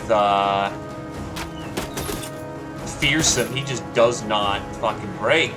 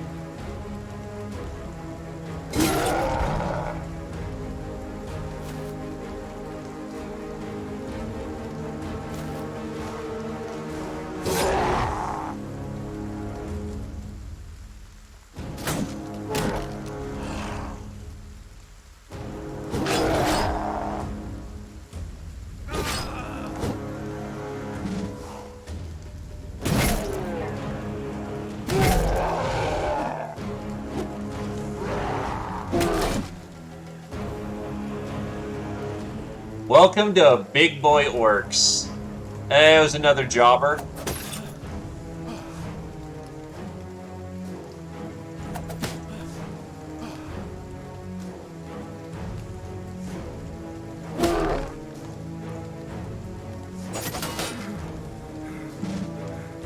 Right now, we're just trying to not be dead in the moment.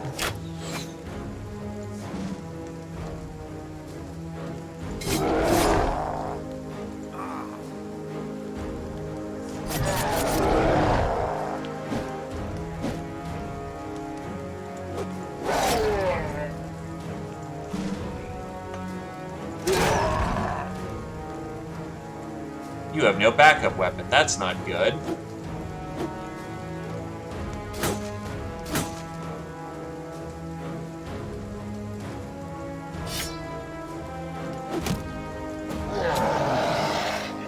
The Berserkers are finally down.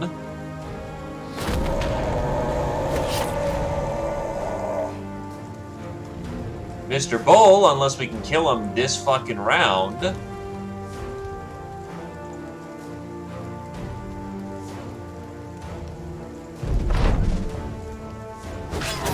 We might lose the Bull here. He has a cut artery and 2 bleeds. You know, with the amount of actual fighting capability we have, that should not be unreasonable, actually.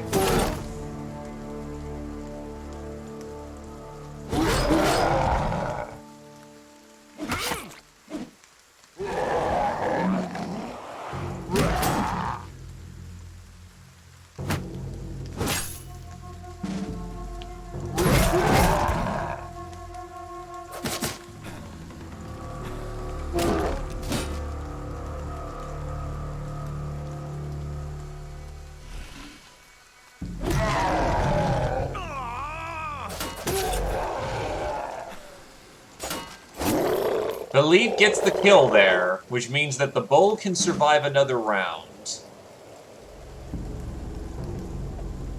You are out of ammo. Pull back.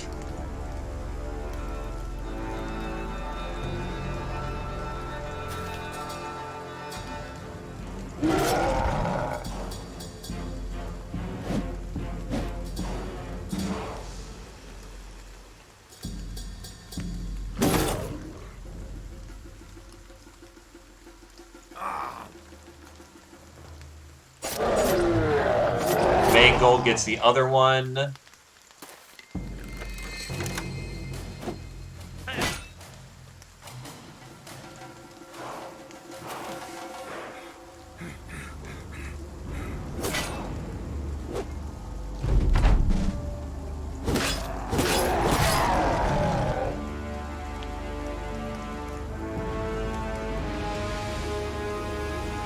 He'll live. Bandages applied.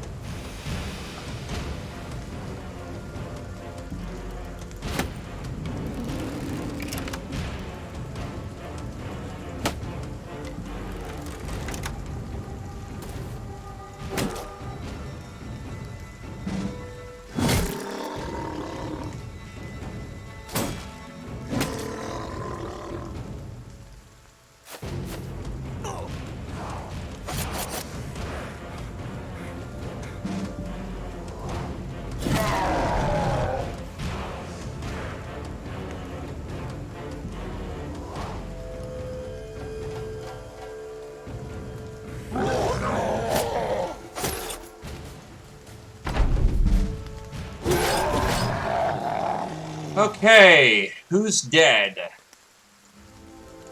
Zio got his knee fucked up, which is the one injury that effectively knocks him out. Otherwise, we lost the two jobbers that we've been carrying on for a bit. So Zio's effective kill, and the other two are the actual kill.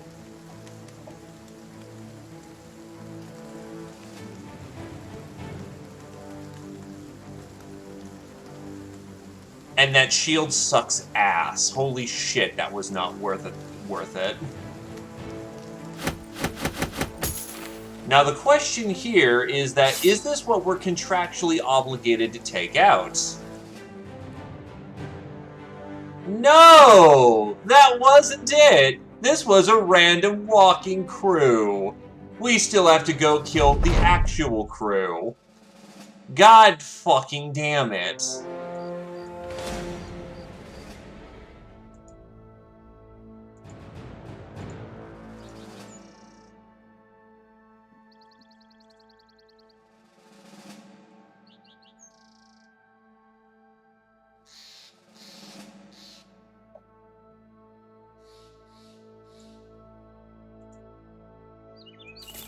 You did your best, Zio.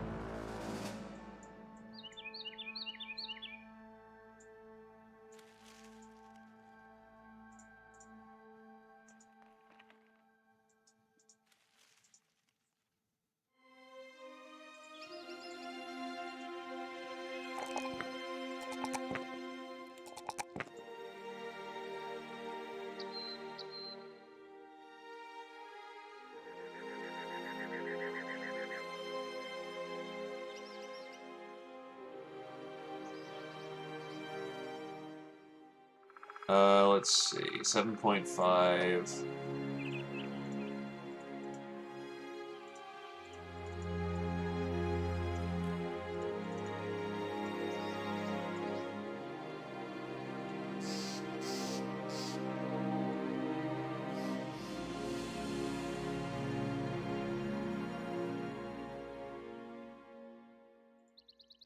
So in theory, at 700 times 0.075, roughly about 700 hit points. A bit under that will put him at max damage bonuses.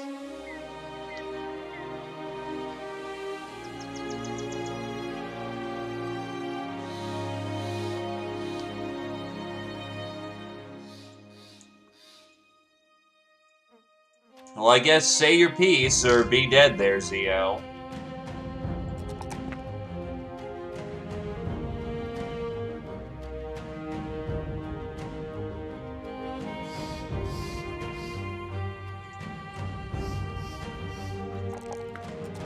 Because unfortunately that was effective kill. On one hand, no. But on the other hand, I am willing enough to do it again. That sucked, but I open offer it at this occasion, so take it now.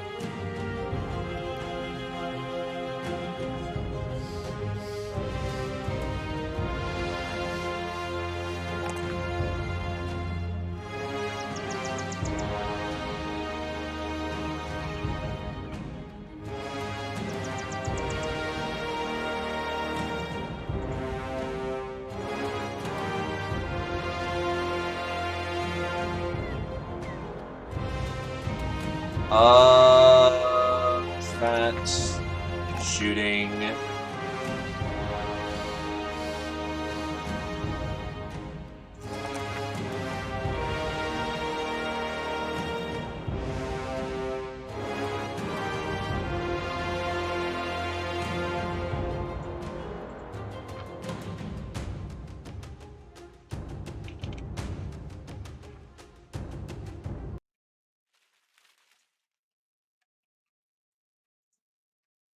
$70 with a 90.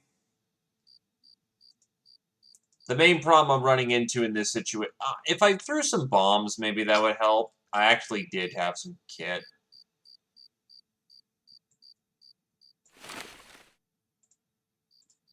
The problem is, with a concentration of force, whoever gets the side is going to get fucking pulverized.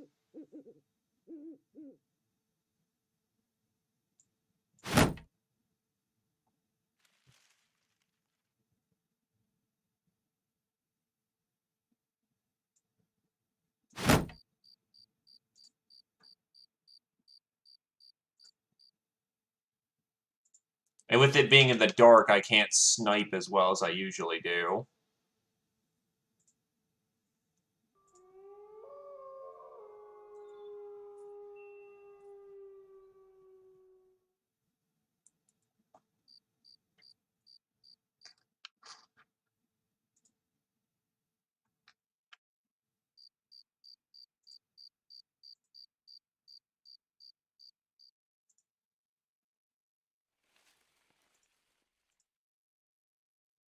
Honestly, nets would help out extremely much.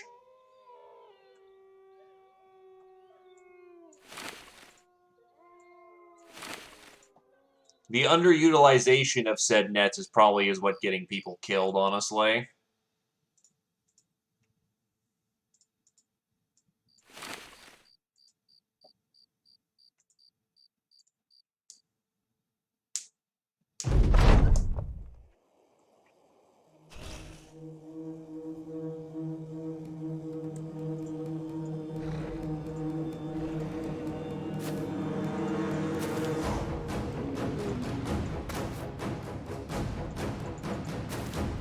With a tree thing in the center, fuck that. I actually will pulp on that.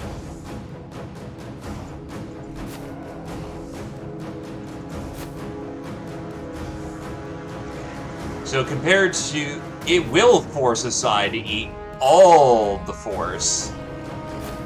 So in this case, yeah, fuck that. Fuck that lots.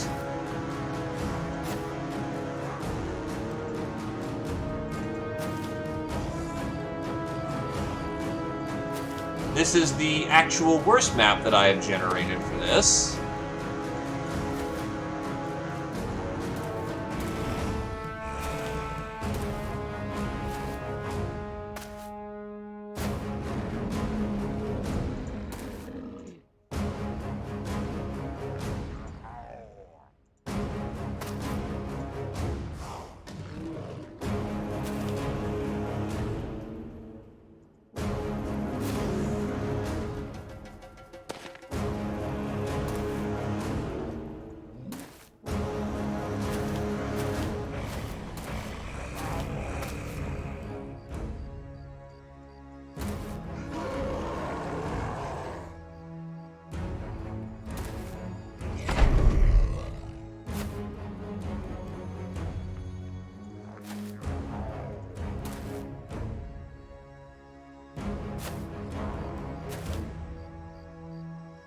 There are many places I want to be. Here is not one of them.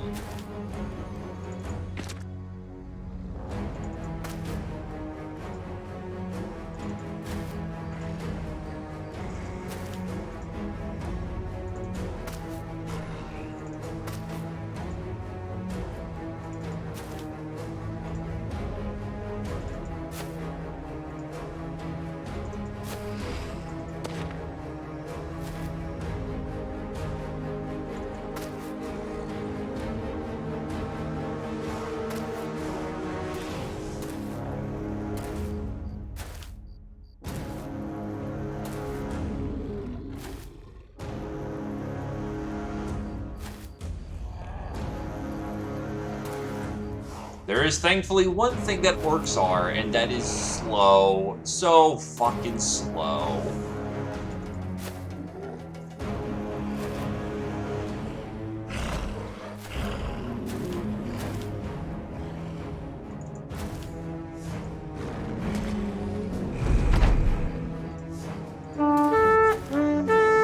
Away! Flee! From this dreadful place we fly! We are but gifted with wings that we may tread in another direction. Firmly in that fucking way.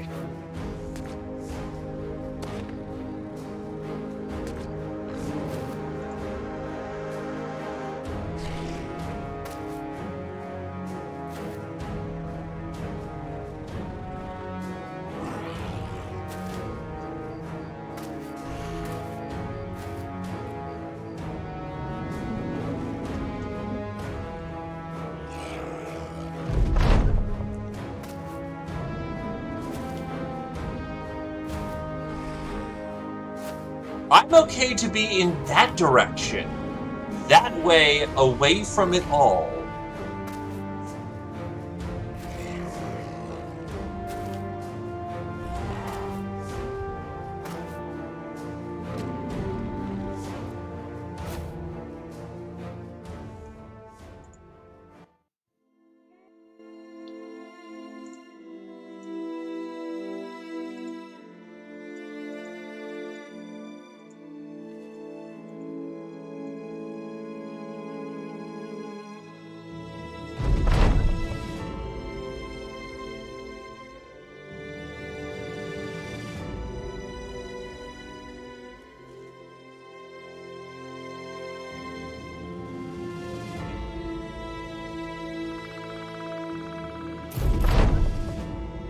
Ah, yes. Merchant got robbed, and he pays us for saving his ass by proxy. Normally I'd read that, but that's a pretty common one. Oh, God. Oh, wow.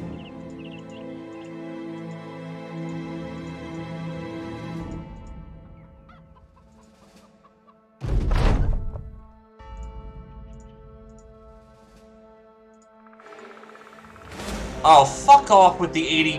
What the fuck is... What is this? The one time I take another... No, I'm not going to say the one time, because the other time we took a 1-dot Orc Marauder contract, and it was this fucking miserable in a different direction.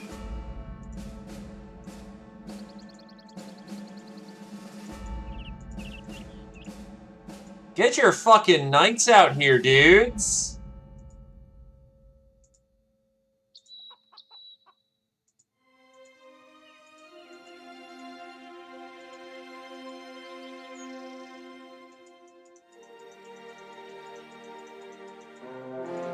There's the group we're contracted for.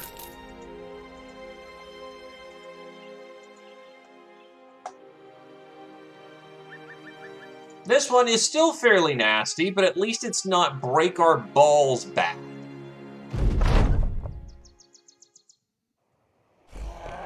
Yeah, that's what they're fucking paid to do. I know I'm the disposable solution. Come on now. When there's that much shit going on, I'm sorry to say, there's a reason why the poor pay taxes that they can't afford.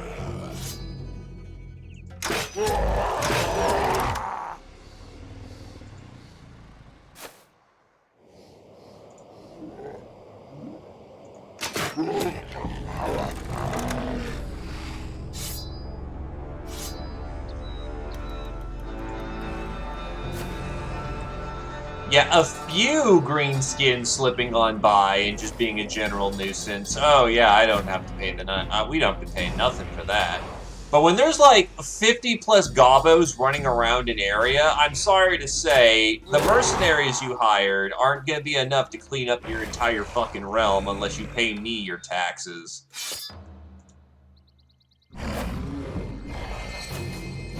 Imagine the bourgeois actually having to do their job for once. Ridiculous, I know.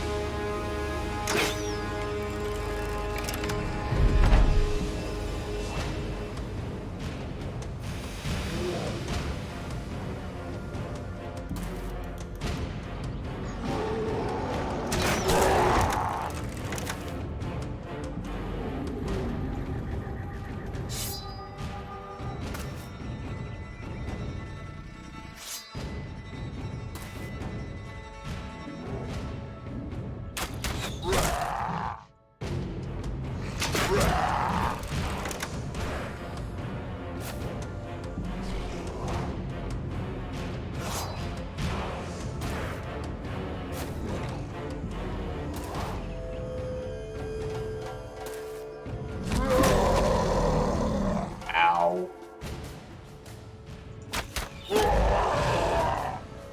Clip hand.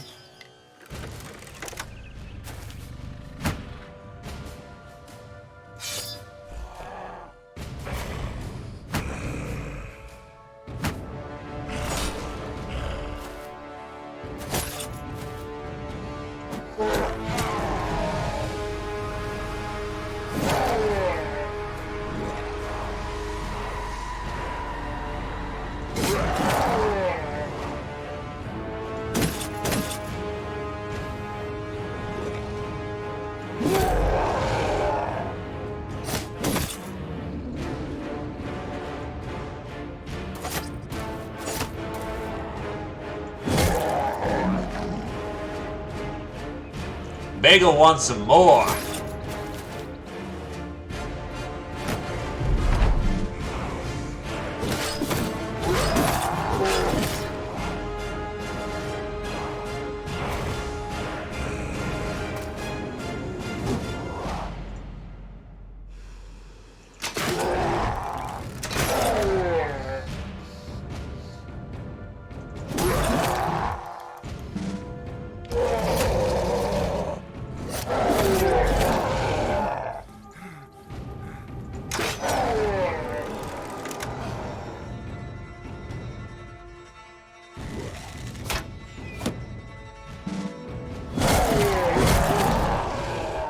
I mean, he's almost dead.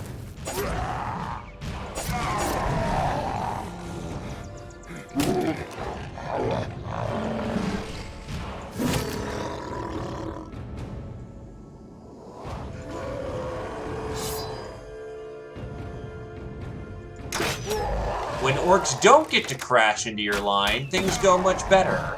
Or rather, when you can actually deal with shock.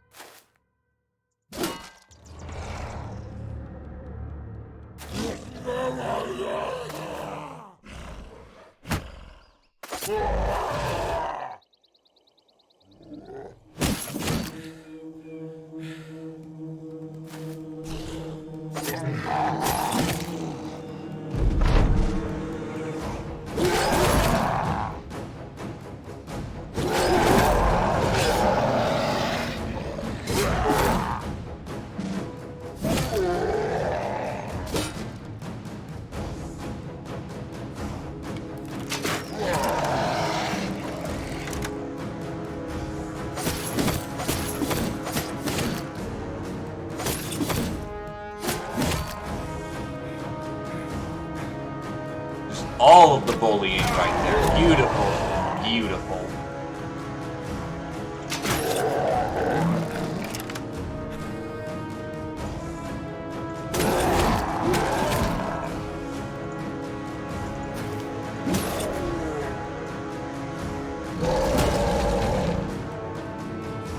They want it in.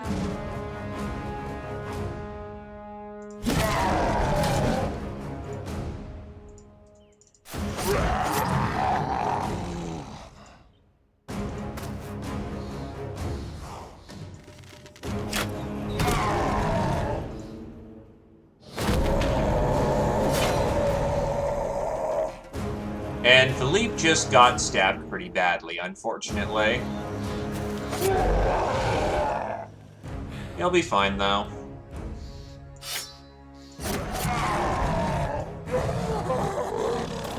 Because he did not rally the majority of his troops there. Never mind. Okay, he's got a problem now. He's got a real problem.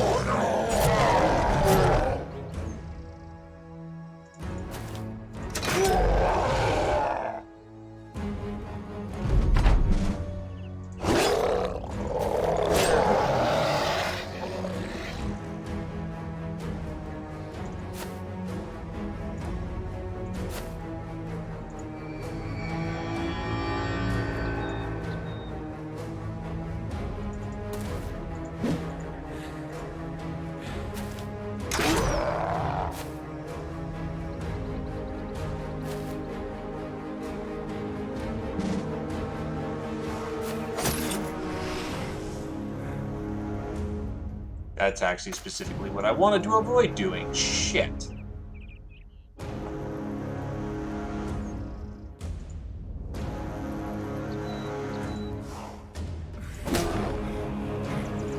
Because now I can't get in there with a heavier weapon that would be more useful.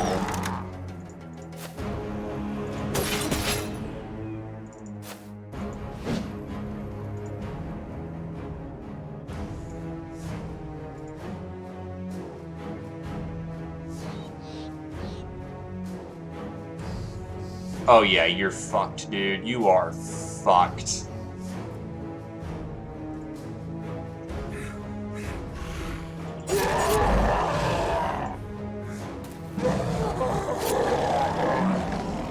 Because he's not gonna drop morale. Sometimes God is on your side.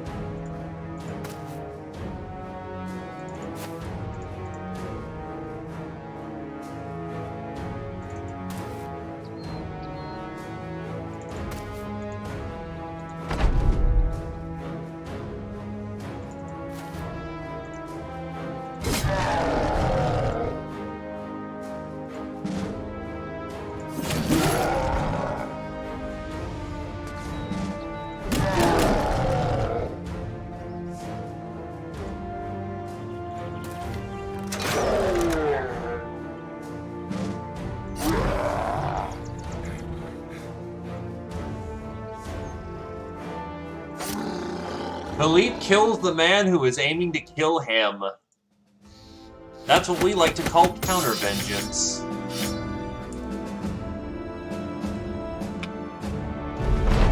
Battle with the orcs is never an easy task, and this one was no different. Baron Berengar von Periwinger's pay, though, will make the comrades in arms hardships a little bit easier to swallow.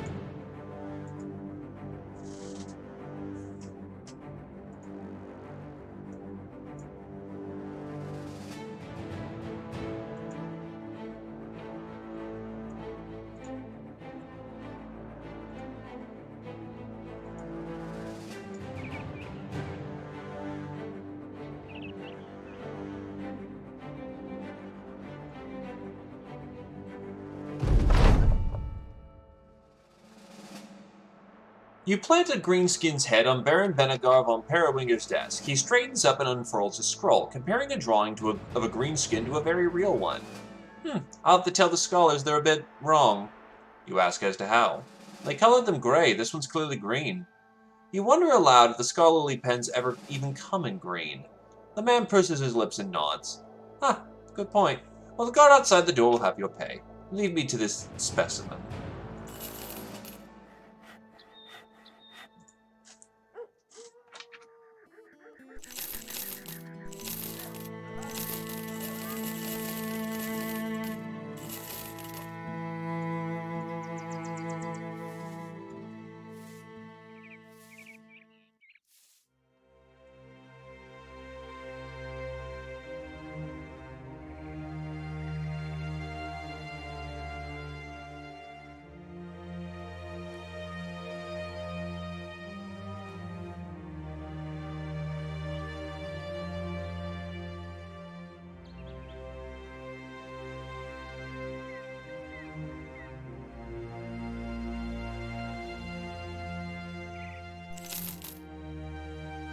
Those are beasts. Oh, that's a whole shit ton of trees coming in.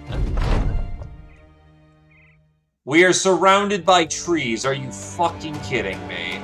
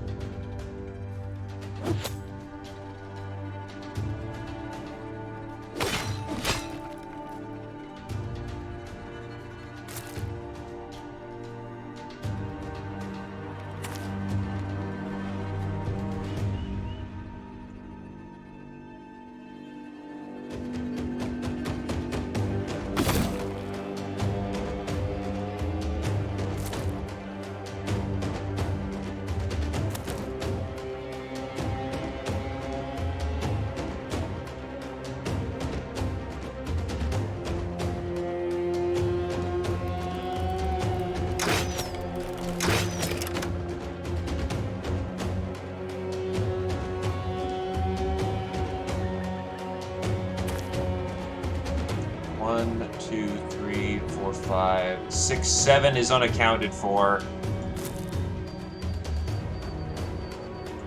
And of course, it's immune to fucking stun, because of course it is. 6 and 7 is probably up there.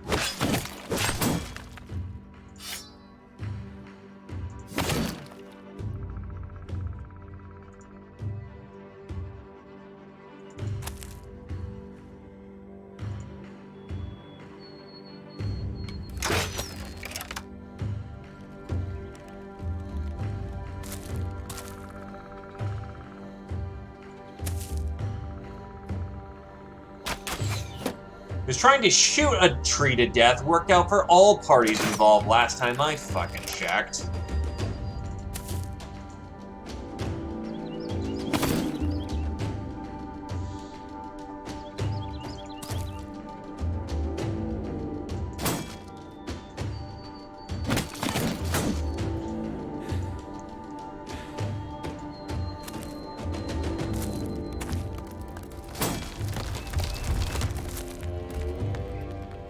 Their hit odds aren't particularly great in the moment, which is happy days so fucking far.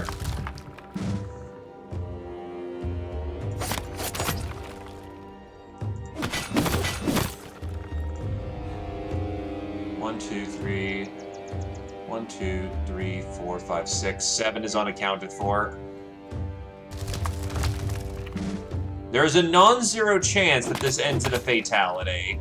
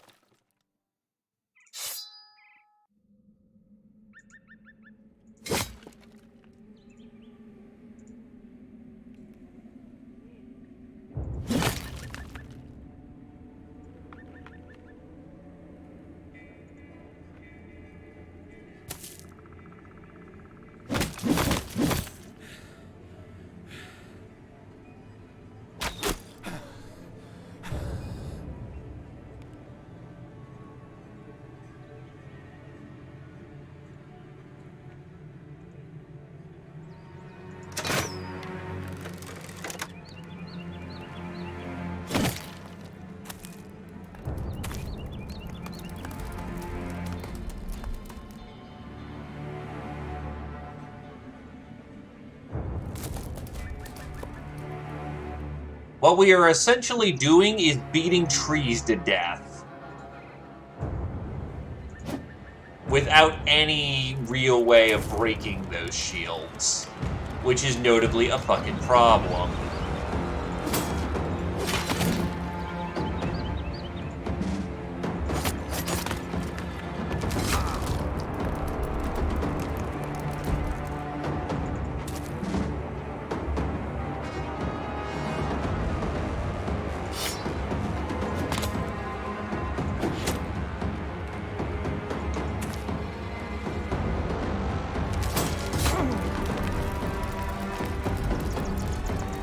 I'll also admit, I don't have real tree fighting experience. Like, I know that sounds wacky, but it's like, I'm not used to fighting,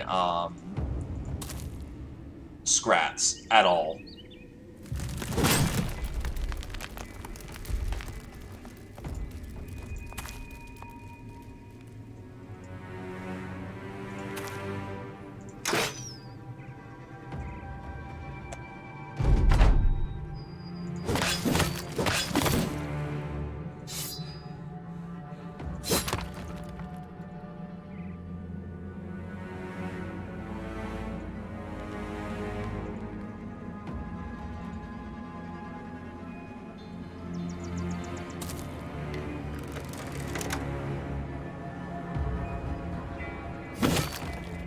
The best I've got to go off of is, damn, they seem to be dying. We must be doing something right here.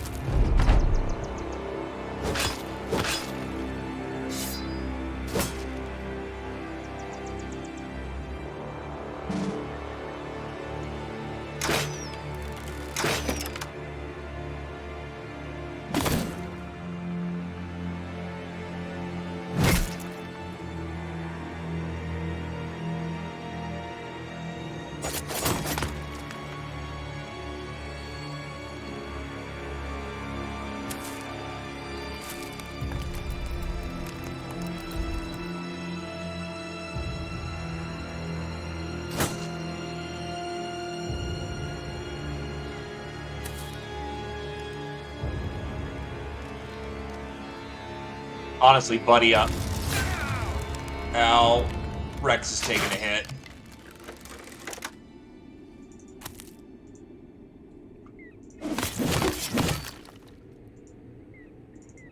Get our wounded out of the way for right now.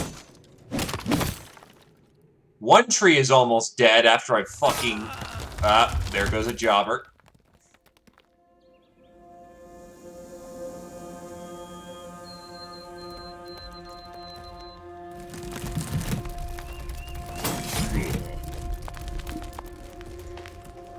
We're too close quarters. We can't stretch out and properly actually use our troops, so we're all condensed into a kill line, which they're enjoying very much.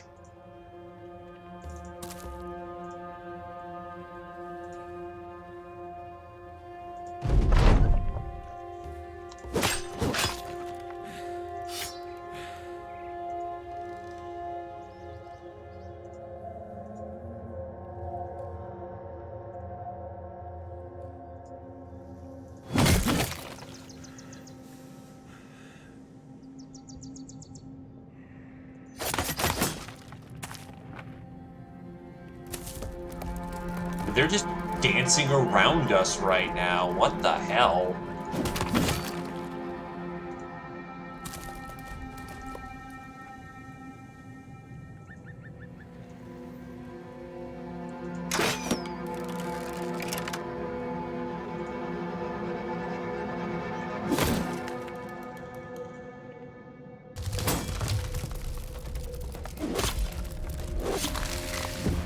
That's one tree dead.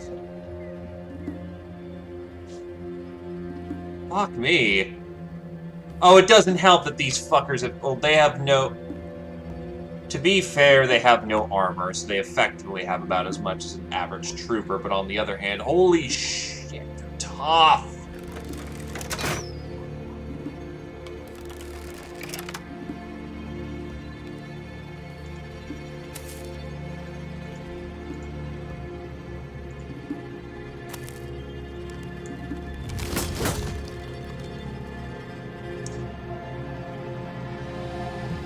That's very bad right there.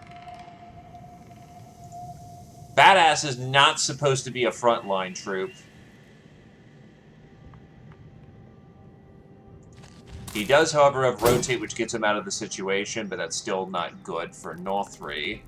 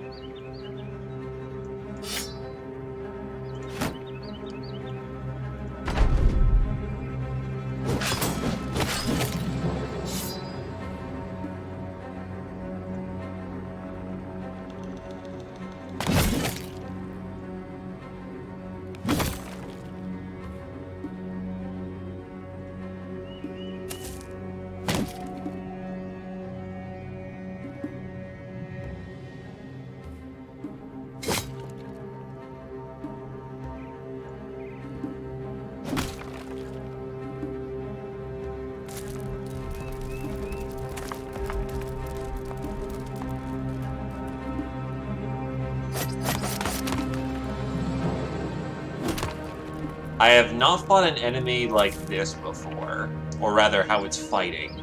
It's incredibly weird how they're fighting.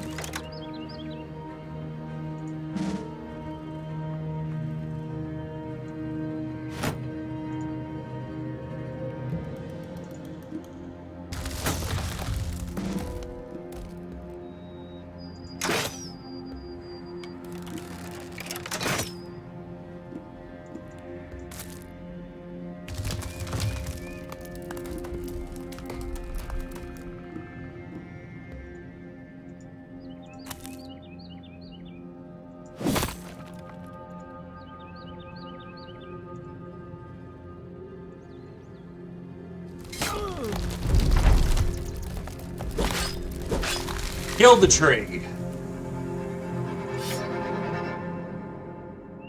That's 2 down. 5 more to go.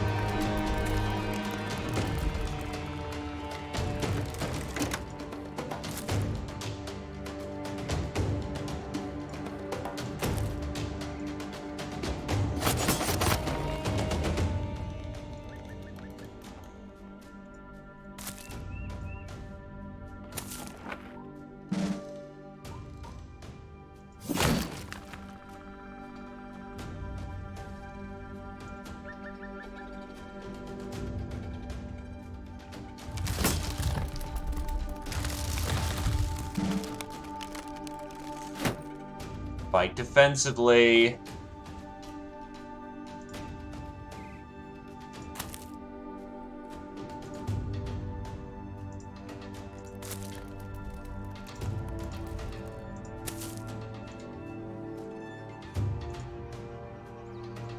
I could do for some additional pole arms over here as well.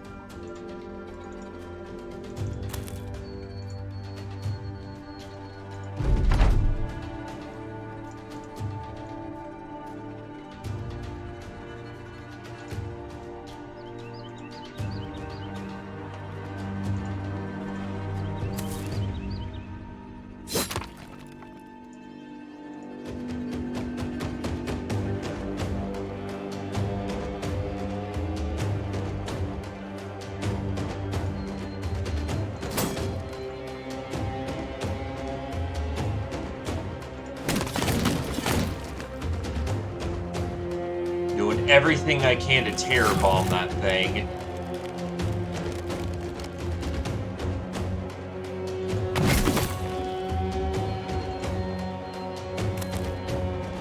Still just dancing around us like it's toying with us.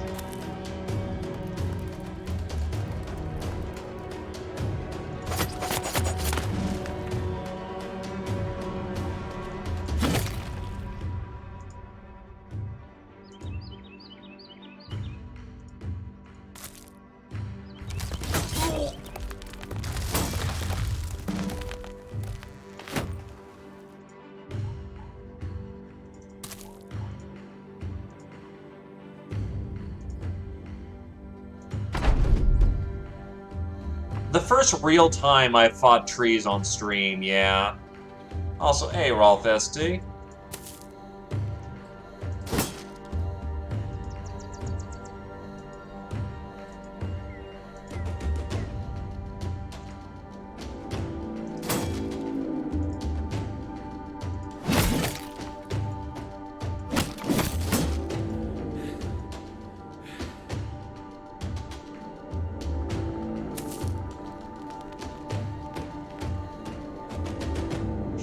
Can I get someone to reposition on that, or are they gonna get in?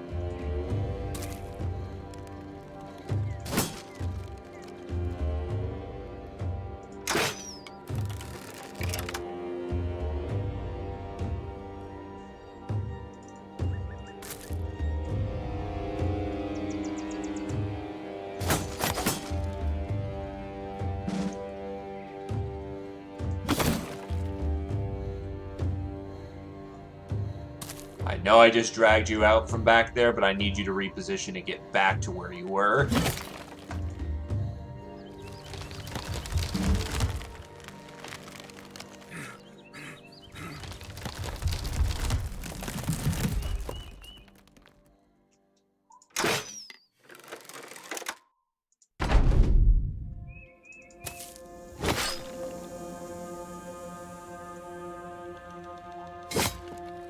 I will say, I remember the trees being a lot more accurate in their hits.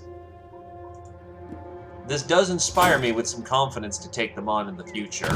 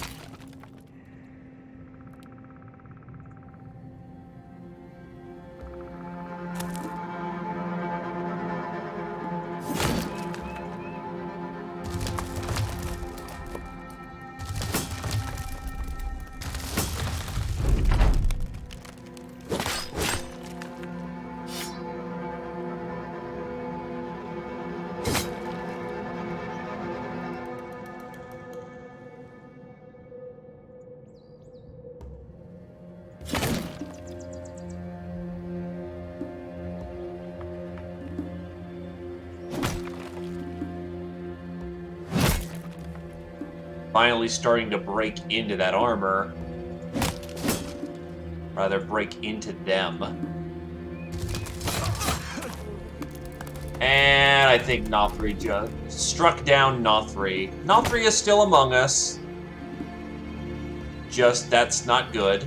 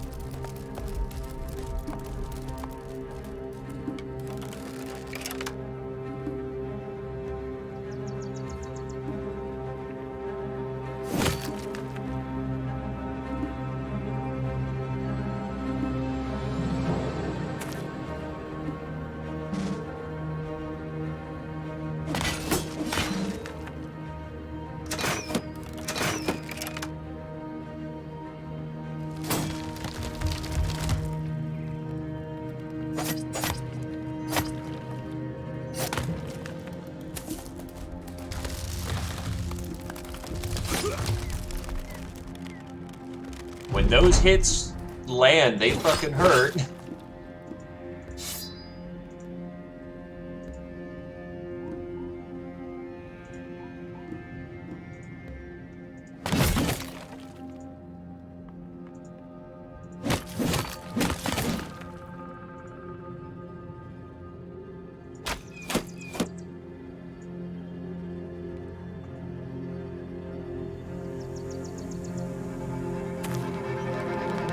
Oh, shit.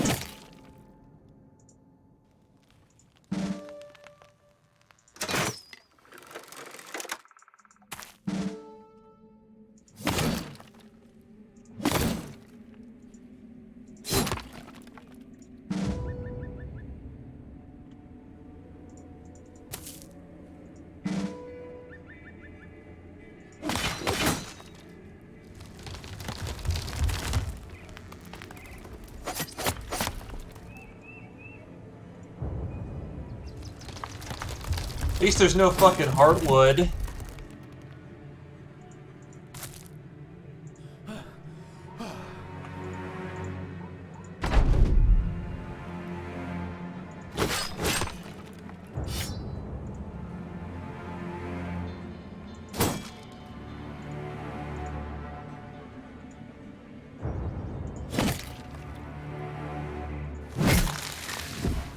Got one.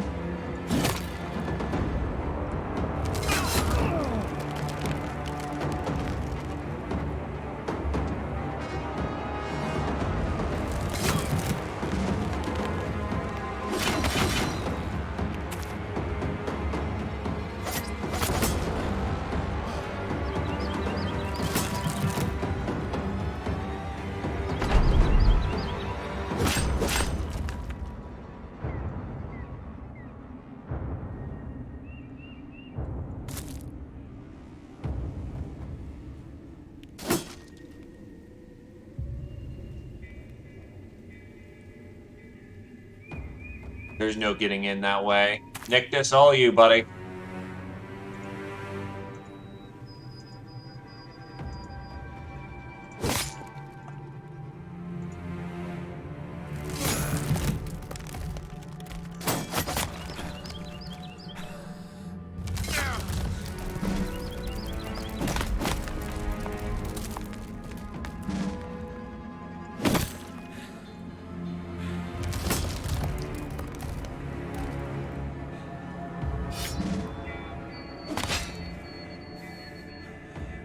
side just got punched. Fuck.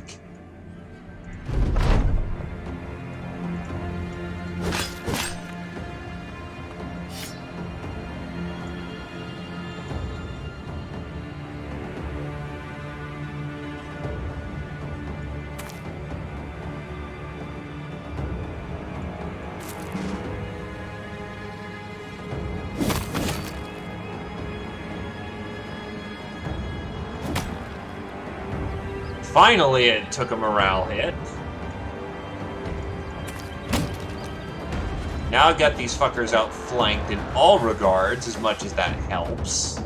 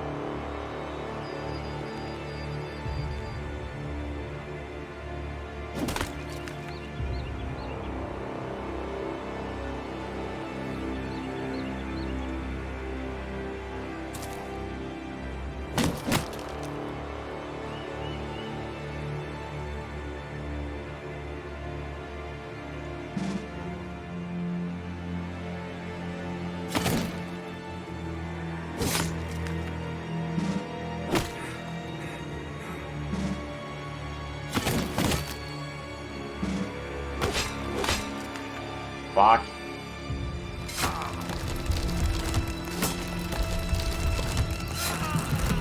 And the bull is dead. That is end of fucking trees.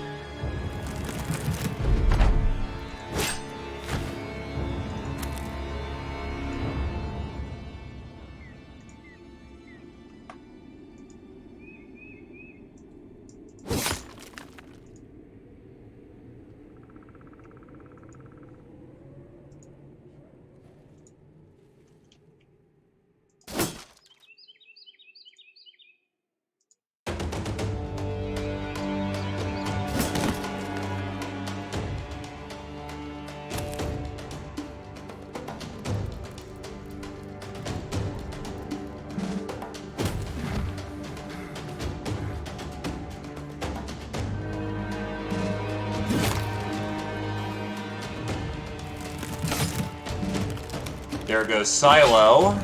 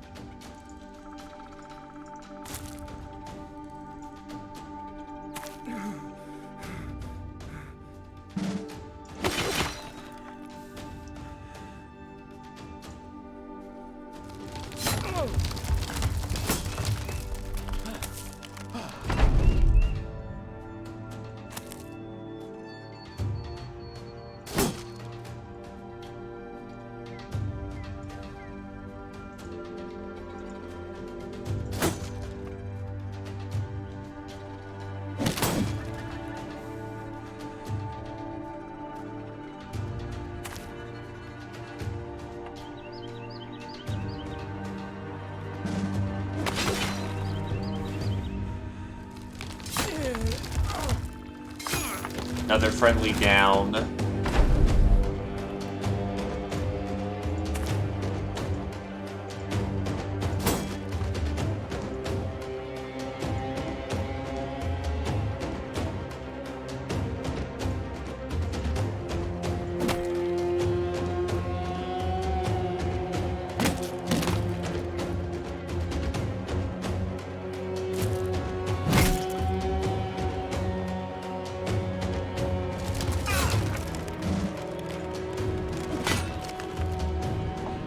A whole fucking lot.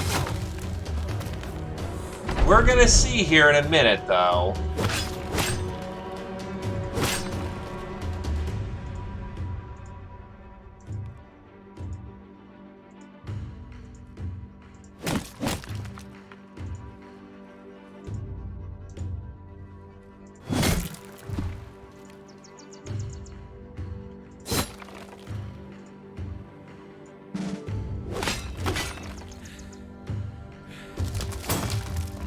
I am ambushed, but I am...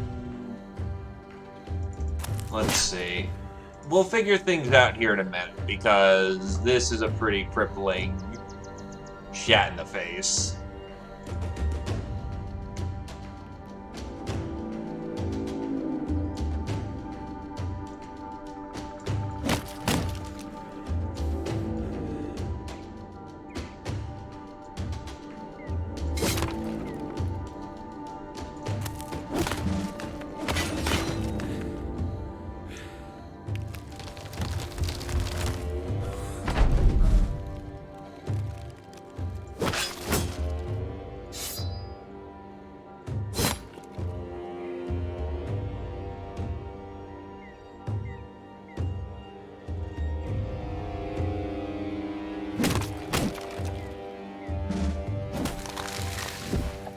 Okay, let's see. Nothri has brain damage, Merylf has brain damage, the Bull and Silo are dead, and the Jobber is dead.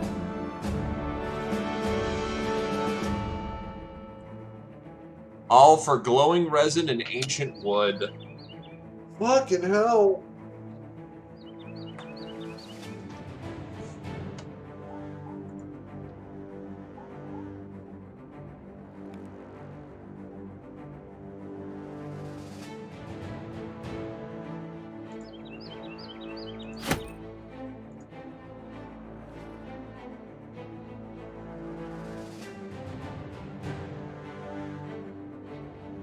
Yeah, that's a whole bunch of line that just got chonked. That would... I'm trying to rethink, because...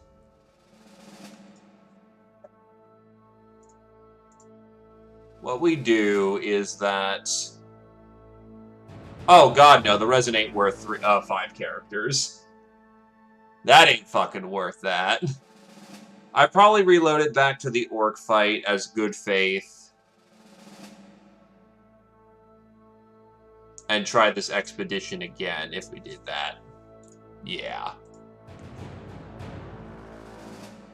Because Tree Brigade is in an ambush spawn. So there's no walking that out.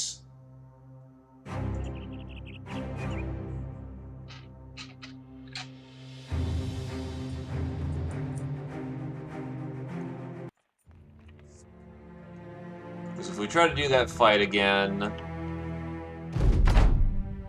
yeah, we're all just clustered and we're gonna have fucking trees drop on our ass.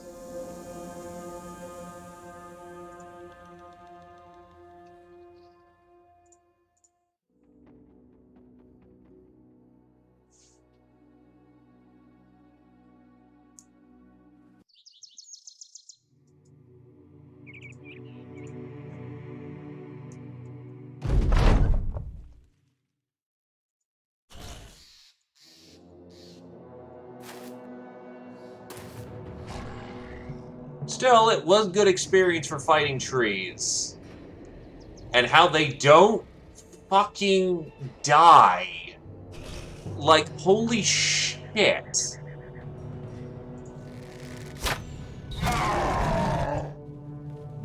I know I had to spread out force and I wasn't able to use my ranged firepower, but you saw how much I was pounding on those people. Like, holy shit.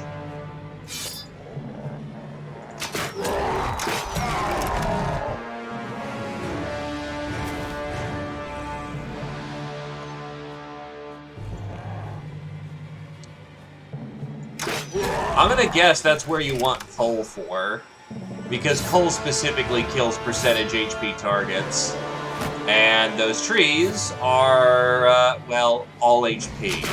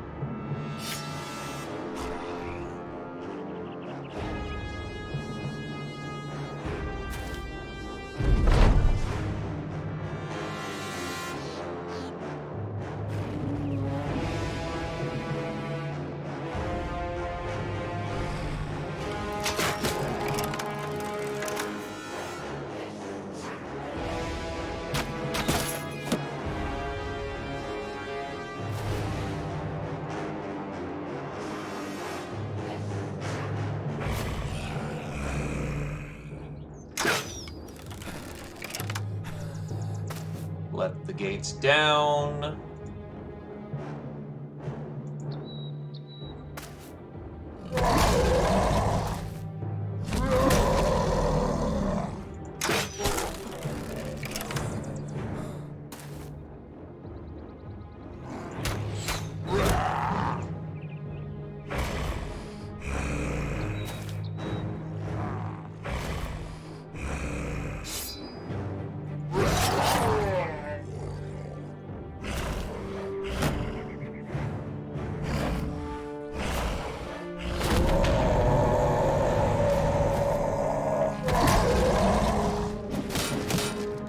They're unfortunately now all fucking hypes.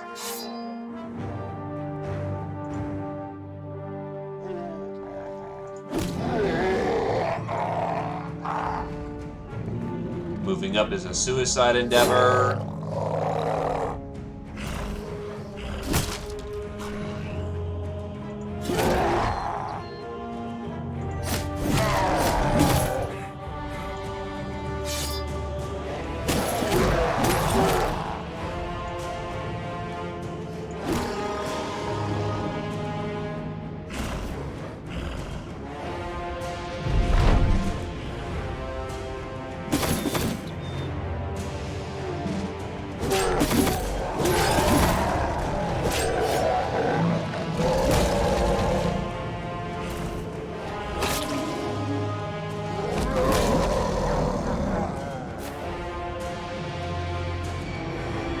Banner, the rally did not reach him, unfortunately. That's not good.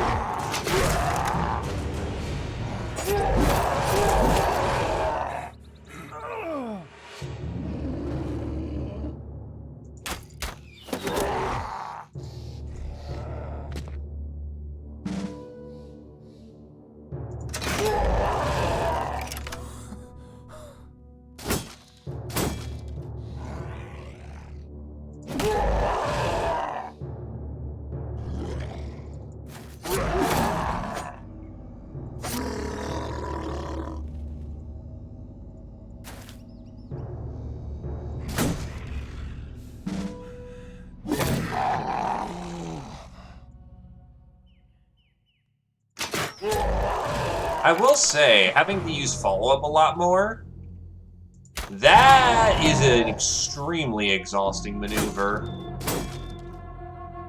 And yes, that is unfortunately your blood that's flowing on the ground right now. We're working on that.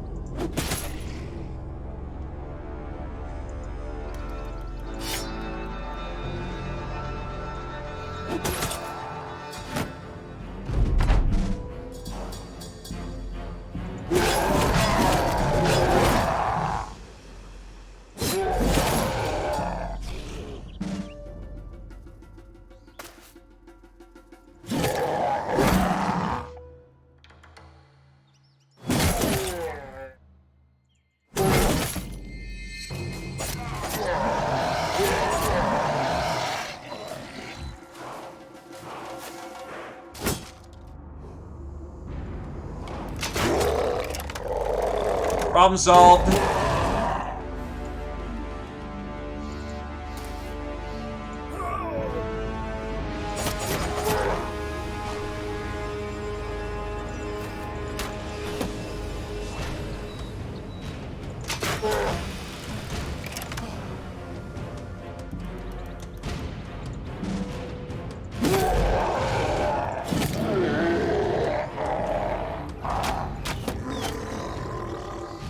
Alrighty.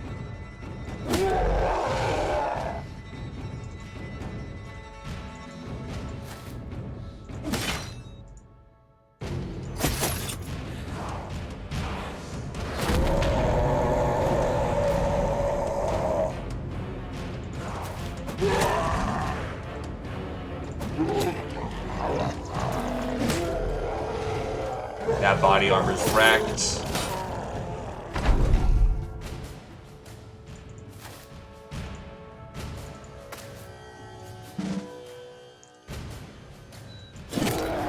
What do you think hammers are?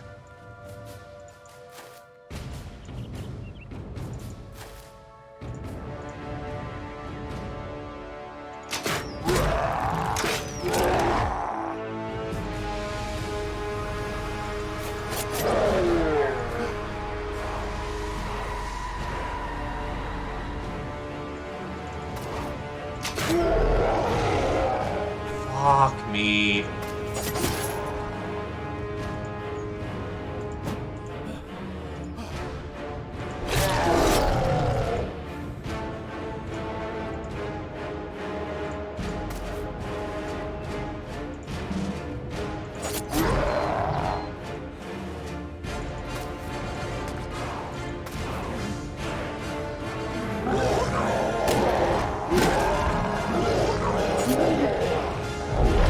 Honestly, what doesn't help is that we've been running into a lot of enemies that specifically counter our maces. Ah, yes, I do debuffs and stuns. I'm immune to stuns. Fuck.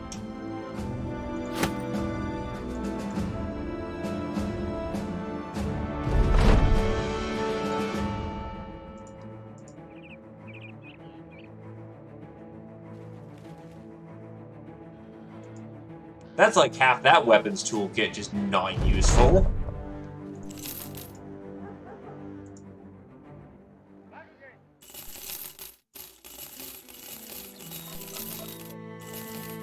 Buy out their food stocks for expedition. Let's try this shit again.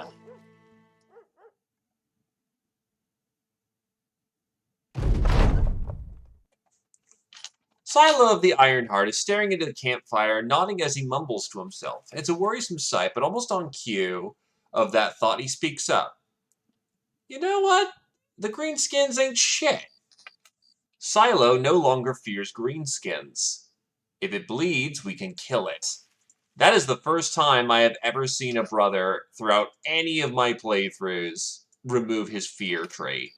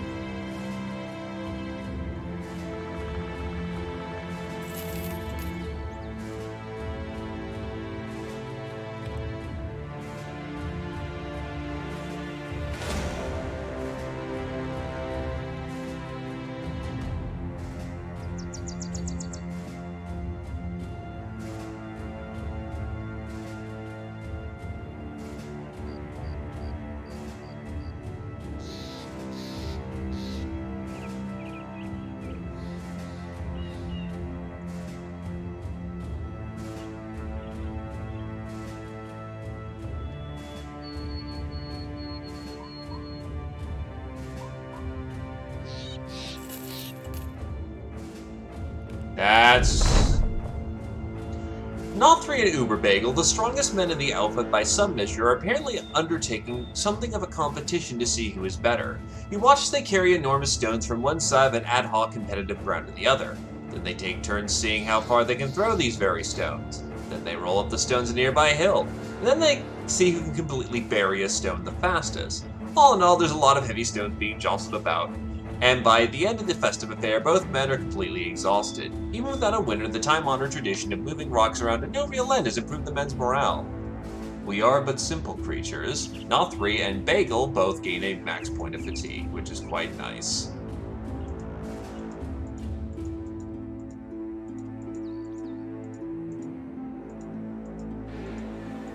That's unholds by a shit ton.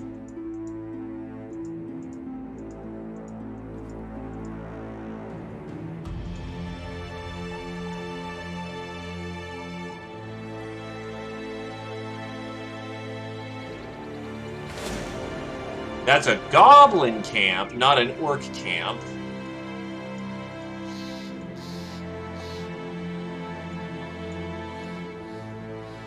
Oh hey, the ancient temple.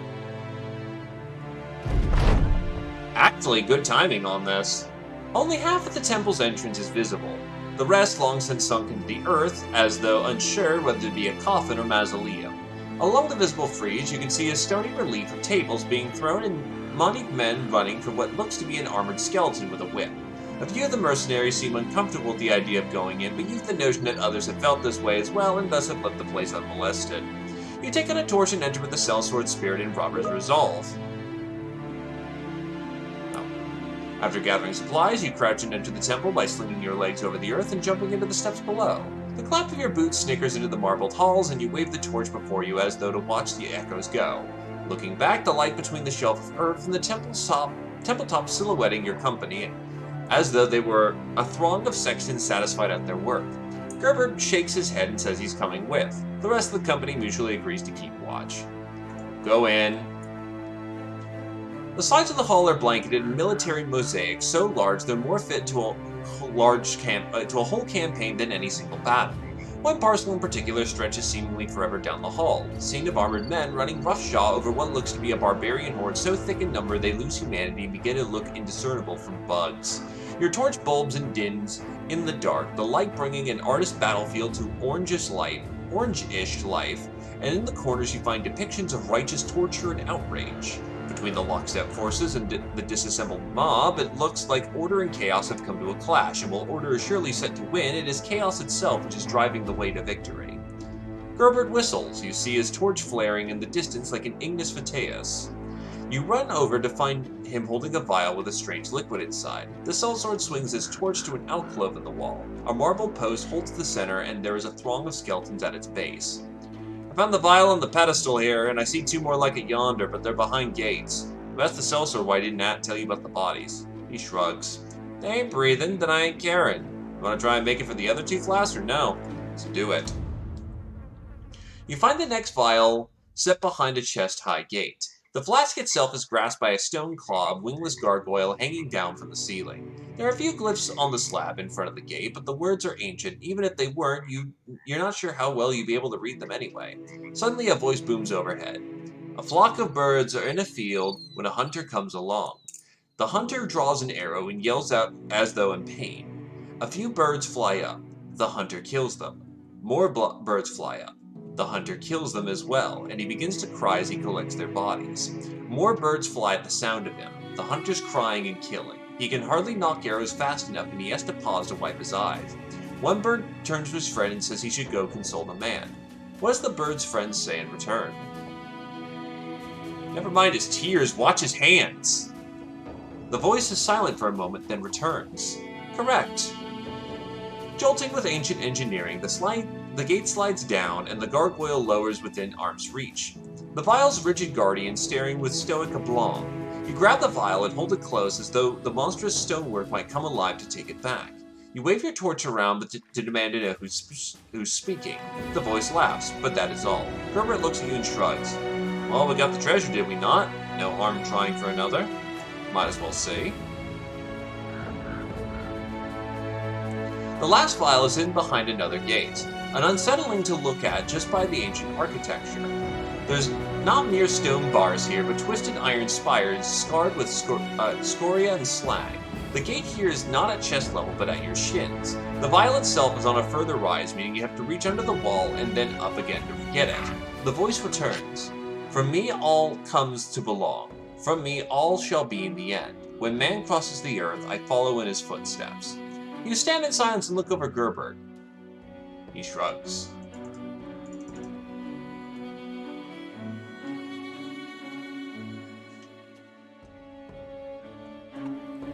You see, there is a correct answer here this time.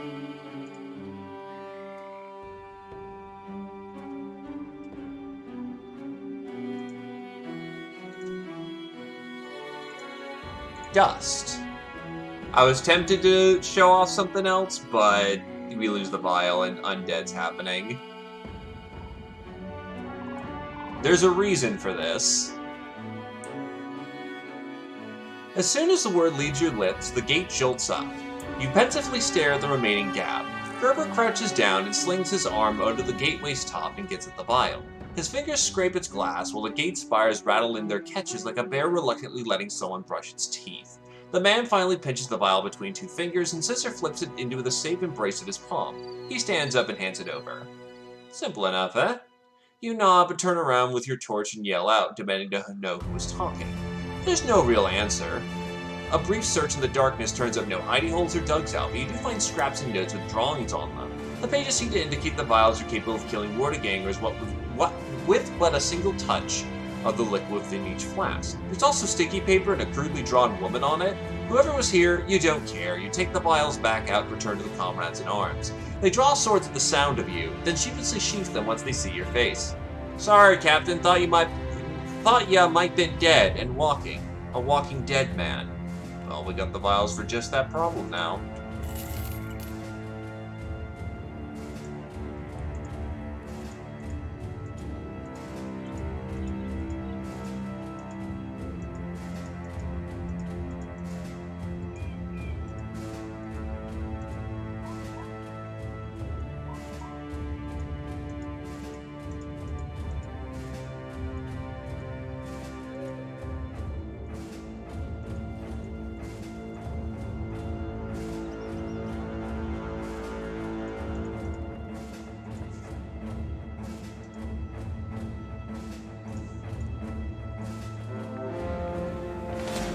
That is another goblin home. God damn it.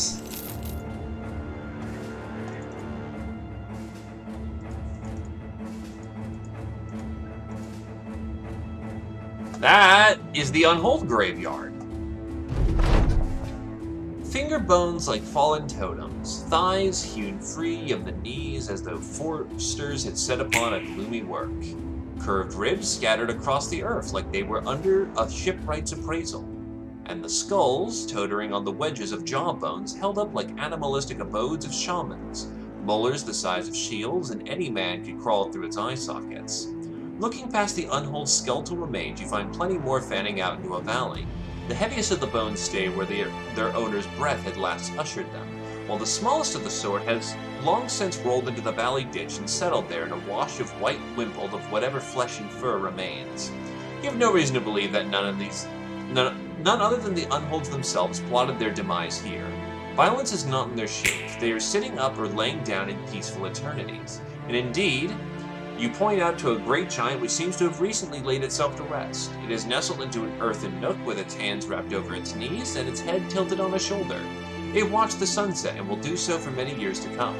Not that you care. You order to mend the fan out and collect what they can. Some of these bones and pelts or what else they brought could be of great use to the company.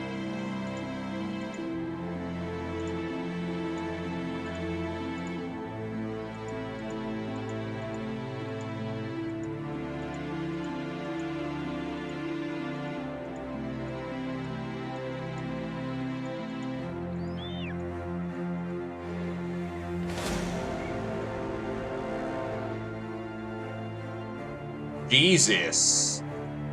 Chosen by the dozens in that battle group.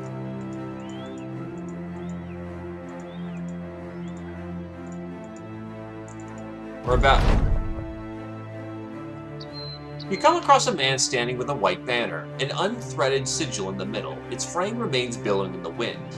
He nods. Good to see some flesh. Well, that's not what you were expecting his first words. Naturally, you inquire as to what he means. He looks incredulous. You know, flesh as opposed to bones. I've seen too many of those lately, so yeah, it's nice seeing some flesh. You inquire further, asking what kind of bones this man has been seeing. He slims his eyes as if guarding them against the winds of a past he'd rather forget. The walking kind? Bones that'll walk through your door in the middle of the night. Bones that kill everything in front of them. Bones that want to see more bones just like them. Them sort of bones. Got it? His face lightens up, eyes widening. He pivots towards you, suddenly leans forward. You wouldn't happen to be made of bones, would you? Sensing a threat in the words, Garvald jumps in, positioning to kill the man before he can act. You settle everyone down. The stranger appears at ease, but you order the comrades in arms to walk around him with care. He doesn't move. He simply stands as the last tendrils of his banner unravel in the wind.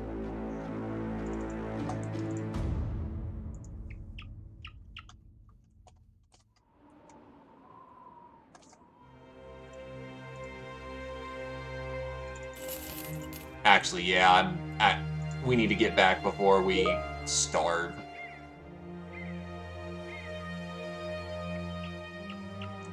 We'll get back just in time, but no orc camps, are you kidding me?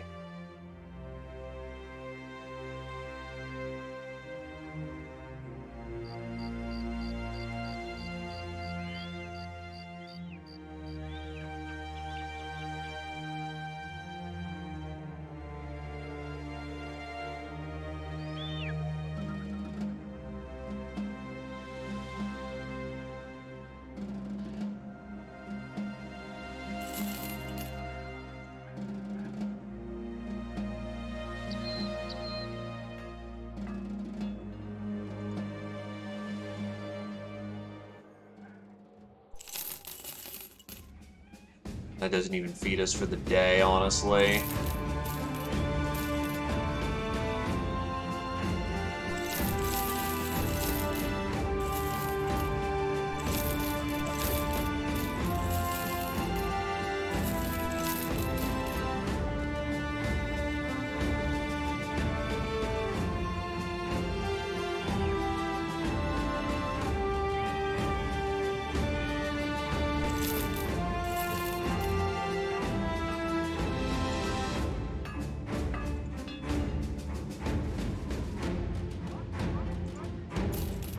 Hello, cultist man.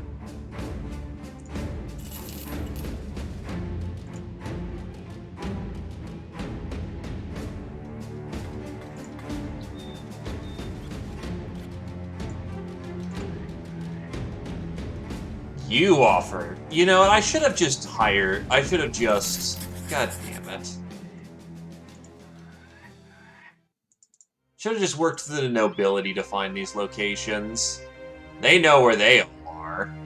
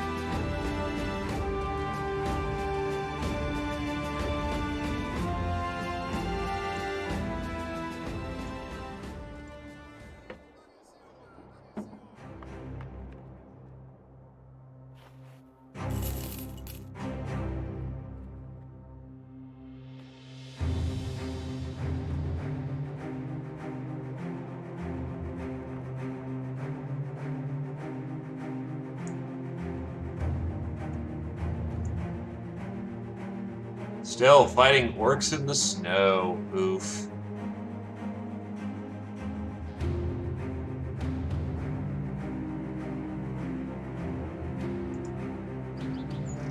Not gonna be any harder than it normally is.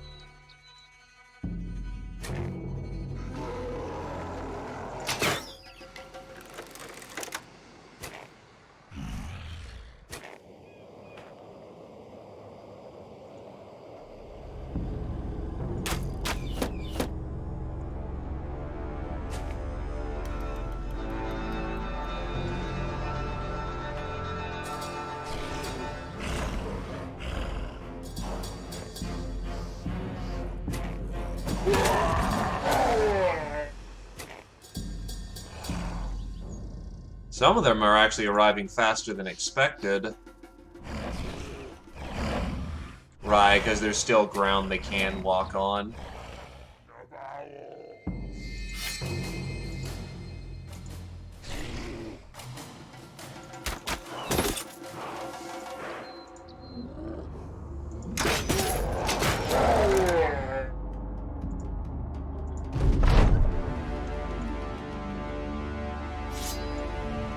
Get as many shields down as we can. Well, spears down. Shields up.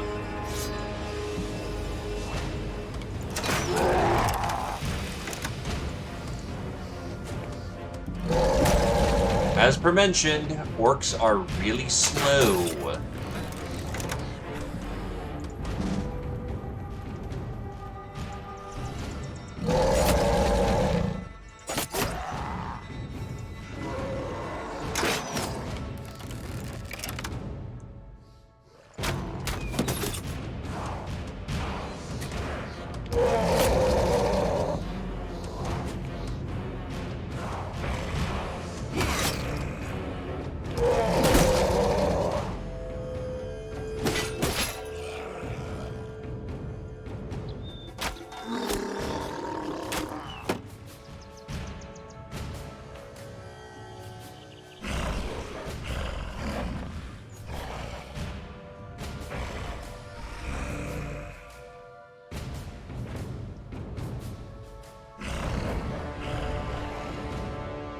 Oh, it's another side crash.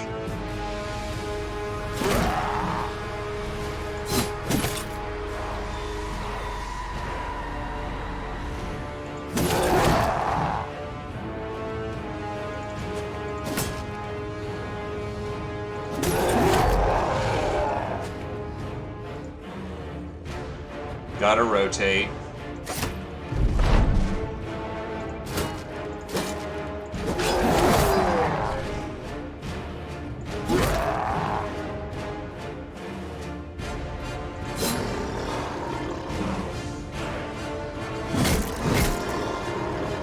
One, two heads removed. Ha ha ha.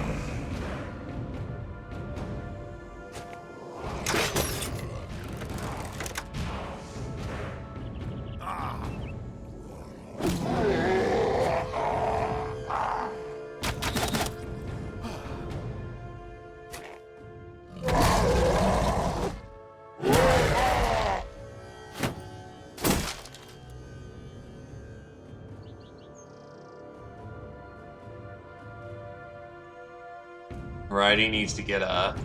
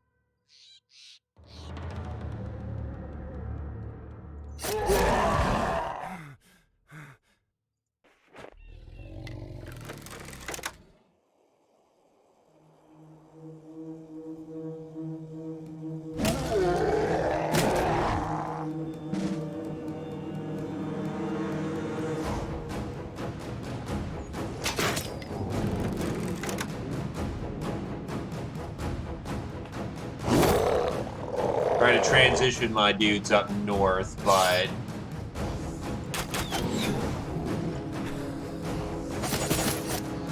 that only happens so fast.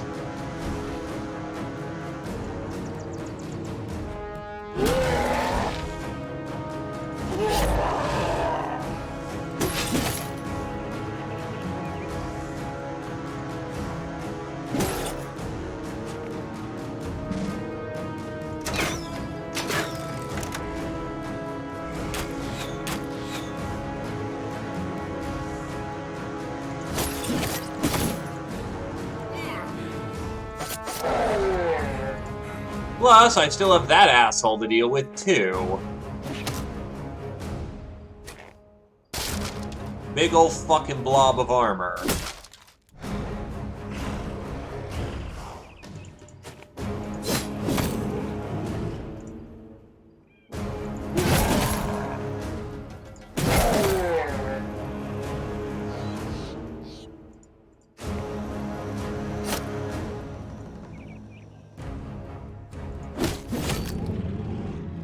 At least his AP is now bunked.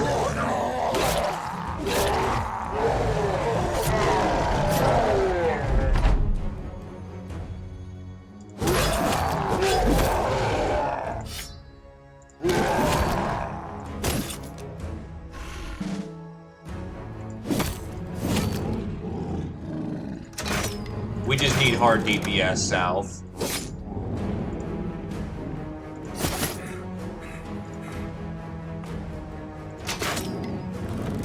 Or else bad things happen.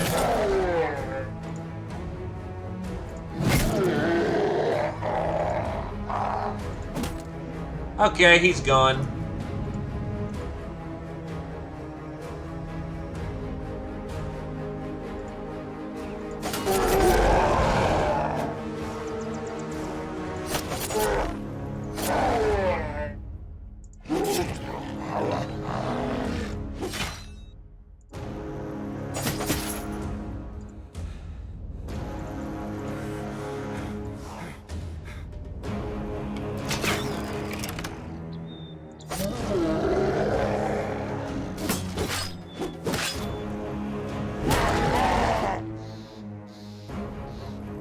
God, my lines are so messy now, I don't know who's where.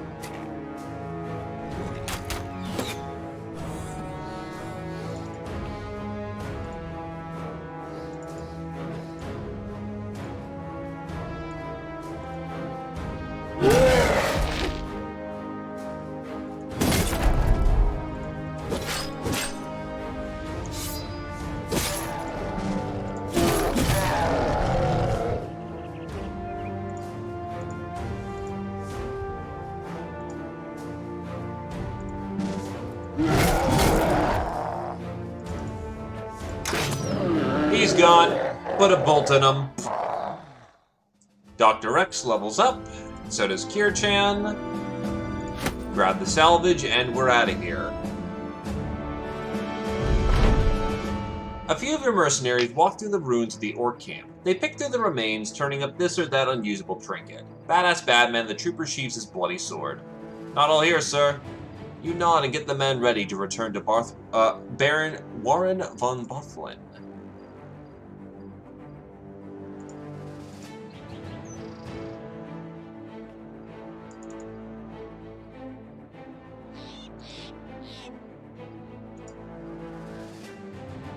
It was Varigold that had the modifier going on.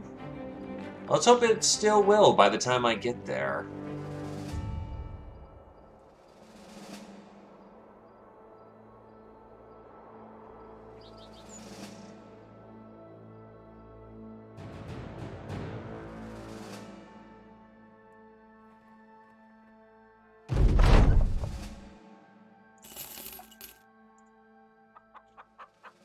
Nope. Maybe it was Halesborg? Yeah, it was probably Halesborg.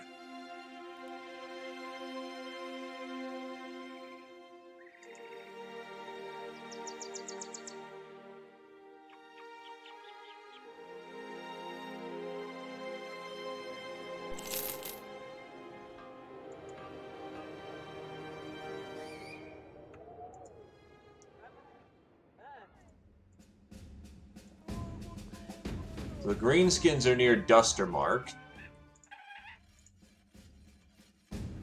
How much are you willing to buy my stuff for? Roughly price is right, so sell off the salvage.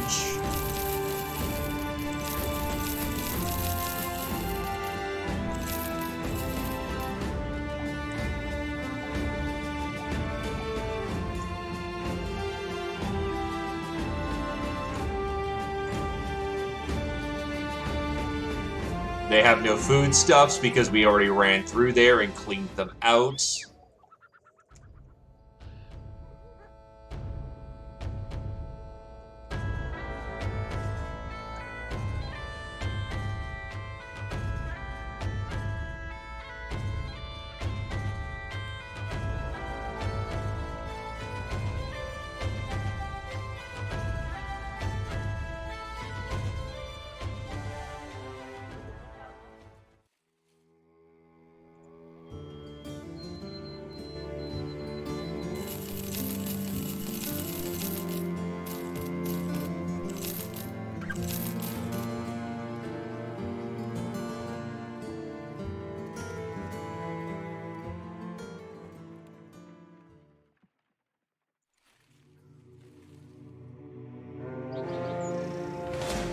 Jesus, you guys suck.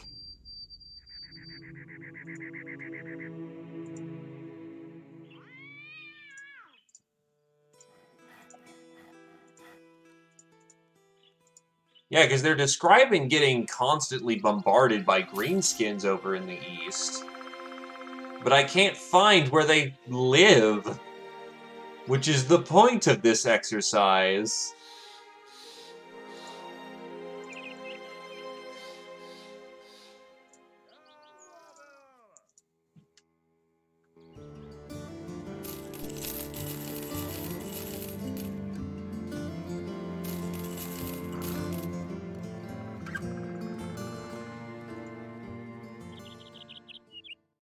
Maybe if I try more southbound this time, because I did find, well,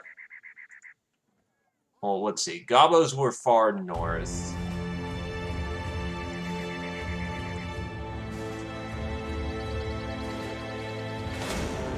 That's a keep, which is not a orc base.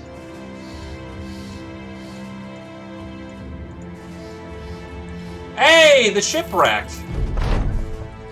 The ship is wrecked among the trees, some of which have long since started to grow through it. As far as you're aware, there is neither sea nor river for miles. Esekosa walks up and halts at the very sight.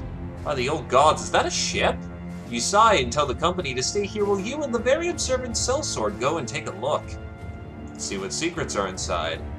You step into the bowels of the ship. It is completely vacant, save for a stump with an axe head chopped into it. Esekosa looks at it. There's an axe head. Nodding, you say there is indeed, but the metal it carries veins of a sort of golden hue. Getting closer to the stump, you can see embers flitting upward out of the wedge. Esekosa taps your shoulder and you him pointing into the dark of the ship. Skeleton, dead one. Just faintly you can see the pale bones. As you draw near, the clothing becomes apparent and readily obvious as royal attire. There is a cracked ale horn in one hand and a molded loaf of bread in the other. His jacket is blown open and shredded by splinters. Upon closer inspection, some of the wood is embedded in his brain pan. Inspect the stump. Seeing as how the skeleton and his beer and bread aren't going anywhere, you leave it be. The accent, however, draws your eye again. Esekosa walks over to the stump and the glowing wedge. He tries to take it out. Finding no luck there, he steps back and kicks it further in. The trump cracks in twain, and the sellsword suddenly glides upside down, and the axe head shoots through the roof of the boat, and you can hear it clunk and clatter down its sides outside. Debris and smoke drift lazily about. The sellsword gets up and pats himself off. What in all the hells was that? You shush him and point. A little golden goose squats where the stump's base used to be. The sheen of its metal glows and twirls. You've heard of stories of a golden goose, but never thought they were anything beyond that. Is it real? Esekosa stumbles forward. Sir, what are you doing? You wave him up and pick the golden goose up. Holding it in both your hands, it feels oddly warm, and it isn't expanding or melting your face. You can feel its metal rippling ever so slightly against your fingers. Might even be glowing? With the treasure safely huddled beneath your elbow, you wonder why the skeleton didn't fare better. Esekosa walks over and touches the golden goose on the head but quickly recoils. You asked if it burned him. The sellsword purses his lips. Really, sir? Was it not obvious? He sticks his finger in his mouth. You tell him not to be so snappy with his commander, you'll throw the goose at him and see if it makes short work of him as it did the skeleton. The man shrugs. Oh, look at the man chosen by the shiny bauble. Put a blade beneath its wings so it can knight you. Or hells, why don't you put it on your head and call yourself king already? You look down at the goose.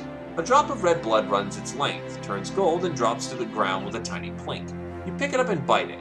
The gold smooshes satisfyingly in your teeth, and then you throw it to Ese Cosa. It does not burn him this time. You realize you may have found the genuine golden goose from the tales. The tales tell true. Does PTR do anything to the golden goose? Not really. It generates 50 crowns. I think that's up. I remember it generating like 20, so that pays a bit for the daily wage. Ah, there's a green skin camp.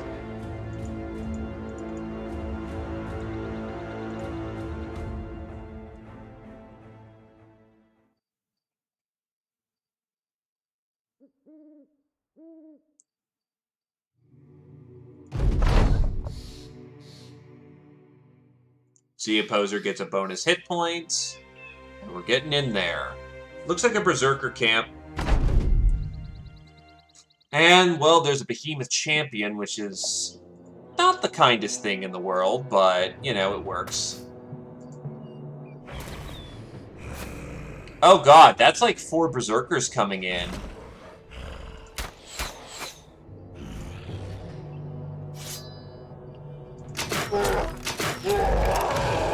Shields up.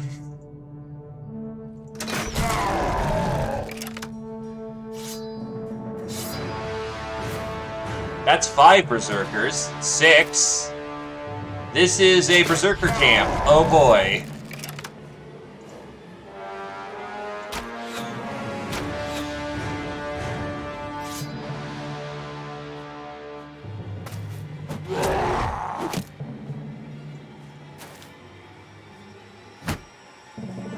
And by the way, that's champion. So dollars to donuts. He's using an unhold. He's using a legendary unhold splitter, which means this is about to get very interesting.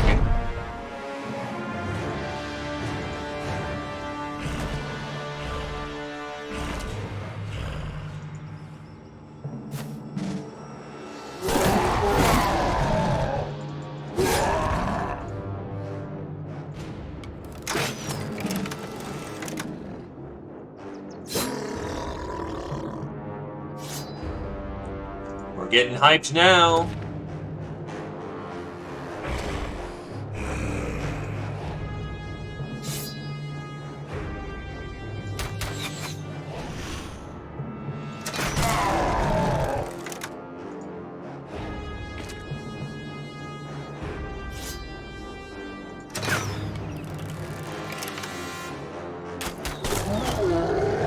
Well, that scatterfire worked out really nice.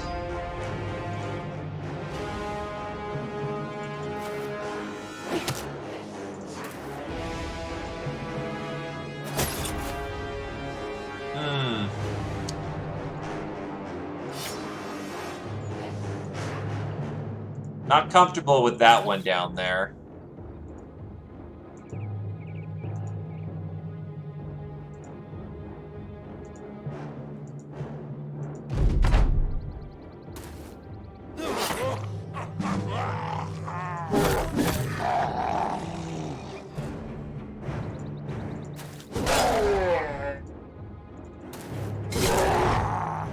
Shit.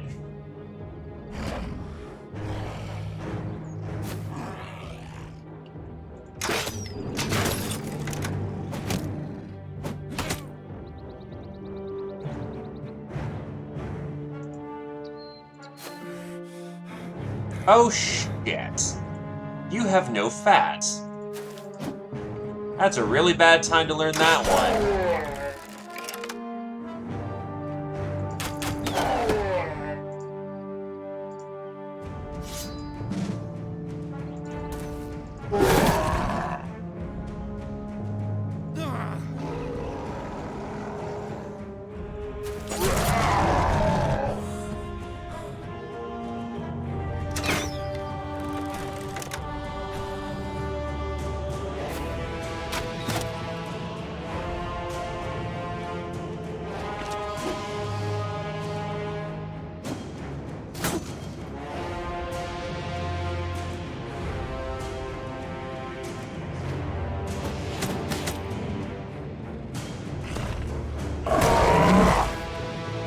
mean, that works.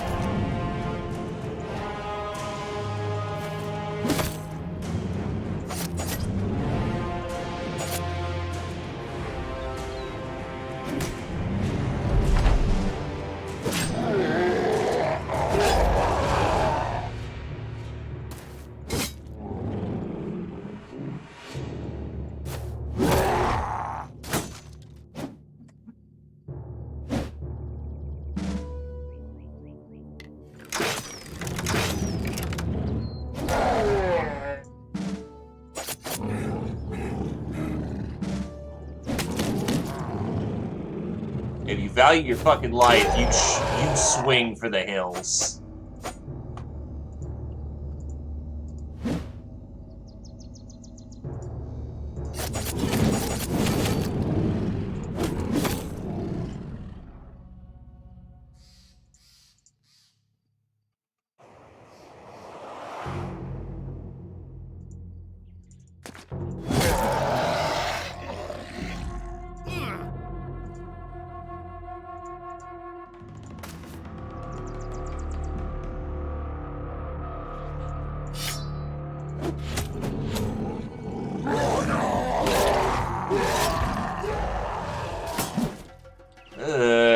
I do not like the fact that you tried to you did a spin with your fucking super splitter.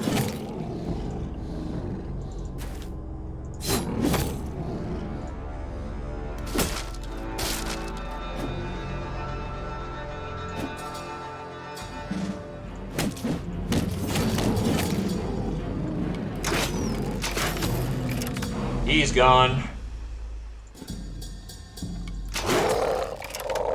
That's a little dangerous, but all's well in the land. Zeo, Bagel, Rex have all leveled up. Oh, and Kirchan as well. We got a much better Unhold Splitter. If you can handle the weight, that thing is going to pulp people.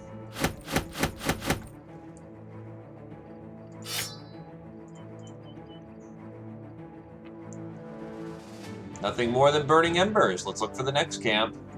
So I want to get this ambition done before we peel out, hopefully. Oh, actually, that's really good. The Ancient Spire. The spire is twice as tall as any castle you've seen and narrower than any tower. It is as though somebody had all the material to build a fortress, and instead of building the bastion, they built the spire. Ravion the Ratling squints as he looks up at its rise.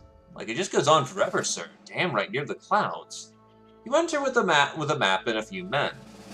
Inside, you find a glass sphere sitting on the hollow lectern. Inside the bulb sits some powdery remains. Perhaps the last issuance of magic, you know not. Your intuition tells you whoever dwelled in this slender refuge did not always take the stairs.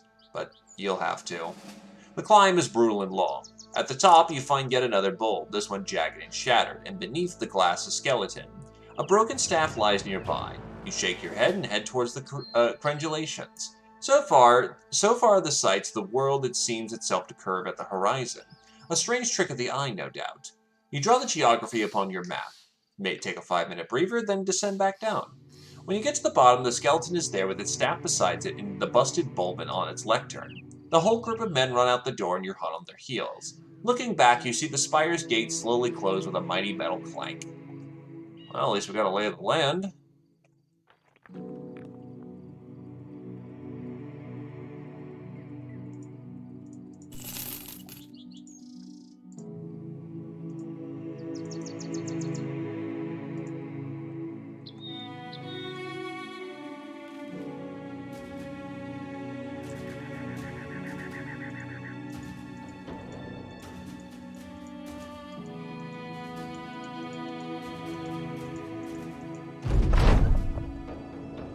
Well, here we go.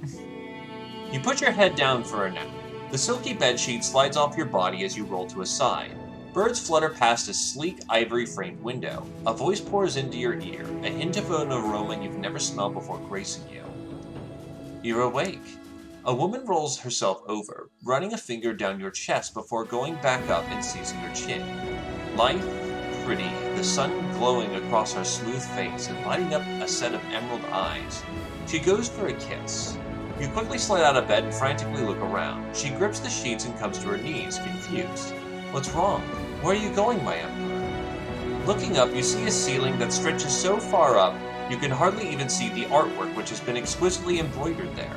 You open a door and step out onto a balcony. Impossibly tall buildings, red, white, and gold banners. A horizon steepled with black shades stretching as far as the eye wishes to see. Domes, fountains, great arches, statues that stand so tall they seem to be commanding the structures as soldiers. Atop each roof is a garden greater and more flush than anything you've seen in the eternal springs of nature itself. Suddenly, two men emerges at your sides with cages of doves and lets them out.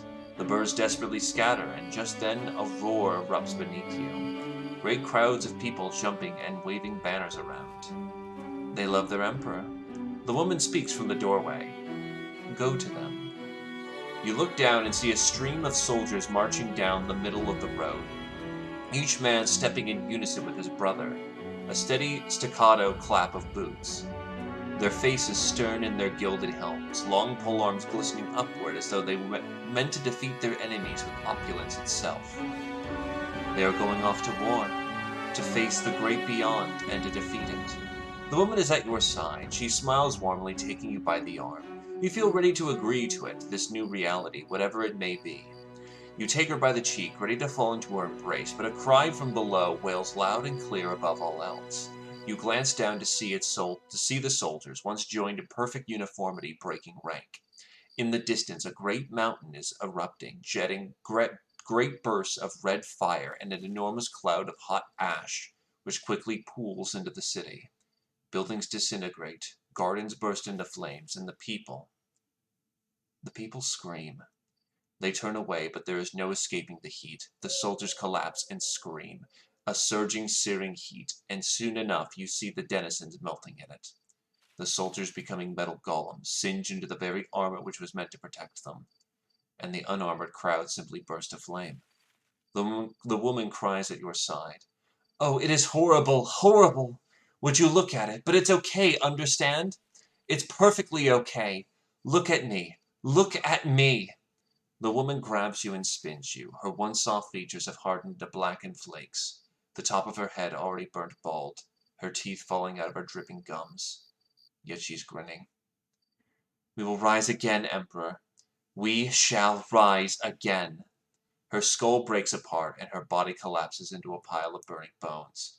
You jerk to find Philip shaking you. Sir, wake up. We got a group of refugees here saying the dead are rising from the earth and killing everything in sight. The woman's face flashes before your eyes. It is horrifically scarred, but this doesn't stop her from grinning. The Empire rises. Hey, it's Undead Crisis. Gotta love it. And that's at work. Hunter group in the dark. Okay, how bad is this group?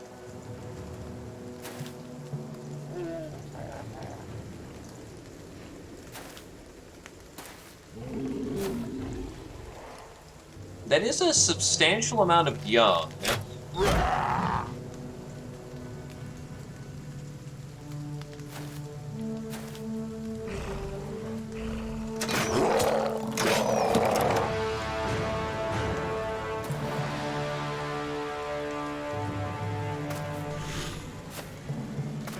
It's mostly young in this group. They might have something nasty that I can't see, but for the most part, this is looking pretty... Yeah, no, we got this one.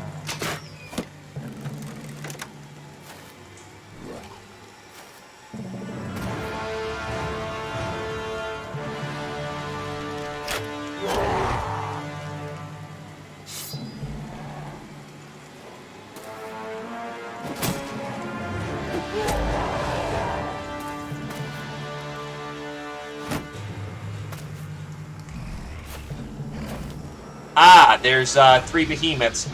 Okay, I see the problem now.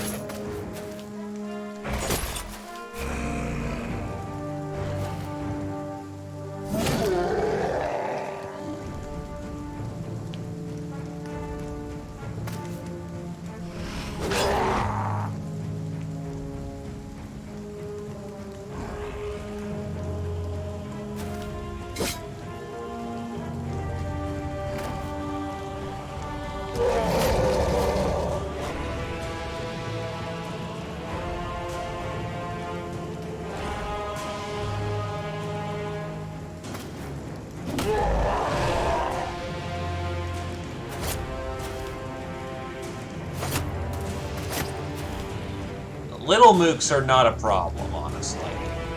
They're just filtering for their bigger friends.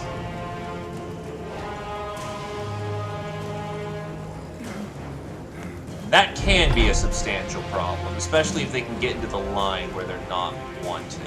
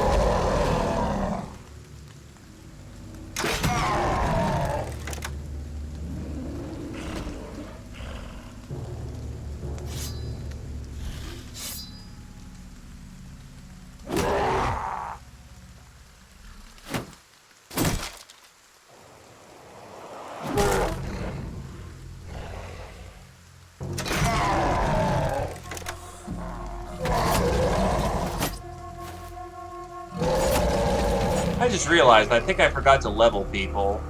That probably would also help this situation substantially.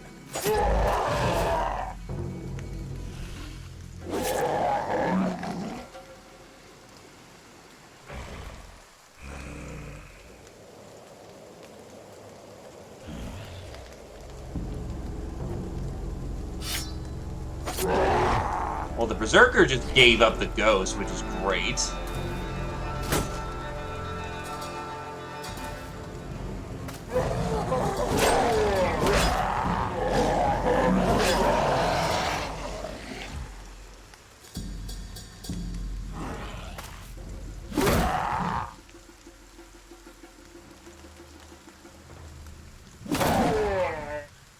For once in their miserable lives, the greenskins feel fear.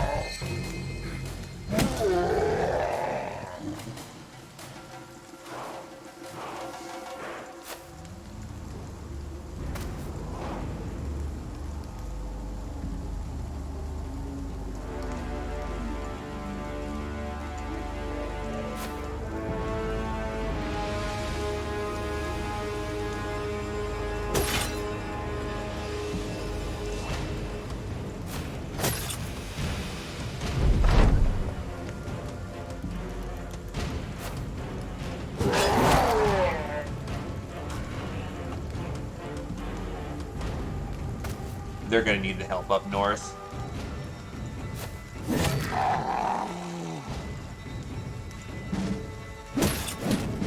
Okay, you are now officially stripped of all your fucking armor.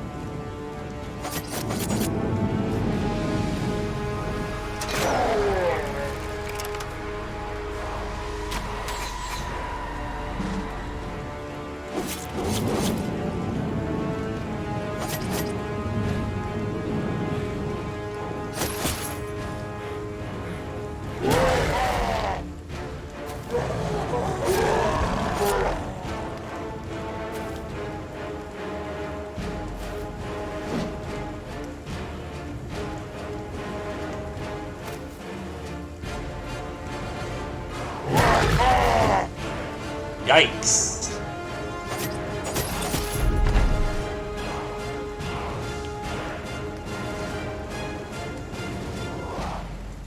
Going south.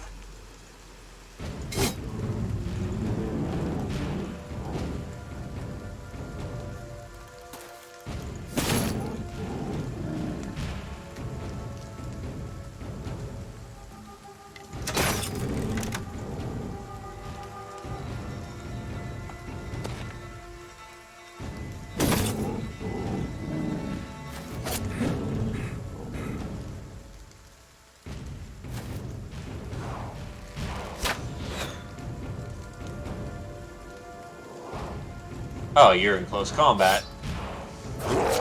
Stab.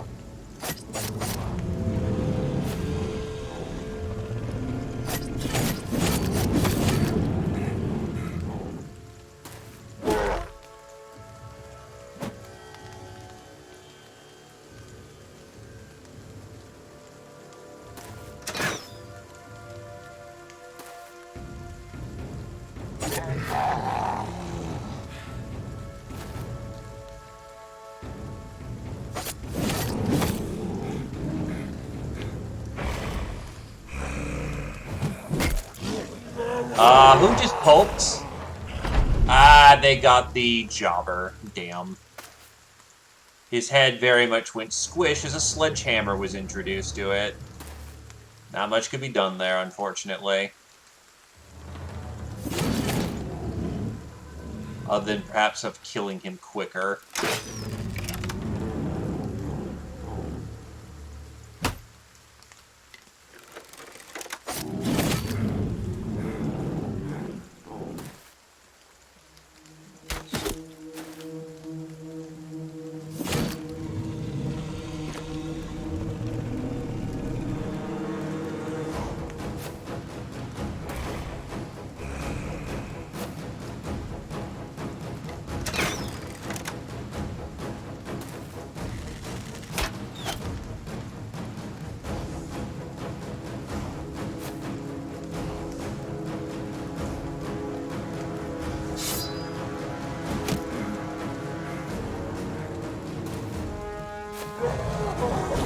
Wait, what the Oh, he walked in and I had no ranged weapons. You know what? It's over. I'm cool to let that one go. Yeah, his skull cracked. It went squish bad. Grab the salvage and let's keep moving.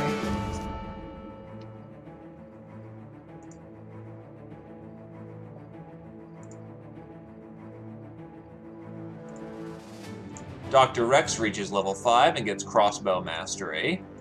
Shooting.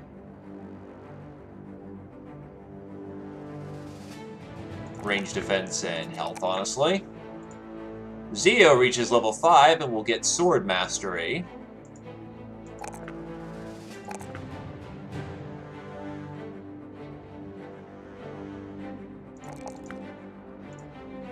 Bagel hits level 8.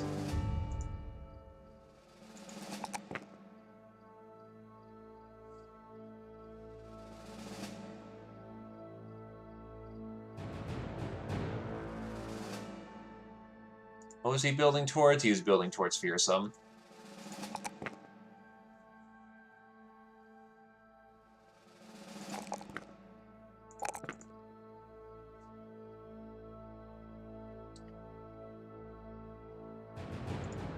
Fearsome acquired. You are going to get your throwing weapons.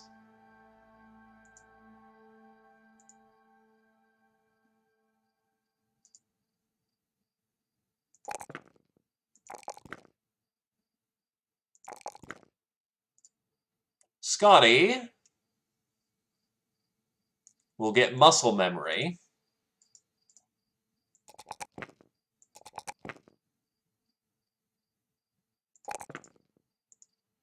Kier-chan just gets an apex level.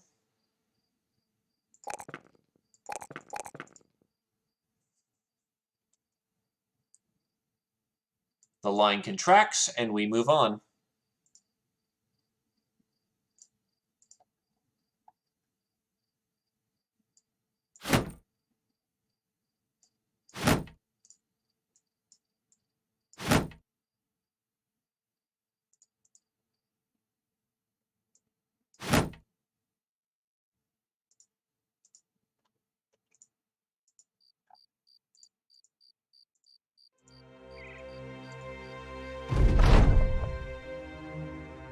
Silo of the Iron Heart. The miner sucks in great gulps of breath and then lets them out in long, a little wheezy exhales. He nods to himself as though satisfied by something everyone does. It seems some folks are easily pleased, but he does explain himself. You know, I spent years in the dank and the dark of the mines, breathing in the dust, in the metals. I think being service-side this long has been a fortune of its own, a treasure I didn't know that was out here for the taking. Thank you, Captain, because I wouldn't be here right now if it wasn't for you. You nod and thank for the kind words. No fencing sword. You haven't gotten to Fencer yet, but it would not be out of place for you to actually use a real sword at this point.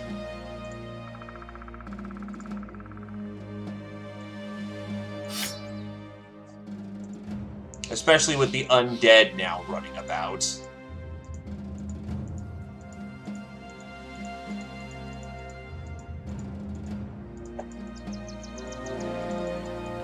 That is a goblin raid squad. That is going to get us killed if we get caught. Really? The Kraken pillars are out here? You stumble across a woman in the swamps, alone and with a rucksack and a pannier with rolls what may be maps, and there's a dagger on her left hip and pots and pans to her right. There's a kicked campfire nearby, and piles of tomes shoot into a velvet sack. Everything she is and everything she has is covered in greenery on the mire. She's standing there, staring at you and you at her. It's not exactly ordinary for a woman to be out alone in the bog. She smiles quaintly, hesitantly. Hello. With a hand on the handle of your sword, you eye the surrounding parts for an ambush. You ask her what she's doing out this way, and she says that you wouldn't believe her. You've seen enough to lend credence to even the edges of whatever insanity she can respond with. The woman nods. Well, alright then, come on over and I'll show you. Let's take a look.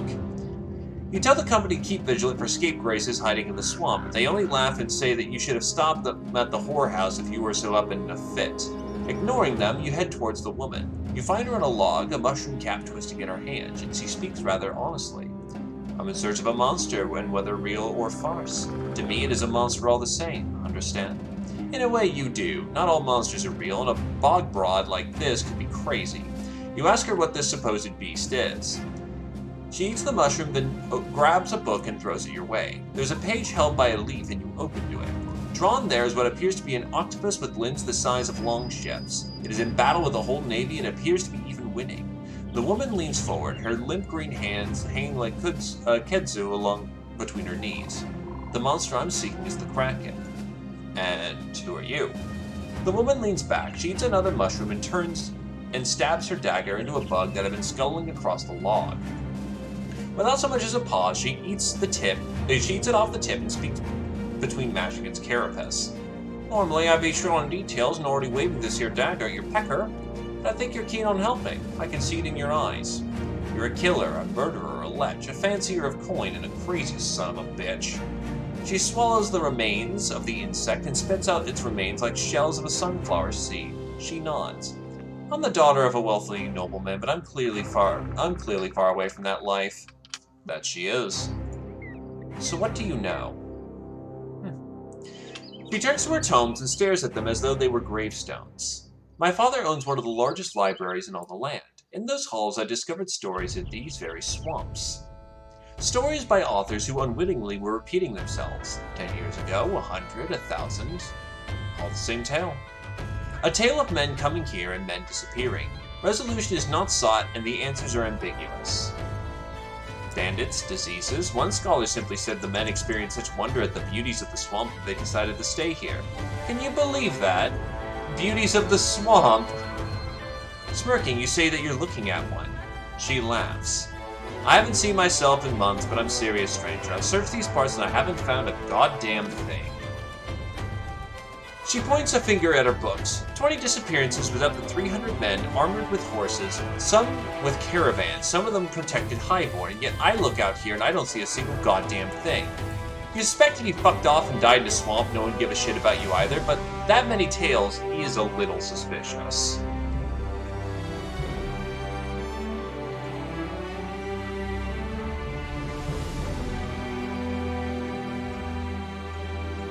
Yeah, we do have fencing swords when you're actually ready to use them, but it's still a bit of a journey to get there in the first place.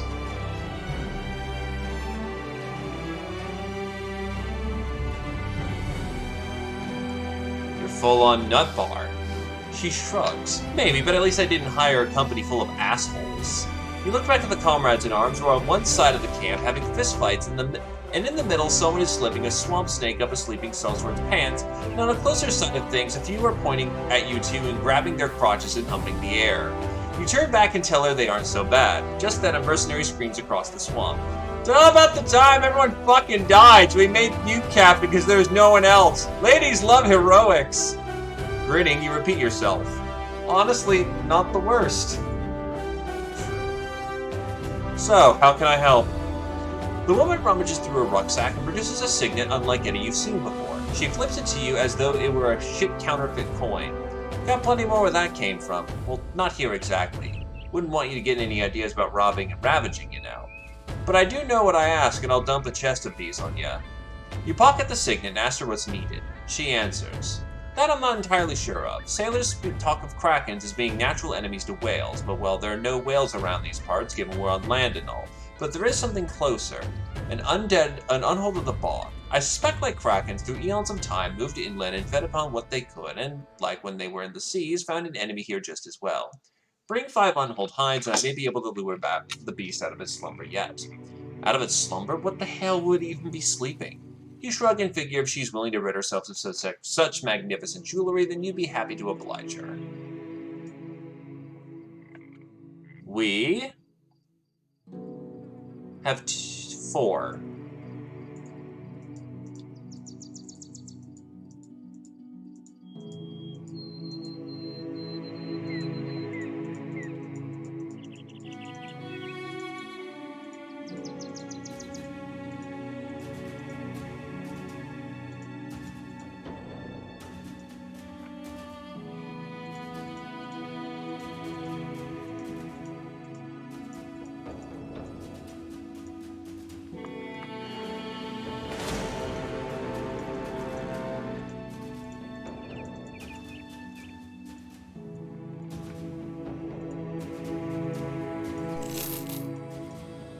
Oh, fuck. Please don't tell me it's an ambush spawn. It is, of course, an ambush spawn. God fucking damn it. Because it's happening in the forest.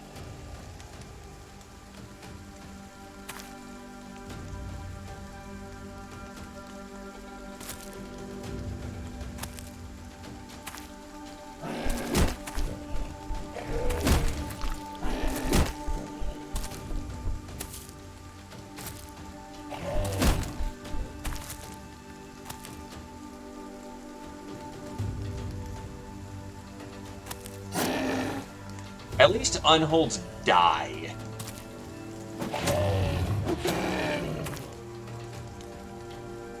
The problem I'm running into is I need to centralize everybody.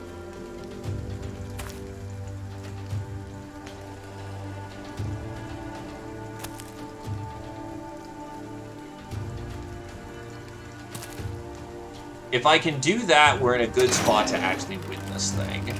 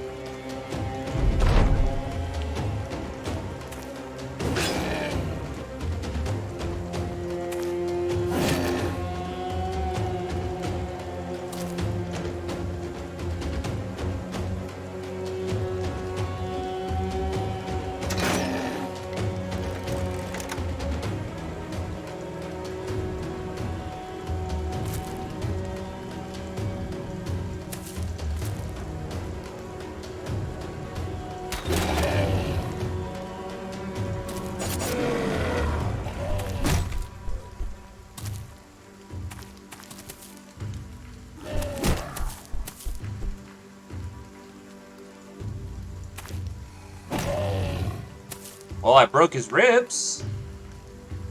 It's not a bad spot to be in.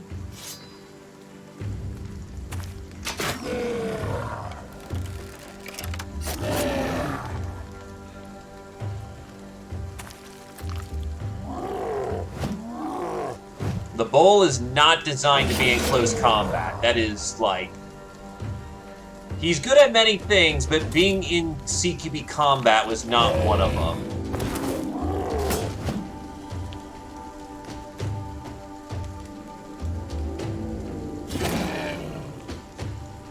If I can terror bomb him to death, though, that might actually work.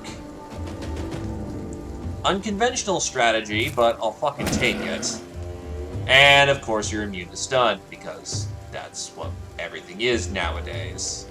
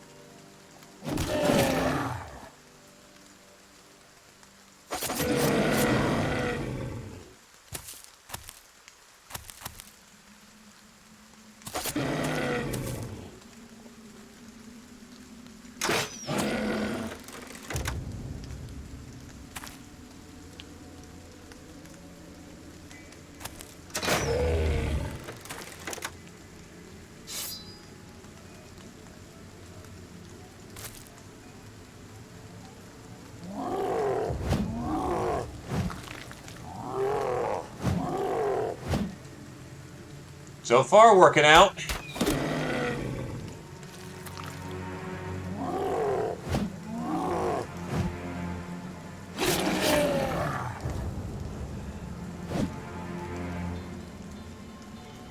That can easily change. Especially without some help.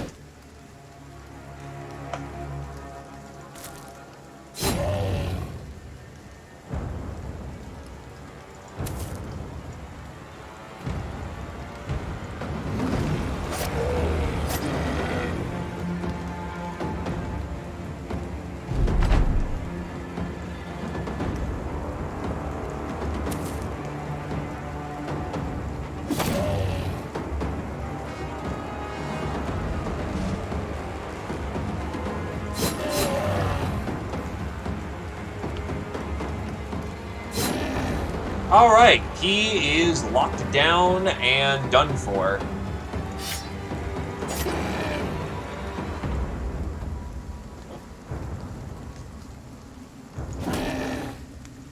Thankfully, unlike fucking trees, the unhold actually dies.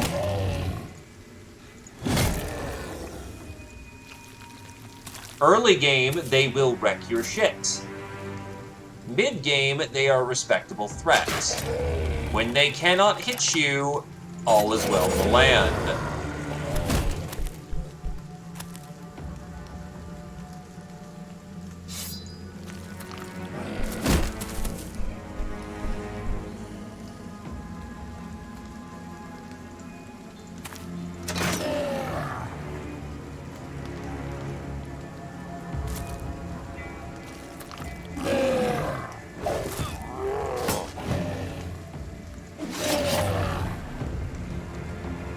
A matter of threat control. 1, 2.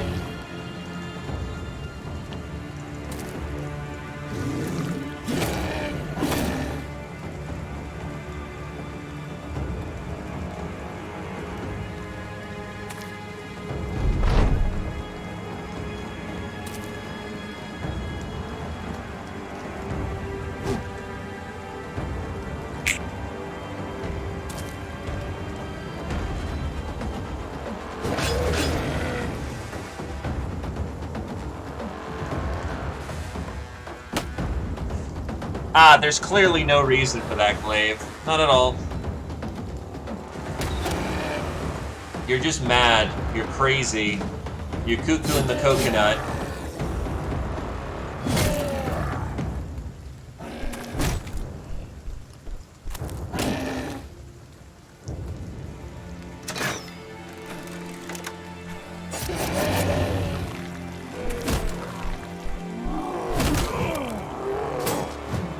Well, Esikosa just took a pretty nasty hit.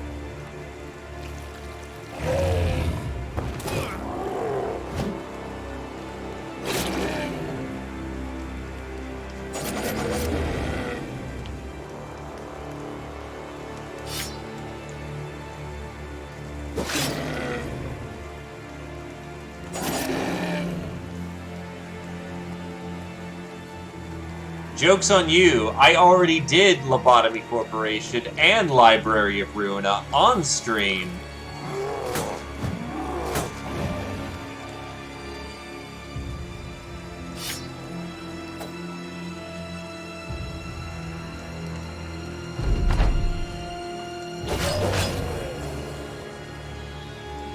Oh yeah, that's right.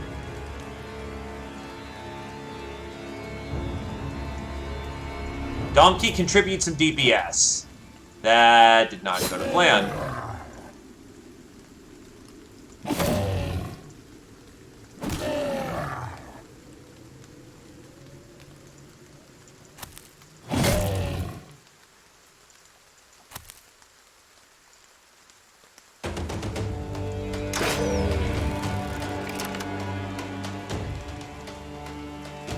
Nope, that is not what that is. Good guess, though.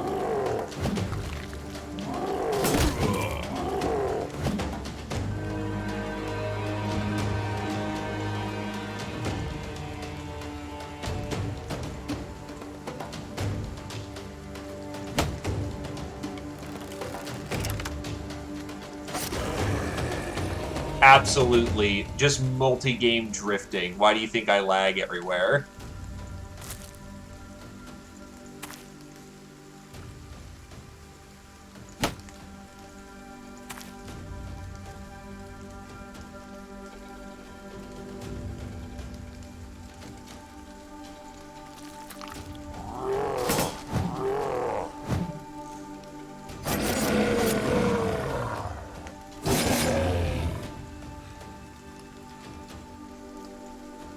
Please, no. No, Xiao. Xiao, why did you, like, soft-lock my run for a small while? The burning.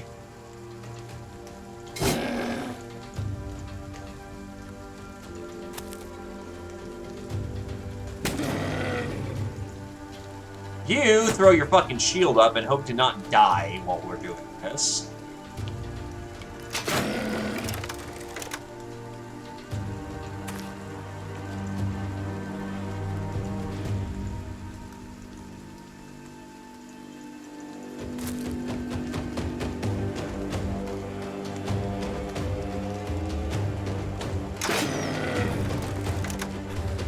No, you won't.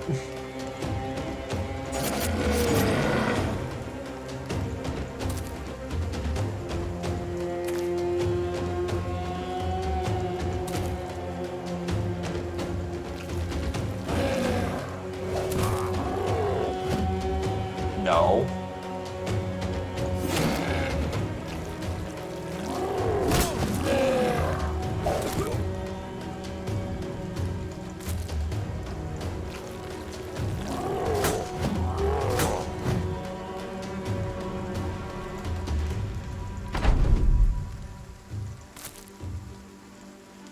Backup is arriving as fast as it fucking can.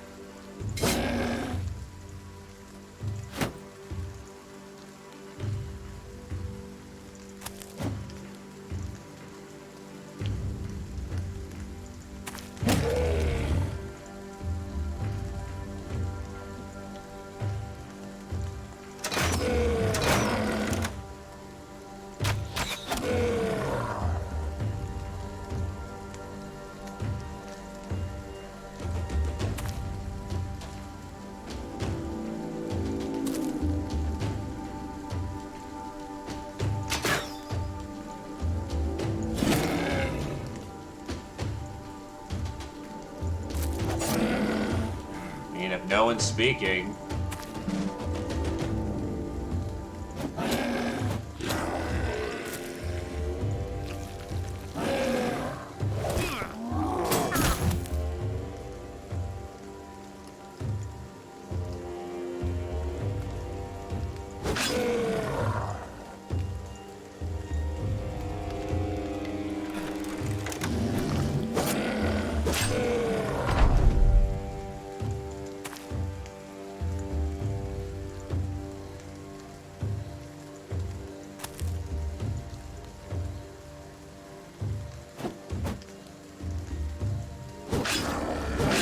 That's a kill for Theo.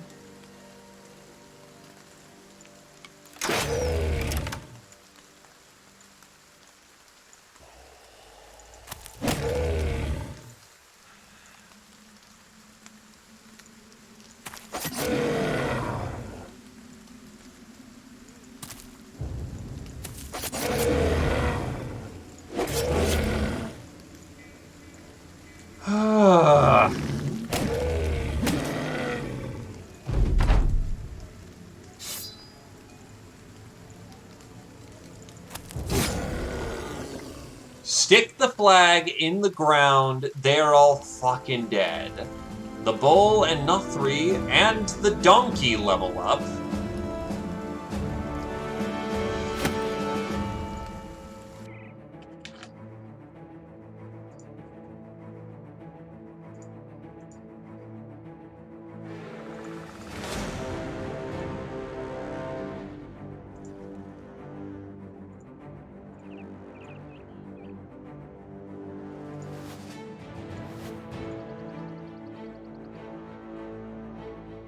What can the donkey do? Nothing, as expected.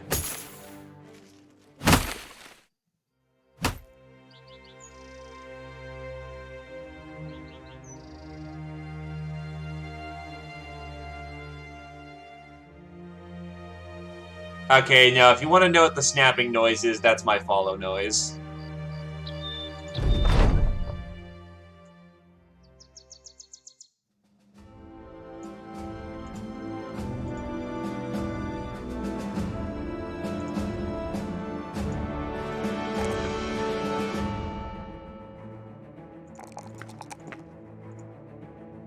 Nuth3 reaches apex level.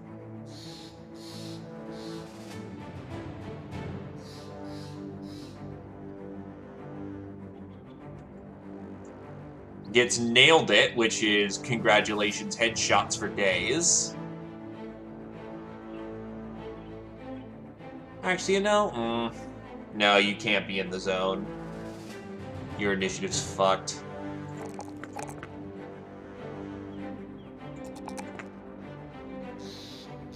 So we'll go with nailed it. The donkey bulks.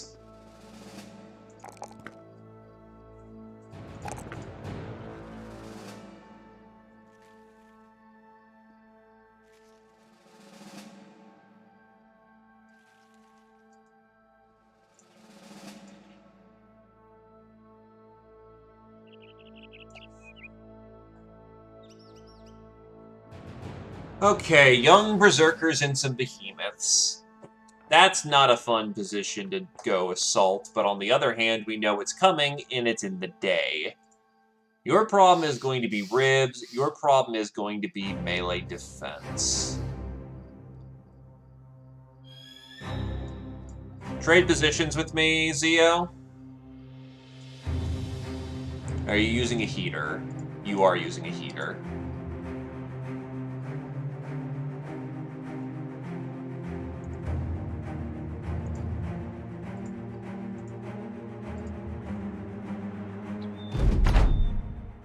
Oh god. Okay, quickly resetting my game. Oh god, it did not like that. The finger snap is my follow noise.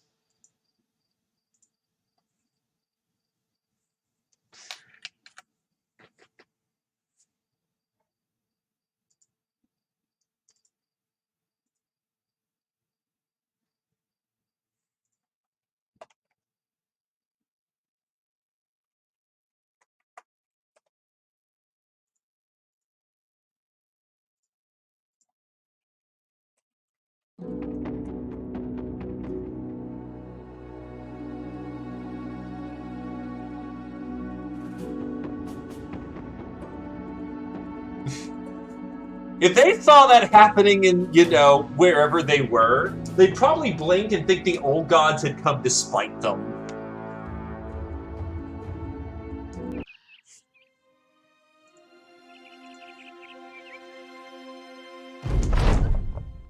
Okay, so there's 9 in this group. That's not bad. Not ideal, but not bad.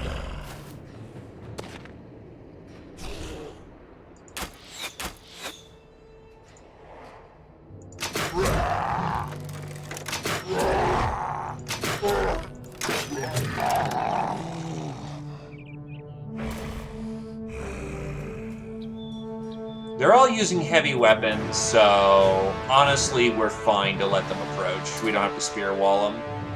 Just shoot them on the way in.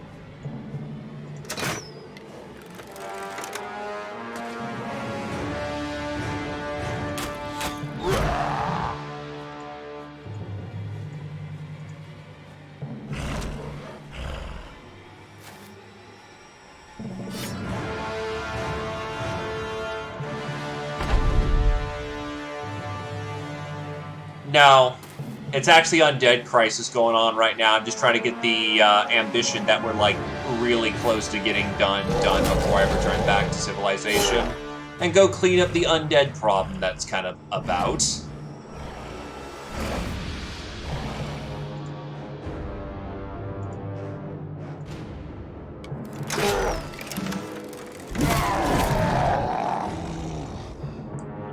Pulpy. Super pulpy.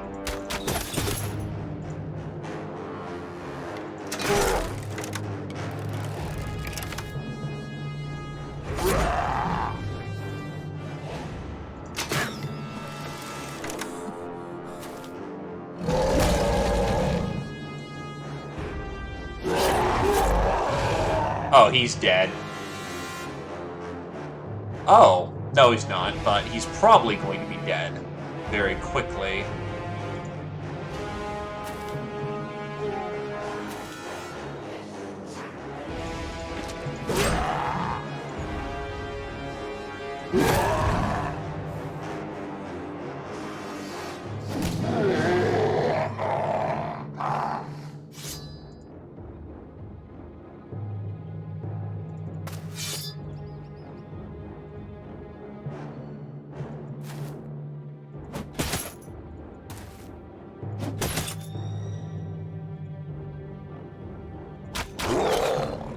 Got him with the scatterfire.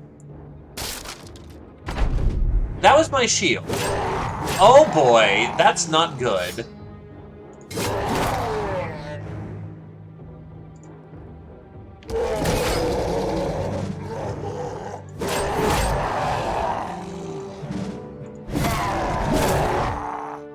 That's me. I'm not screwed yet, though. I am a very defensive character, so I should be fine. Your legs being clipped means you gotta pull back. You are done for the day.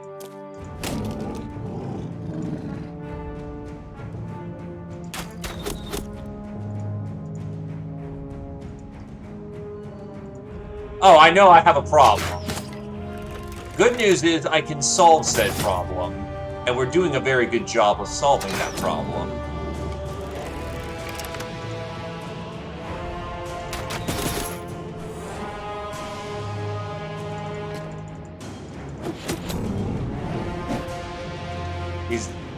It's swung after Nictus, of all people.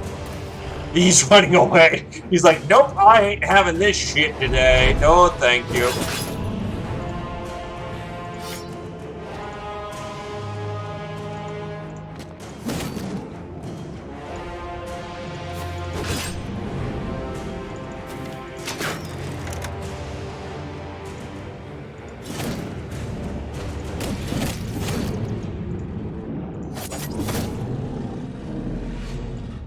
Too many of his friends are dead. The enemy will run away if...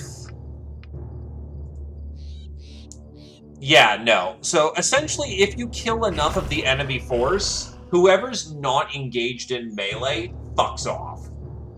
It's essentially them routing.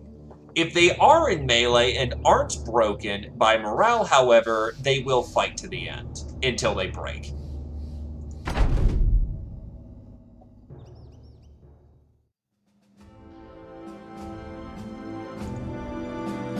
Oh! Oh, that's a trophy item. I will need a look at that when I get back to town. Well, actually, I can look at it right now. That's actually what the dog is supposed to be there for. It's used to catch running enemies. That got named after Zio, huh?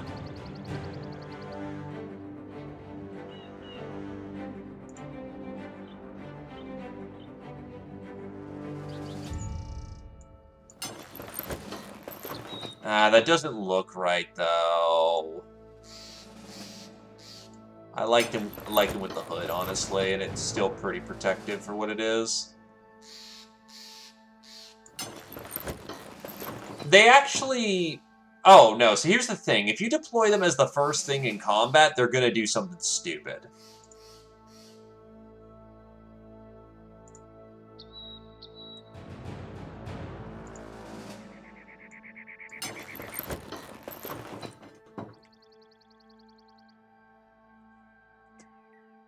That should put you down to 15 exactly.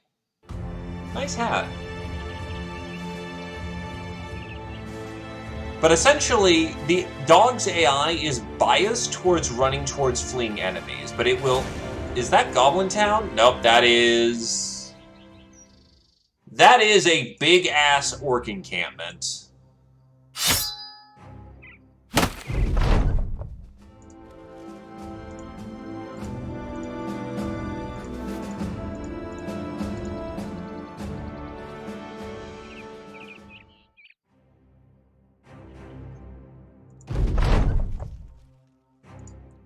On one hand, that is technically the last camp I need, and it's mostly filled with younglings.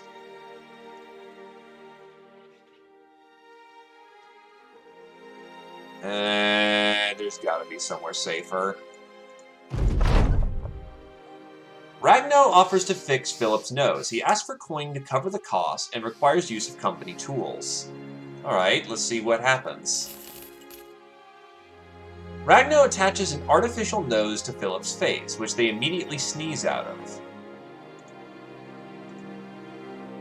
What does the artificial nose do? First of all, what does that look like cosmetically?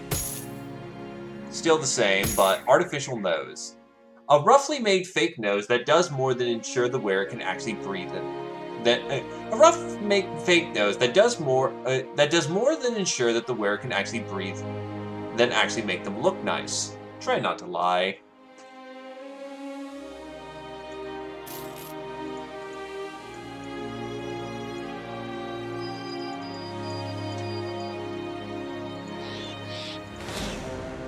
Ah, there's another camp up ahead. That'll do for a final camp. Well, here's the thing. Philippe lost his nose. What the guy is doing is not... It is actually fixing up his issue. The problem is that it can't fix everything. It's not a natural nose. It's a prosthetic, not his actual one. Without the prosthetic nose, he'd be taking a -10 to his fatigue penalties.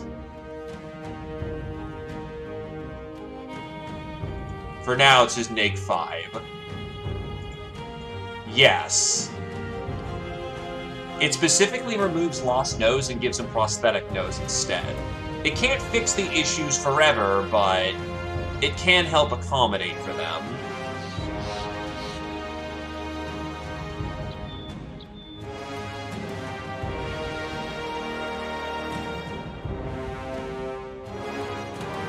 Bagel takes this one off. Unfortunately, his leg's fucked up at a bad time.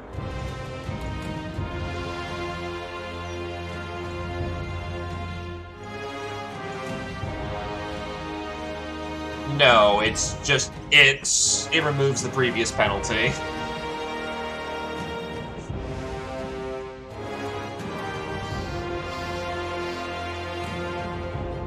Zio, we will live and die together as brothers.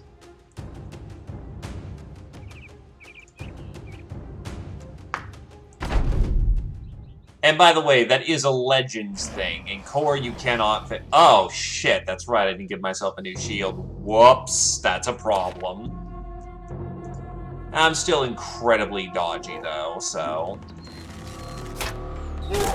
Anyone who comes center and I'll have cover. Actually, it might bait them in.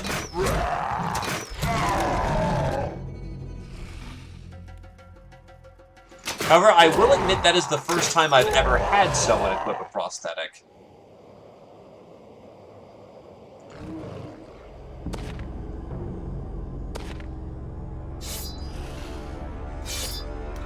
It's also very expensive to get that prosthetic up and running, because first you need to get an inventor, then you need to get him to level 8. Then you need to take the perk, and then you need to wait for him to roll that event. Which, I think it's... God, I don't know how long it's been to get that one thing. I wonder if he can fix a busted heart. Probably not, but that'd be nice if he could.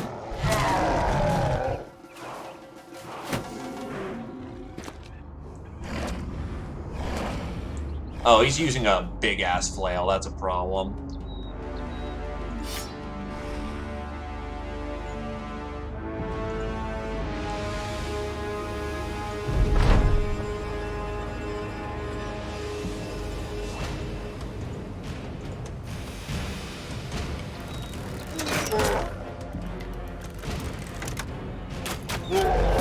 Ooh, shot in the eye. Oh, wait, shit, right, the reserves.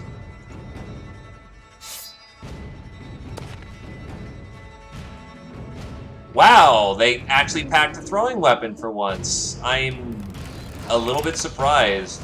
Like, I genuinely am. That's pretty rare on orcs.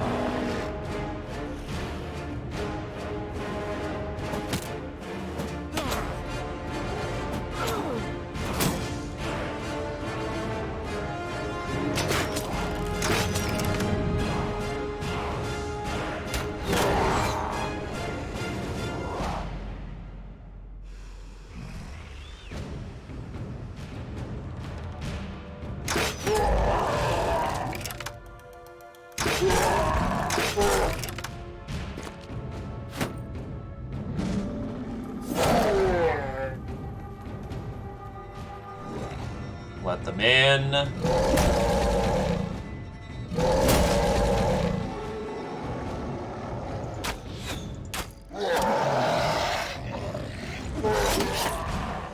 Two good clean cleaves from Glaive.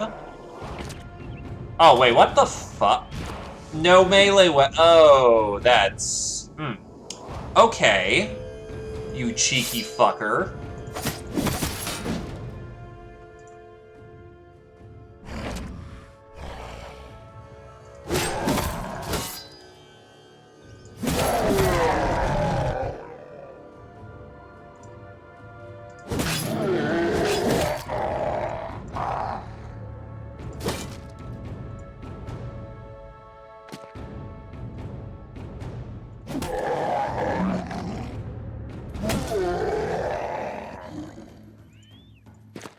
We got a bigger problem down south, so I'm willing to break my line a bit and expose.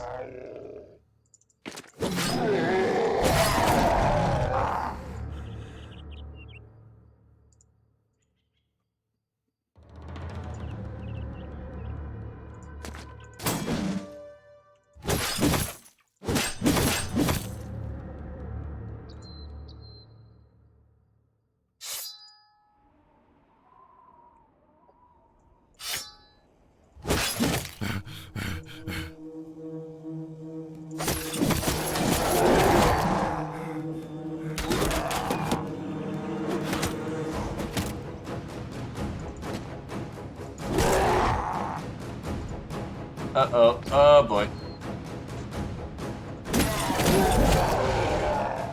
Okay, so he's been dealt with. No more flank here. I still have a nasty flail just sitting about, though, and I still have a berserker who's sitting around ready to wreck somebody's shit.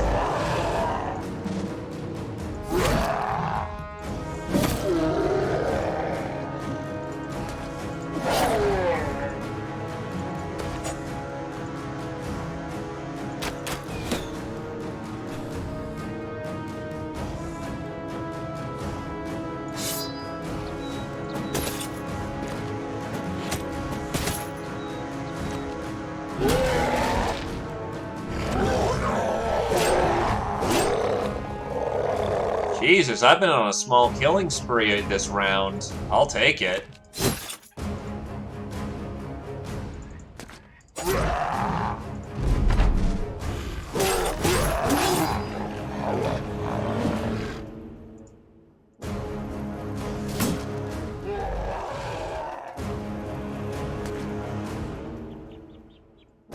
Clear well out of the range of that flail.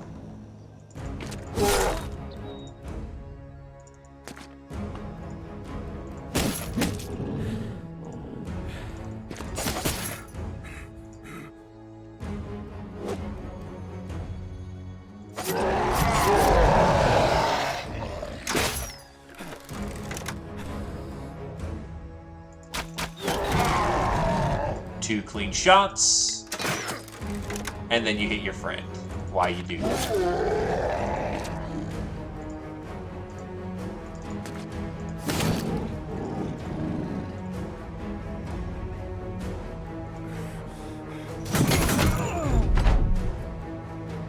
Ow!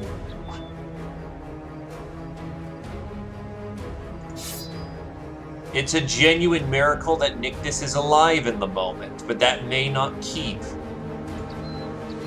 I am debating on the best plan of attack that keeps the most people alive while getting rid of this fucker.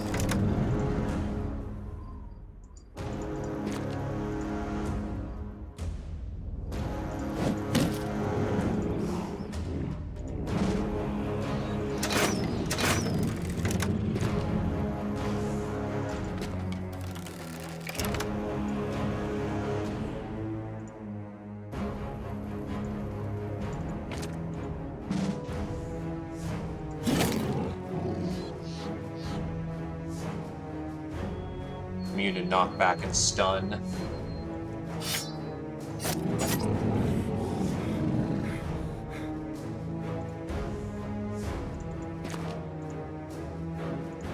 Please!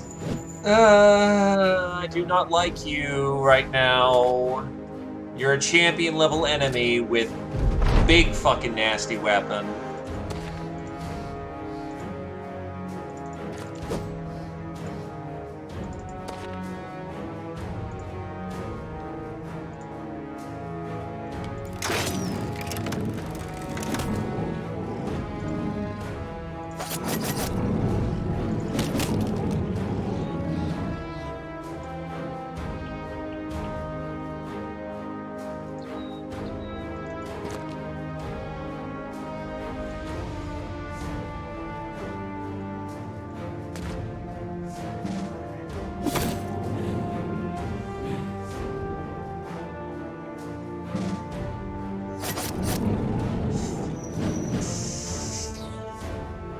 Jesus.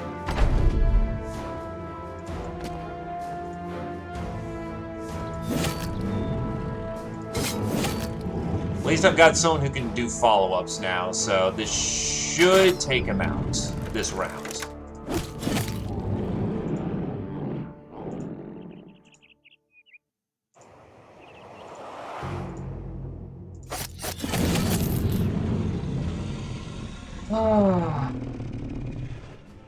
I leveled up, Silo leveled up, Brickcan leveled up, Rat Papillon leveled up, and Glaive leveled up. Yeah, I killed 5 people that round. God damn. I was flicking that blade. Oh, he's got an on-tree frog. That is a custom-baked, high-grade, low, that's good shit. Oh, yes.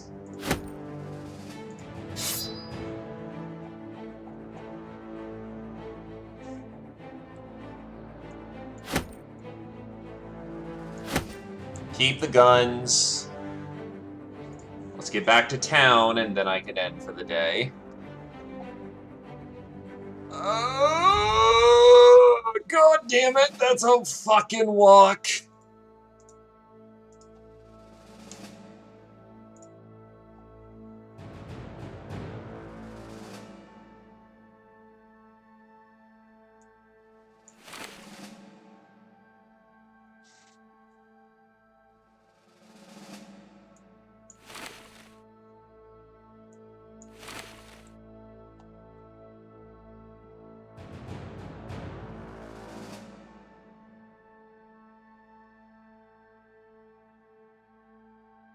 I guess my old armor can be inherited by Zio, because we both need good fencing armors. Though I'm taking my mantle.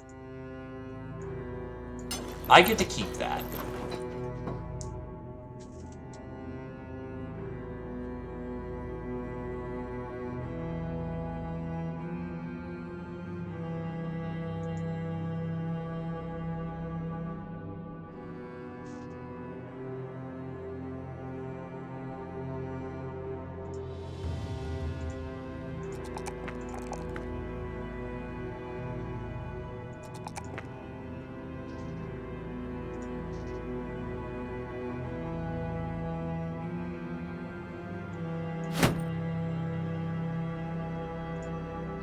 Glaive reaches level 8 and will take Rising Star.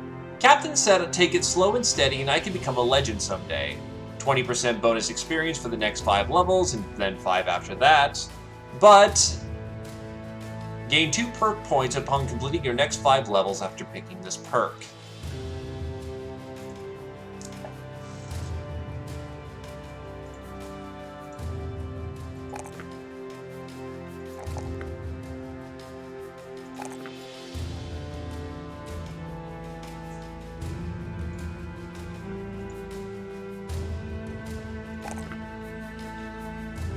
Anyway, the behemoth is very hard to break, but everything has a limit to what it will take. The question is, how hard do we have to keep hitting him until we reach that limit? Brickcan gets his Battle Forge.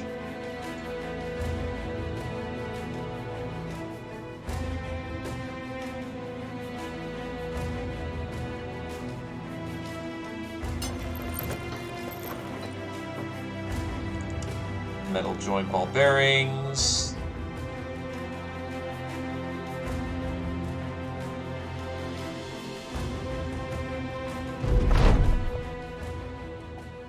With the shattering roar camp still smoldering in your wake, a group of people come out from their hiding place in a nearby copse of trees where they had been watching the battle from afar. An old woman approaches you. Those green-skinned fiends drove us from our farm outside Wolfhaven, but thanks to you stalwart fellows, we will prosper again. This is for you.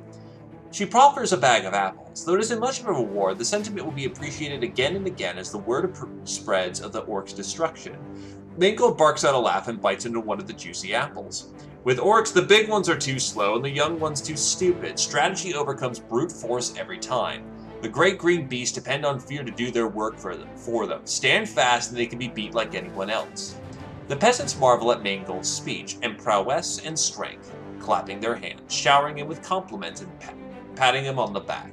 While certainly true words, this is hardly the audience that should put this advice to use. You lay your hand on Mangold's shoulders, as if to say to drop it a notch, lest any of the peasants think themselves heroes next time they spot a greenskin. Tell everyone it was the comrades in arms who won here. Undead Scourge is starting. Now, all we need to do is get back to Dustermark and, you know, sell off all this salvage that we picked up along the way.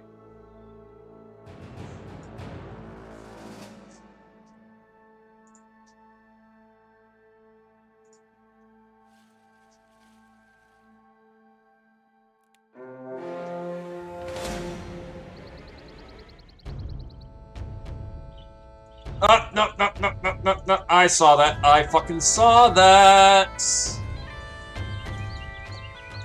Fuck you, autopathing.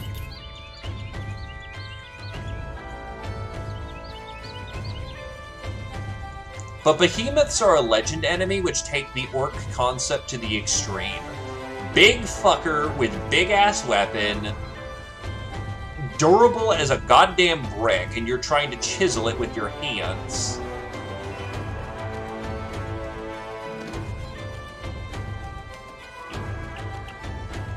Thankfully, that's all the behemoth has going for him. And when I say it's the extreme of orcs, it also includes their propensity to not hit.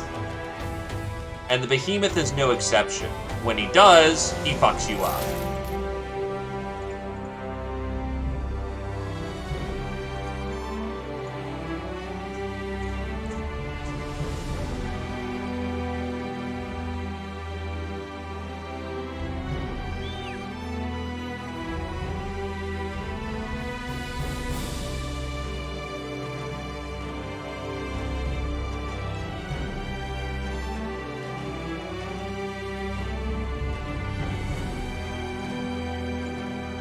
Okay, let's...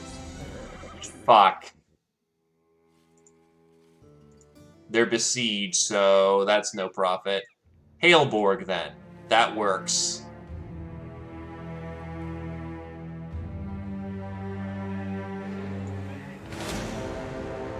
I saw them on the road. I was hoping.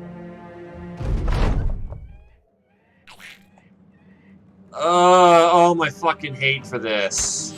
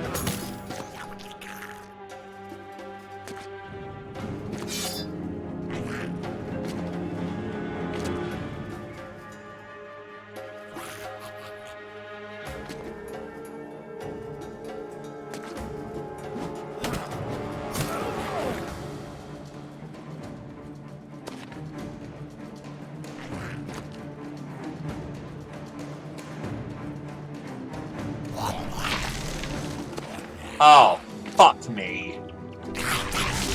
Are you fucking kidding me? Well, okay, I guess we're fighting this out.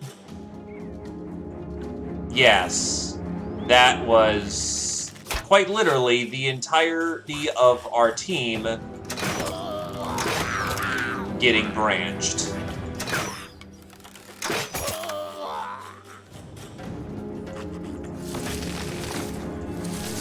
God fucking damn it.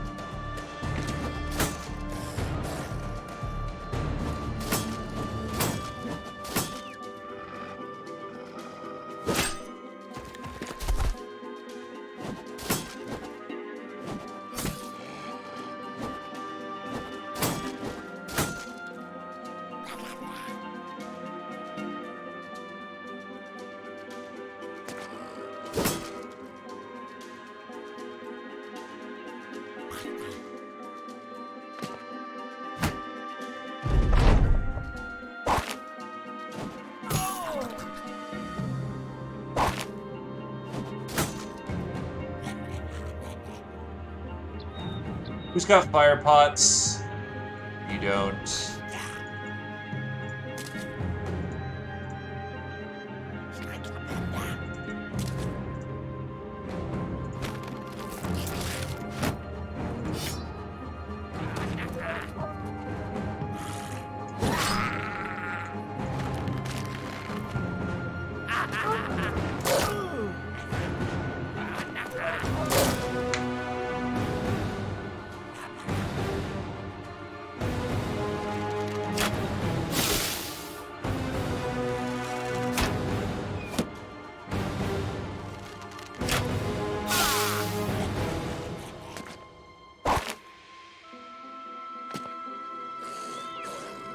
Unfortunately, the bull has to stay back because they will just Swiss cheese him first.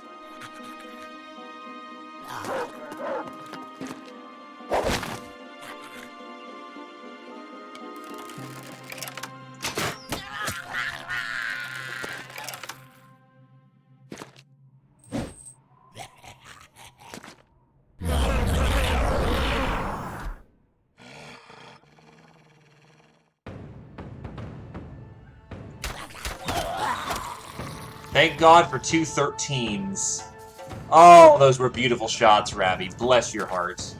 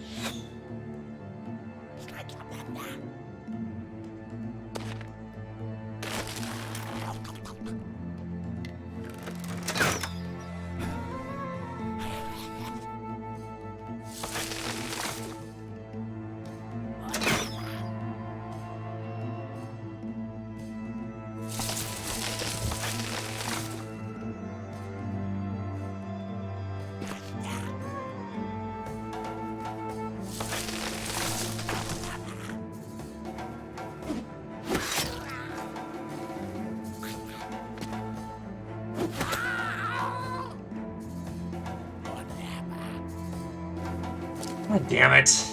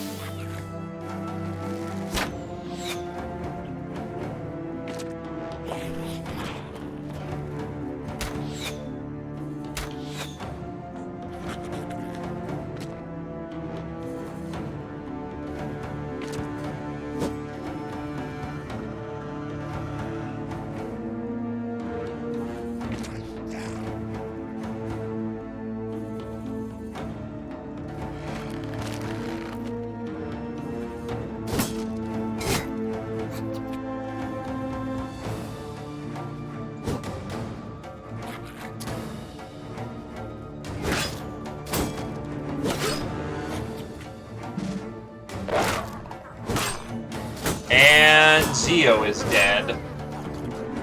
I'll fucking cheat this one, because I do hate the fact that there's just randomly fucking goddamn 30 plus, you know, kill squads that just randomly wander about every fucking time, dude.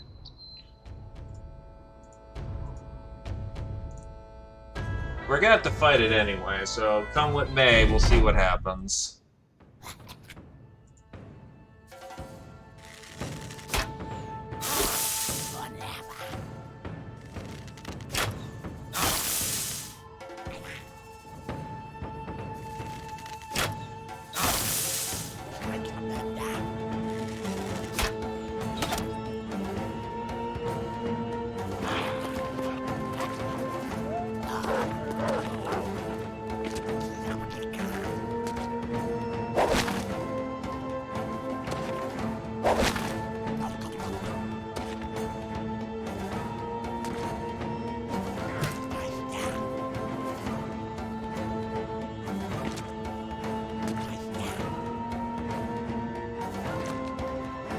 What also doesn't help on the not fun factor is that they have enough shamans to blot out the fucking sun.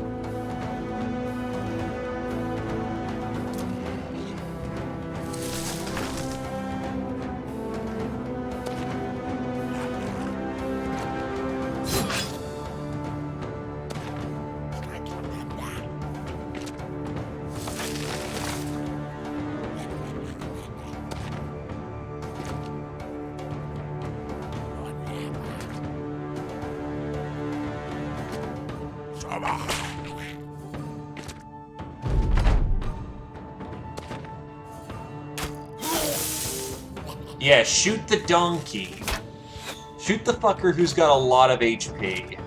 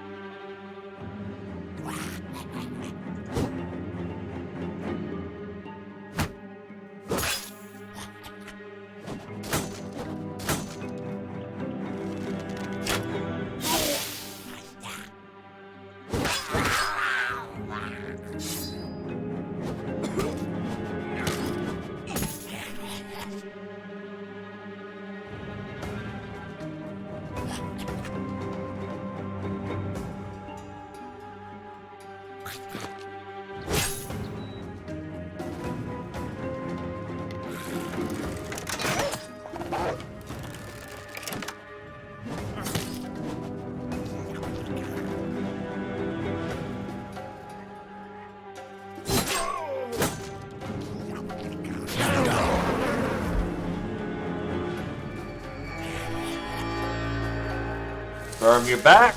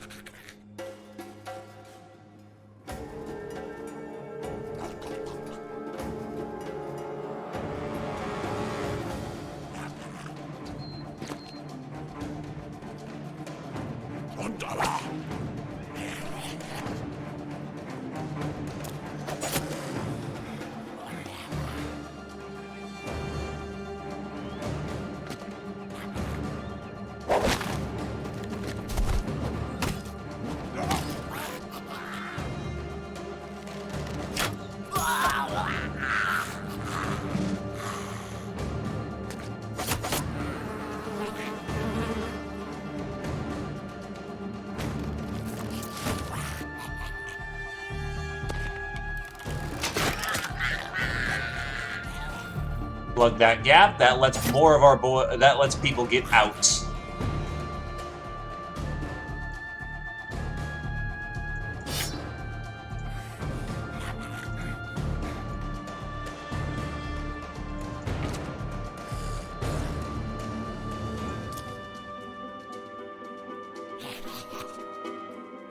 Well, of course, they covered their, you know, bolt heads and, like, shit and whatnot.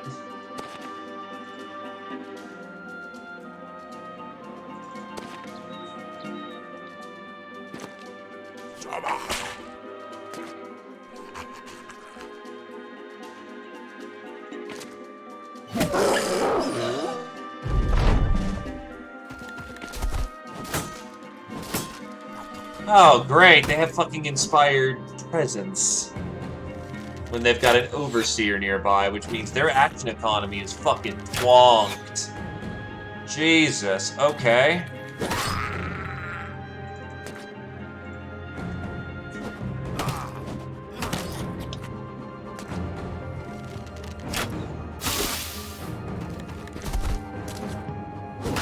Oh fuck, Silo's bleeding.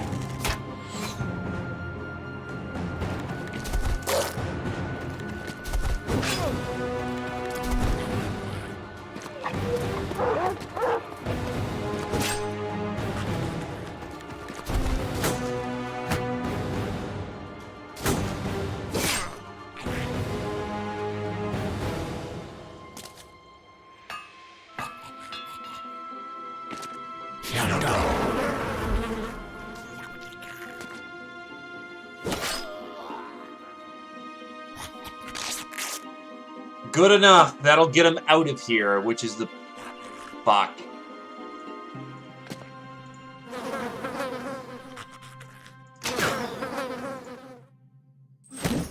I got bandages, and that's the primary and only way you're gonna do that.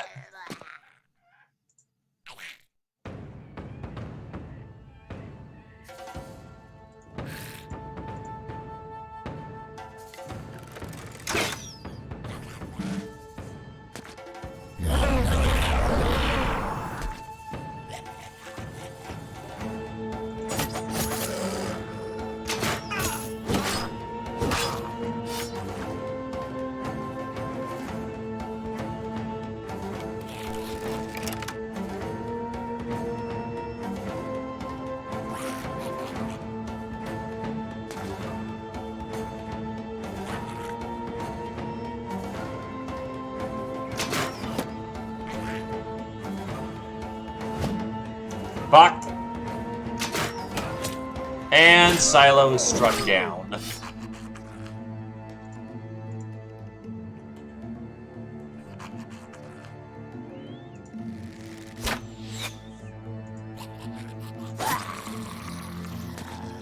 Tie him down.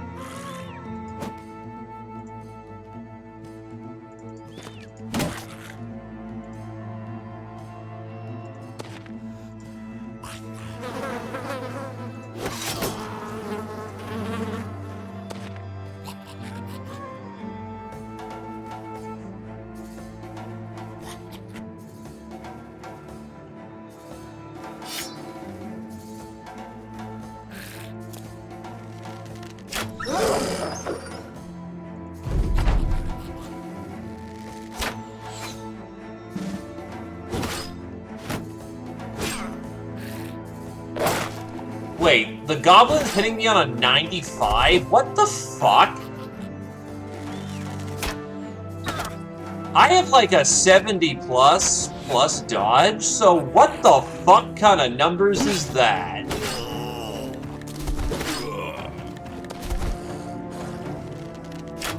I didn't see that right. I didn't misread that. I have 95s on my ass. I know they have strength in numbers, but, like, what the fuck?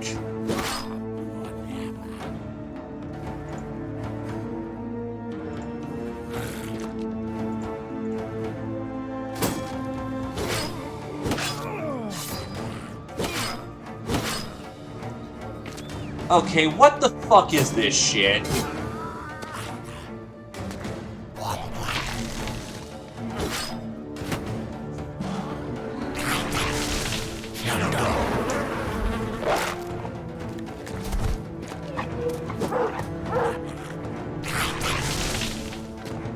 What the fuck is this shit?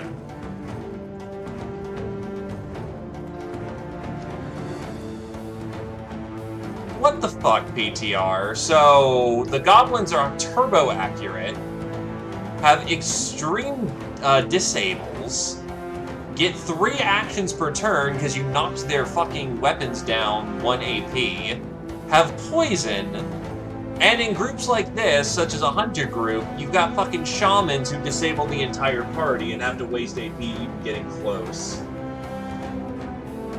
If you're wearing light armor, you're fucked. If you're wearing medium armor, you might be fine until you get pin-cushioned, and heavy armor is the way to go. What in the fuck is this, though? Because how many stacking bonuses do you have?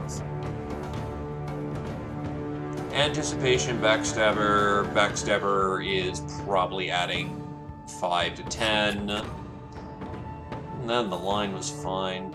Bullseye, Footwork, Net Mastery, Sword Mastery. I know you have Kata, Tumble.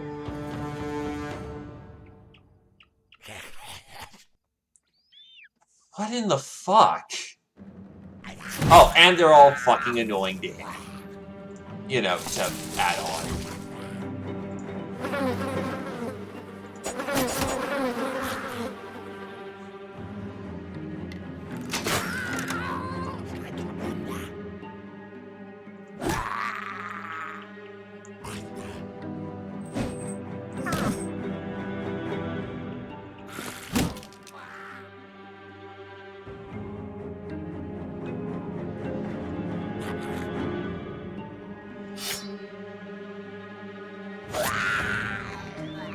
I have been challenged by deadly threats. They're called orcs. Orcs, if you don't fight them right, kill you.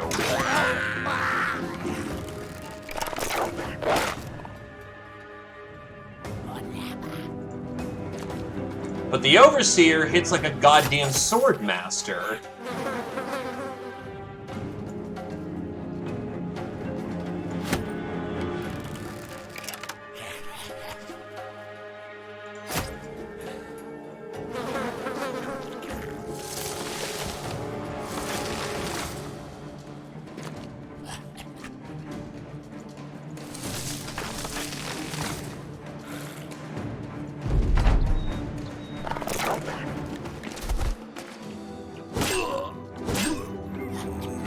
Tulsa dead.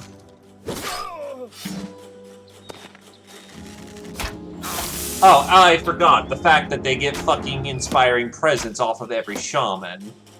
Because that's fun.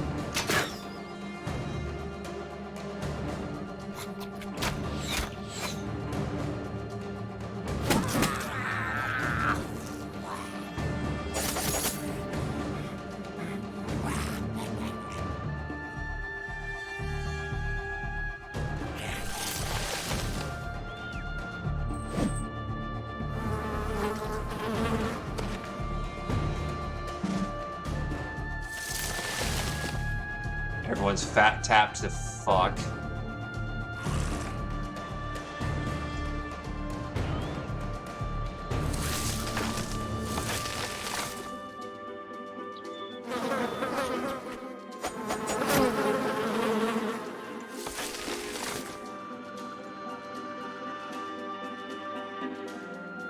Also, why the fuck are all of them in great morale? Isn't the entire point of goblins that they have shit morale?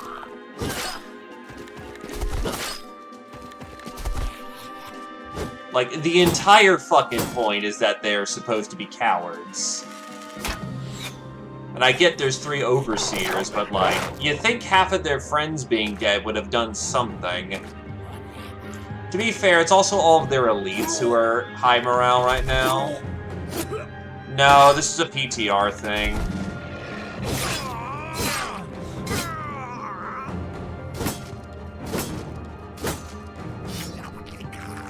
Perks, talents, rework.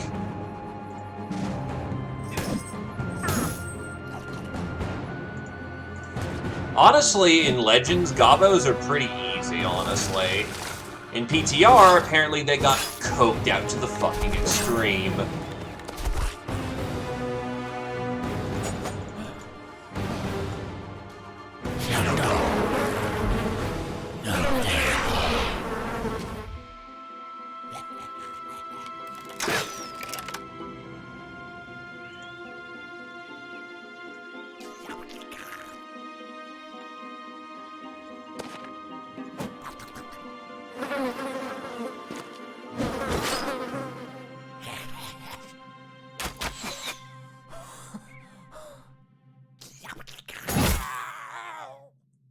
You undoubtedly have nimble, which means that you don't die.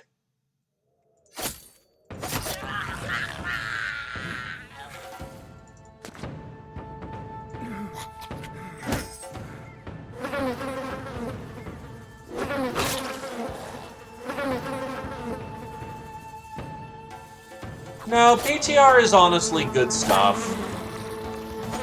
Goblins are just overtuned. At least in my opinion. Even then, I'm still winning the fight, so to speak. Oh yeah, Undead Crisis is on too. Just pile it fucking on.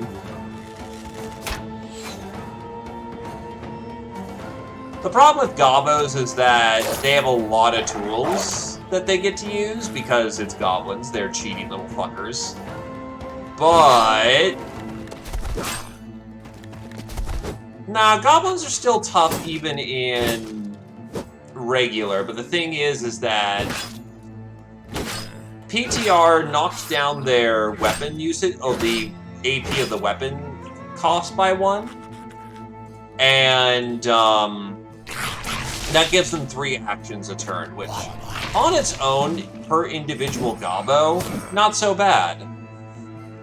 When there's fucking 30 of them and they can get to move extremely fast, you start running into issues because just the action economy, you fucking drown in it.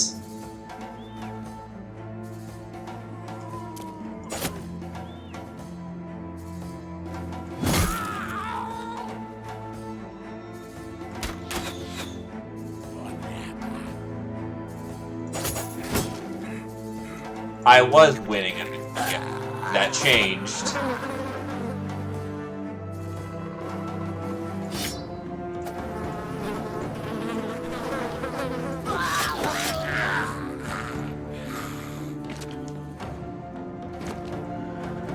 Now they're pulling back with who's still available.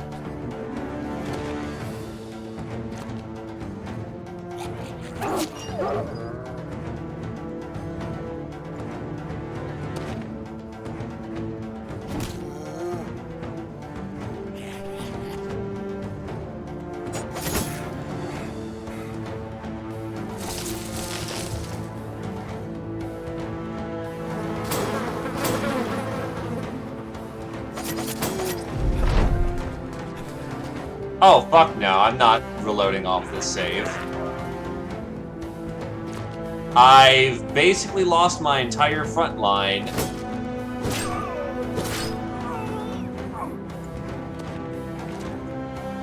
Right on crisis time. I can either just not do the crisis the entire round and have to rebuild everything from scratch, or I can just reload from when there is works. I'm going to do the more interesting thing in this circumstance.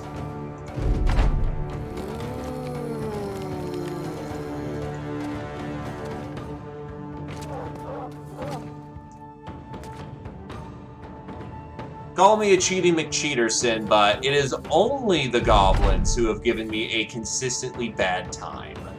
And I'm pretty sure there's some way of dealing with this Well, the thing is, they also sniped crossbow rapid fire.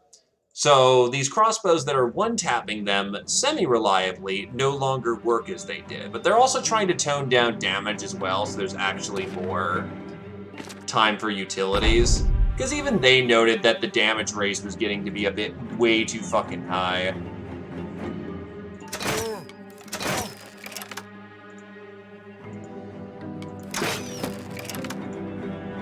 So that is a good thing.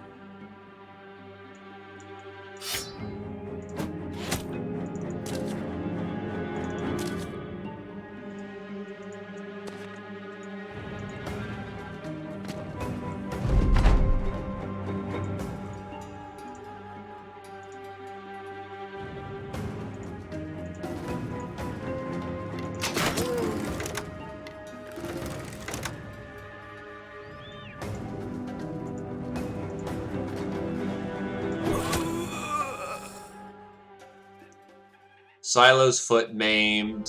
Zio. Silo's a not effective kill, but hurty. Zio is effective kill. Ravi just got scarred and looks cool. Yep. Needless to say, I'm gonna just roll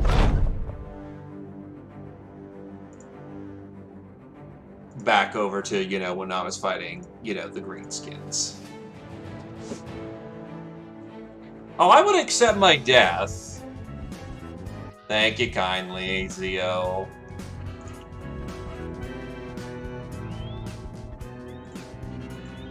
My knee again. Indeed, your knee again. Thank you for the 23 months. I'm also probably getting tired and cranky as well, which I do apologize for. But yeah, no, it is only consistently the goblins who reliably fuck my shit up. Do I still get that? Oh. It still counts as,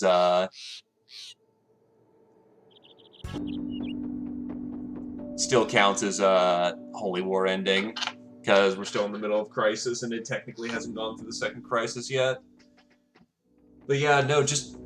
If there wasn't fucking 30 of them wandering the road everywhere, like a landmine, like, this is the kind of shit that gets me to want to install that one mod. I think it's like the Bannerlord. The Bannerlord mod, whatever it is, where it pauses when you see an enemy. I'm a lazy bastard and I don't do it, but honestly, this shit makes me want to do it. Because it's always out of nowhere, always just in the middle of the road near civilization and neat shit. Anyway, I'm sorry for being a salty bitch. It is what it is. Lessons to be learned.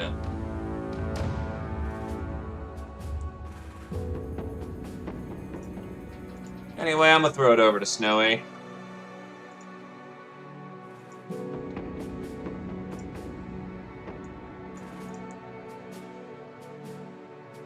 Another hour?